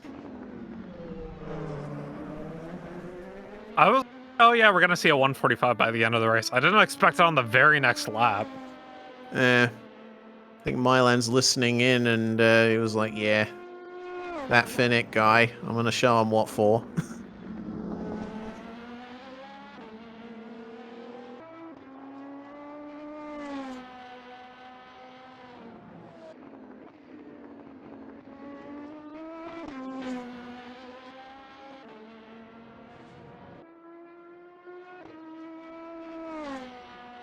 Apparently he heard what we said about losing the lead and took it personally. Alright, well, if that's what it takes. I mean, he's had clean air this entire lap too. Like, I wouldn't be surprised if this is a new fastest. Shall we take bets? I reckon 45.6. 45.5. Let's see if either of us are right. 46.7. Okay, well, we both lose. Where does our money go? Well, you see, it's actually illegal to gamble in my state, so...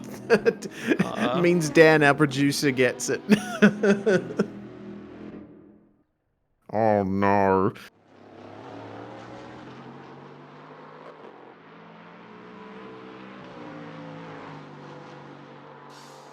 So what all have you been doing recently outside of sim racing?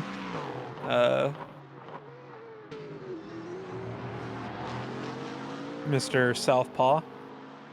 Outside of sim racing, not much, just life.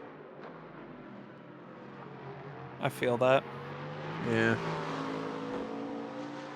Life has been taking a few swings at me lately. So it's good to get back in the rhythm of things. Once again, well, we got a little bit of a lull. Time to remind you, charity drive. Of course, we are supporting charity this time around. It is the Children's Tumor Foundation. And if you would like to donate, Southpaw will post the link in the Twitch chat. He posted a live timing link, but he will post the Just Giving link. Oh, damn it. Sorry. Wow, language. So there we go. Do make sure you donate if you have the means to do so. As Mylan comes around 147.5. Having to deal with traffic in that last lap. Drive through for cutting for Lanaconis, Viveris, and Urigas. That's unfortunate for them. They're actually running quite well in GT3. Although having said that, they're probably not going to lose a spot to the Mac McLaren. It's about a minute and 10 gap. RGB Parrot and Tyler Van Beek are in the pits. Oh, okay. Perhaps they had one more stop to make. Maybe they underfueled it. Who knows? I mean, their last pit stop was a driver swap, so that is race over for them.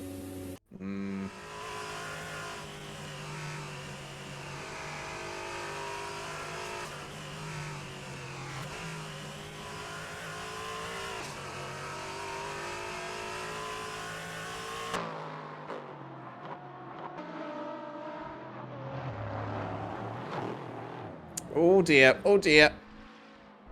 Oh, and that's the wall. Difficult. Sunil and Cheesy Maniac. I mean, it's been rough for them, hasn't it? Really has. Unfortunate coming together with a GT3 there. Looks like RGB and Van Beek are back out, though, with the pit stop completed. They have lost 45 seconds? Or thereabouts? Yep, thereabouts. So, Mylan Shadows might just end up running away with this one now. 28 minutes remaining. 75-second gap unless something major happens to them. They can pretty much just cruise to the victory and conserve fuel.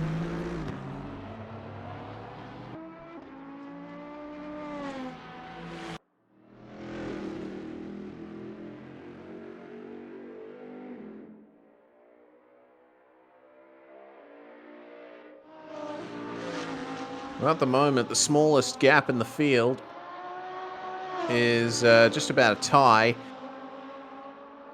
Lord Knight and Lord Jesus catching back up to the Halsey and JTR Radical. That's 13.5 seconds is the gap there. And it's another 12 seconds back to the Lonaconis McLaren.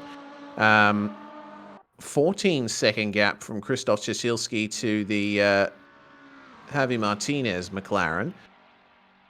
So still some battles to be decided in this final 27 minutes. Yeah, that Halsey to Lord Knight, Lord Jesus, or Halsey JTR to Lord Knight, Lord Jesus. I mean, that could be a battle, as you mentioned. Justinas and Lucas have been doing fairly well this race. So we'll see how that develops over these last half hour of the race.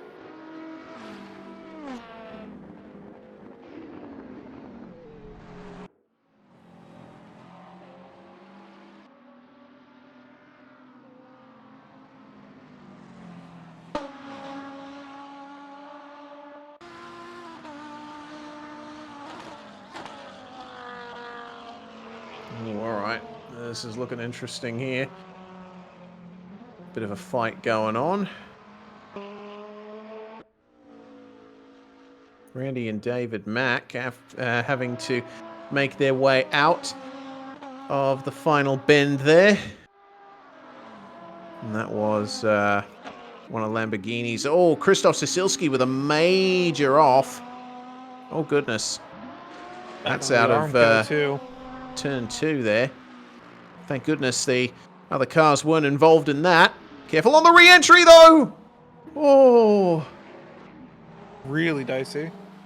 You don't have to flick spin it to get back on track.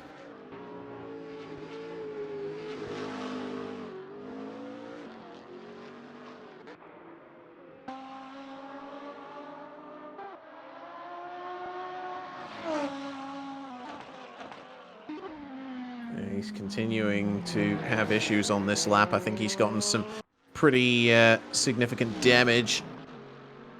See if he continues on with this as the GT3 leader comes through.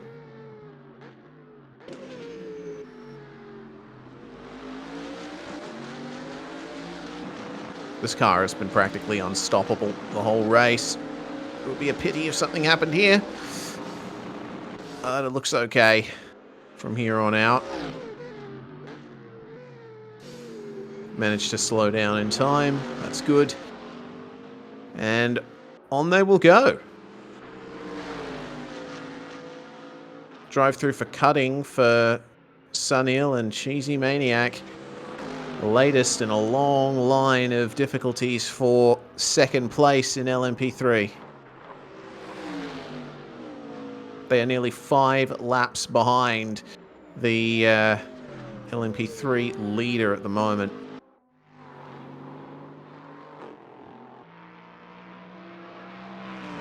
Not looking great. Speaking of that LMP3 leader, careful not to get cleaned up by the Bayro behind, but it's been a nice consistent race from Naughty Dragon and DeFlu.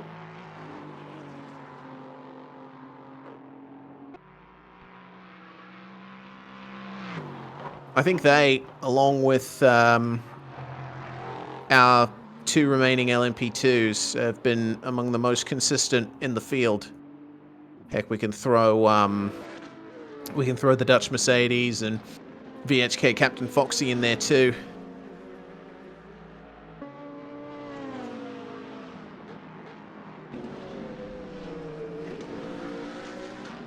I mean, consistency is key for these endurance races, especially ones longer like this. So we are doing this one 4 hours. I believe the next charity drive is going to be 6 hours, if I'm not mistaken. And a new fastest lap, 45.5. Oh, there we go.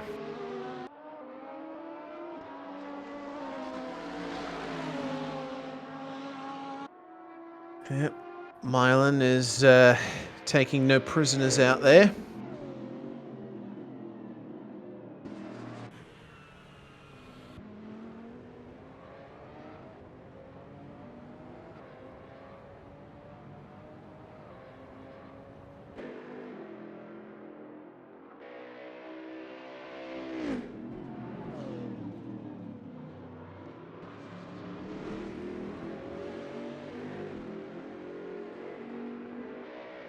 Martin was saying the next one is a side event, which will be Hockenheim with modern GT3s, 962Cs, and 91730s, all Porsches with similar lap times.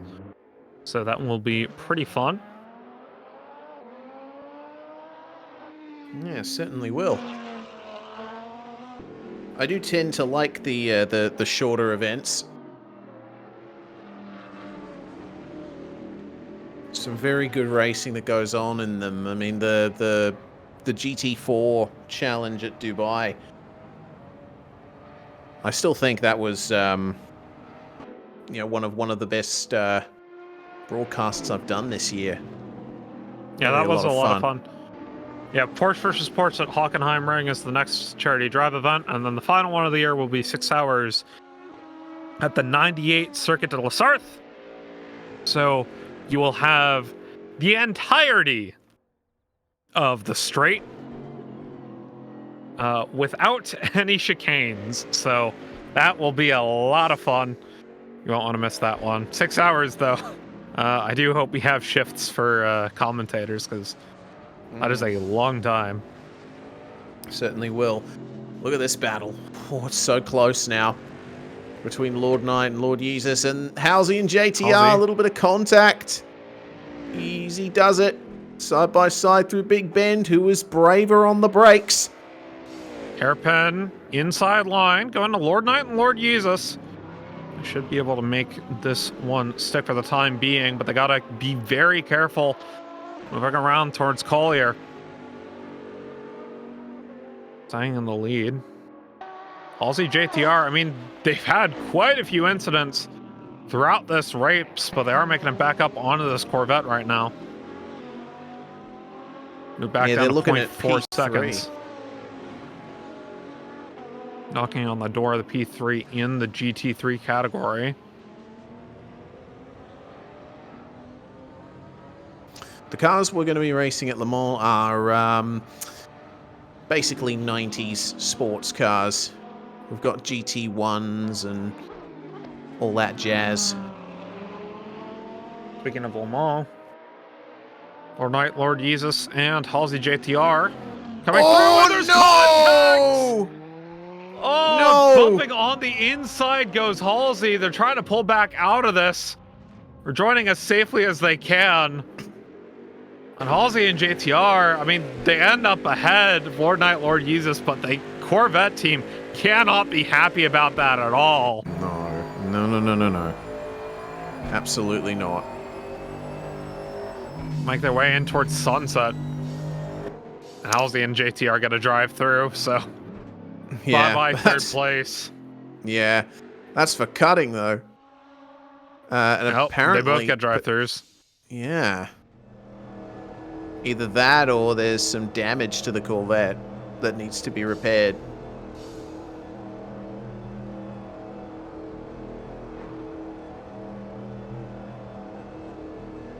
Gives some time for Justinius to maybe make his way back in. They are now leaving the pit area. Okay. So it's drive-throughs for the both of them. And back up to speed. On the track. Lord Knight and Lord Jesus in the Corvette. They want to get that place back. Look towards the inside here. That was a redress. Move. That was a redress of position. The Radical lifted off. And we're going to go back at it again. In towards the hairpin we go. This is where the action started last time around between Halsey JTR and Lord Knight, Lord Jesus.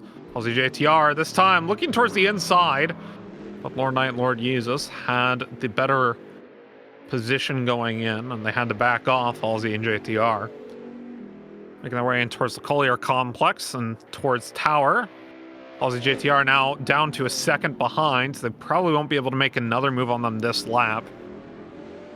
Maybe towards Sunset if things get dicey for Lord Knight and Lord Jesus, but for the time being, they're holding them off pretty effectively. Yeah, and I think the onboard view will certainly be worrying for this Radical, considering just how many cracks there are on the windscreen at the moment. But we shall see if the Radical has indeed lost some pace. 17 minutes to go. Final battle in the closing stages of the race. 0.7 seconds, 0.6. Straight line speed advantage from Halsey as they've got the draft on Lord Knight and Lord Jesus, but this Corvette with the big American power able to hold them at bay for the time being, going into Sunset. Halsey JTR, a little bit dicey. This is a very bumpy corner for them, and they run wide. Losing a bit of time to Lord Knight and Lord Jesus. Back onto the main straight, though.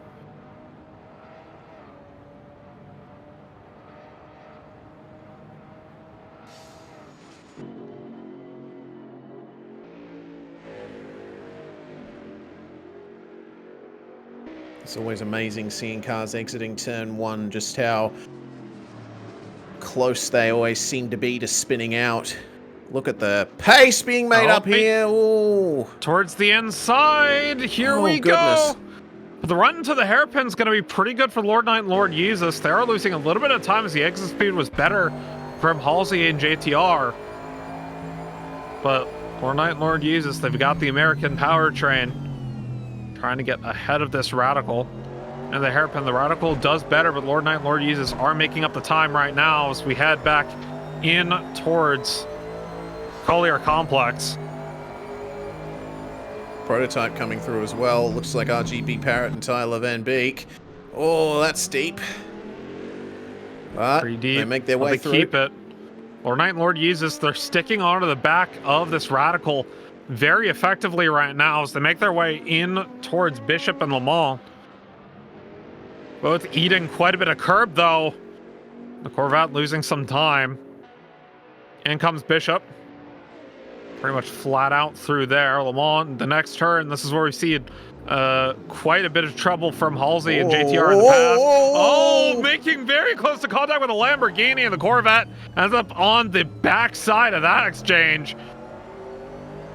Lord Knight, Lord Jesus now down to a second behind. Oh, okay. So let's see how much space this gives them, whether or not Lord Knight and Lord Jesus are gonna big yeetus their way back into this position. 0.5 behind. And so the last time around turn 5 where Halsey and JTR were able to make the move stick onto Lord Knight and Lord Jesus. Similar time gap, 0.6 seconds right now. Lord Knight and Lord Jesus, though, in their dirty air, having to deal with the prototype-like Radical from Halsey. Just making their ways in towards 3 and 4. Turn 5, very clean from Halsey and JTR. They're able to pull another 0.6 away from Lord Knight and Lord Jesus through that complex as they head into the hairpin.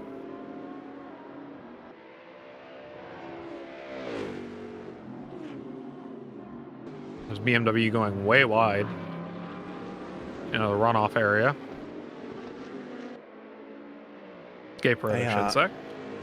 They are edging ever closer, aren't they? You can see that. 0.3 seconds now. Jesus, they are making. They're gonna try to make a move in a turn 10. Looking towards the inside. Door absolutely slammed by Halsey and JTR, though. Through Collier in turn 12 and Tower. In comes Tower, but once again, the speed, Lord Knight and Lord Jesus, they get very good exit speed off the corner. Heading in towards Bishop. This is the question, because they do have VHK and Captain Foxy coming through behind them to put them another lap down. They will be getting blue flags for that. But they're involved in a battle of their own. We're heading in towards Sunset Bend right now, but Halsey and JTR, they're going to be able to hold off Lord Knight and Lord Jesus for another lap.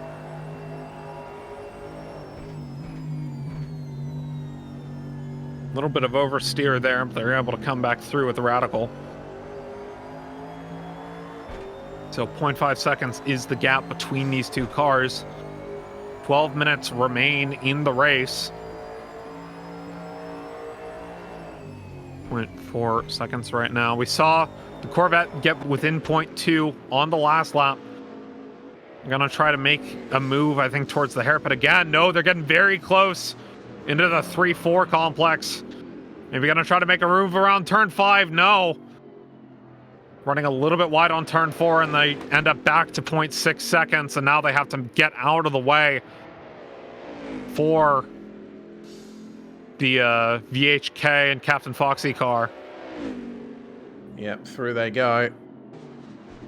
Let by into the hairpin, though maybe a little close for comfort. They're obviously trying to lose as little time as possible in their pursuit of the Radical.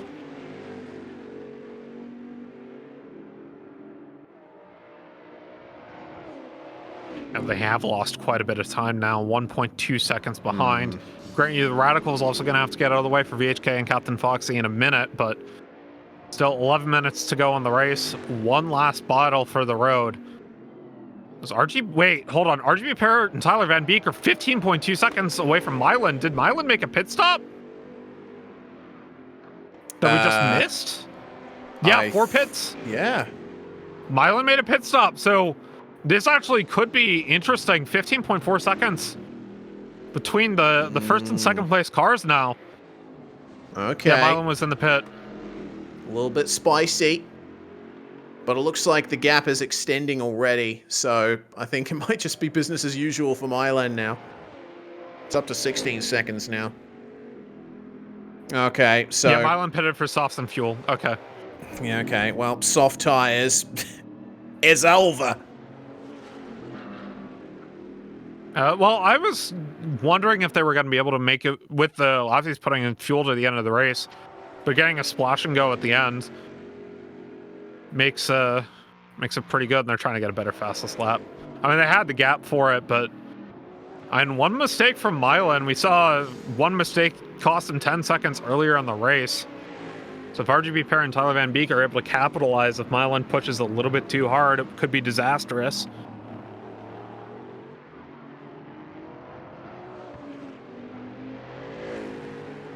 And Mylan, once he gets past Kristoff and Aiden and Gwendolyn, will have a pretty clear track ahead of him to put in these fastest lap attempts. Just quick work of the Aston Martin.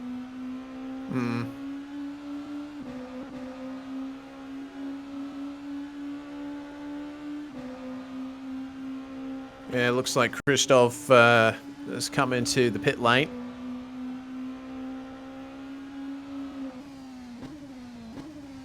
So, questions being asked as to whether or not we will get a 1 minute 44. Well, he's not in clean air at the moment, but I reckon we might see a 44 by the end of the race. 8 Oh, now he's in 50 clean seconds air. To go. Yep. He might try to pass the 14th place car of Bernoulli before making this attempt, but I think he's actually gonna... Yeah, he's holding back a little bit on this lap. Gonna go for the fastest lap attempt next. Or is he holding back? I actually can't tell. Because he has to get ahead of Bernoulli before he can make the attempt, I would think. Yeah. Well, I mean, it depends on where he catches him as well. If he catches Bernoulli on a straight, then that's all well and good. Oh, no. Oh, off onto the... Oh, Lord Knight, Lord Jesus, nearly hitting the wall. Oh. And Sunset. Goodness. All right, well, they've managed to get back going again. Drivers are giving it too much sauce at the end of this race. Yeah, Mylan Shadows in the grass. Losing a bit of time to RGB Parrot and Tyler Van Beek, who have been driving very clean. Down the Ullman straight goes Mylan. If he's able to catch this GT3, and he will catch the GT3 before the start of the next lap. Making the pass on Sunset, so he's got very clean air. I'll see what I can do. Going down the main straight right now towards turn number 1. Pretty good apex there. And towards the 3, 4, 5 complex of corners. This has been very tricky. Running a little bit wide on 3, tight line on 4, and 5 late apex. Now we're on Big Bend towards the hairpin.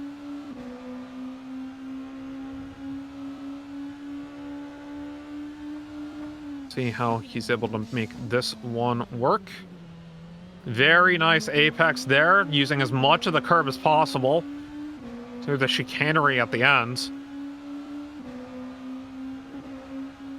Down Fangio towards turn number 10. Good apex there, using curb on the exit. A little bit of an early release into Collier. He's making his way towards Tower now. Unable to hit the apex there quite a bit, but he goes wide. Allen to Bishop. Very fast through there, pretty much flat out. Making their way around Le Mans. It's been a very difficult corner for quite a few people. He executes it perfectly, though. Lovely stuff. Now on the Ullman straight towards Sunset. And he made a couple of wide ones, but we'll see if it's actually going to be able to beat his personal best this lap. In towards Sunset he goes. Hitting the first apex very well. A little bit of oversteer, though, as he's making his way through the corner. Back around the main straight towards the start-finish line. What is the time going to be? It's 1:45.8. Okay, well, we're back in business here. What's it going to take to get a 1:44? Just got to hit a couple more apexes, really. Yeah. He's got clean air for the time being, though. I might be able to put another lap attempt here.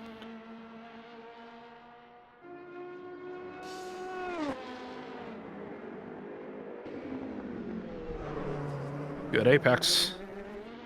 Yeah, very good indeed. On the hairpin.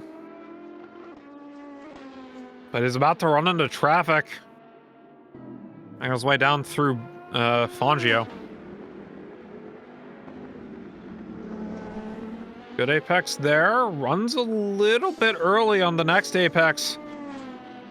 Going wide, but... There we go. Another wide one on tower. I think what's really hurt him is the exit of turn 5, coming onto Big Bend. That was that was more than a car's width wide of the apex, and he's got traffic as well in the form of the Lord Knight, Lord Jesus Corvette. So that's not going to be I don't think he's going to be able to put in time. 144. Yeah, I don't think he's going to be able to put in 144. He's got too much traffic ahead of him, and we've only got about 4 laps remaining in this race. Maybe 3.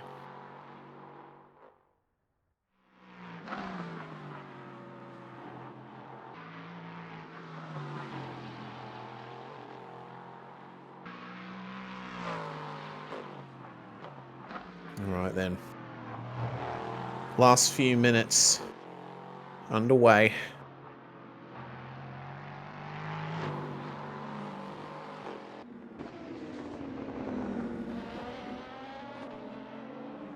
And we have a few winners to crown here today. Mikkel Fernandez currently at the wheel of the Dutch Mercedes in the lead of GT3.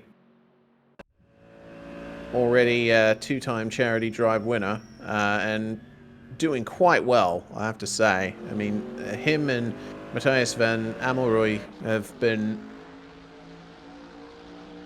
the class of the field in GT3. Some really excellent driving going on here. It'll be their second last lap, I believe, starting now.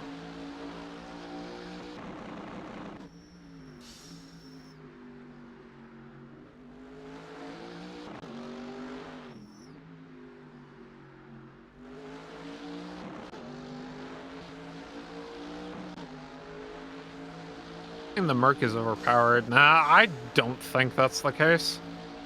Because we saw, like, Dubai Challenge, like, the Merc was actually... Like, it did well later on in the race after the safety car restart, but remember, it was, I believe, one of the Mustangs that was leading the race for the vast majority of it. Don't forget also that the Dubai race was for GT4s, and these are GT3 cars. That's true. But also, like, I forgot about that, sorry. No, but the other thing is that the Merc this race, I mean, would have finished in second place behind the Lexus, honestly, because it was a very dominant race from them before the driver change mishaps. Yeah, exactly. It was a Camaro that Len wanted to buy. Okay, I thought it was a Mustang. Look, muscle cars are all the same to me. Yeah, only Mustang was. Look, once again, muscle cars are all the same to me because they're all I hate them. I hate all muscle cars. All right. Also, you see a muscle car driver on the road, like they're always guaranteed to be like almost as bad as the BMW drivers. Like it's pretty bad. Just I'm sorry. Look at my car. Well, because the BMW driver won't use their turn signal, but a muscle car driver will rev their engine for no reason and not use their turn signal. Yeah. Samuel McGill still has the fastest lap in GT3. It is basically just consistency and not crashing that I think has really sealed the deal for our GT3 leaders. But we should be getting the white flag this time by for our overall race leader. 35 seconds left on the clock, and he's just coming into the final corner now. He will cross the line with a few seconds still on the clock.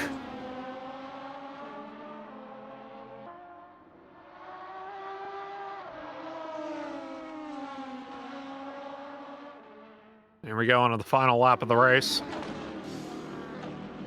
Yeah, there isn't going to be a fastest lap. Tiny bit of traffic in turn one. Even after the lap one incident, Milan and Shadows, just absolute consistency from start to finish. They're making up the time on RGB Parrott and Tyler Van Beek. Before they had some mishaps with the driver swap. So really well done to them. GT3 winner is going to be Naughty Dragon and DeFlau, as there's a 5.6 lap gap between them and Sunil. The podium will be rounded out by Sunil and Cheesy Maniac, and the third one had dropped.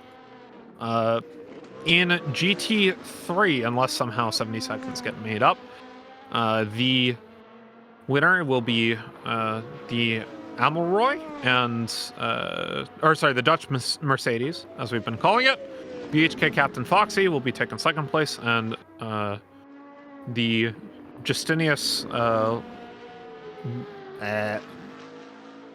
can't pronounce this last name. This Justinus and company car will round out the podium for the GT3s. Here we go then. Finish time, rounding the final corner. And it's going to be our Polestar car that ultimately takes the win, despite a crash. Lap 1, turn 1. Really well done by Milan and Shadows. They just absolute picture of consistency throughout them. They were very fast on the entirety of the race. And once they got the lead, they did not relinquish it for a second.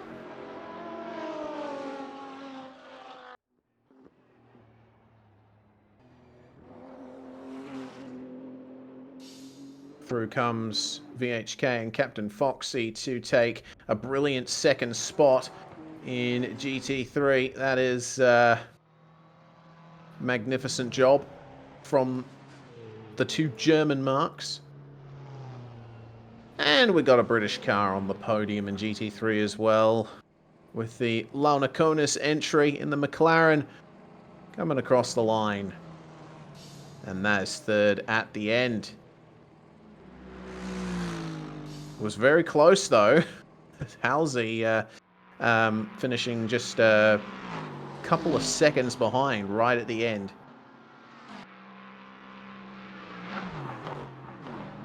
All right.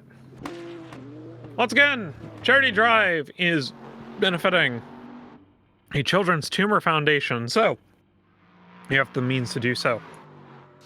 Please donate to the Just Giving page. It is about to be linked in chat by Southpaw. That said, I think that's all the time we have for today's broadcast. Anything you want to say to wrap it up? Oh, I just want to say I was really happy to come on again for another edition of the Charity Drive, and certainly hope that the next one is going to be even better. You know, yes, this had some issues, but regardless, it was still really good one. So I'm presuming that yeah, this statement here is the one we want to read out.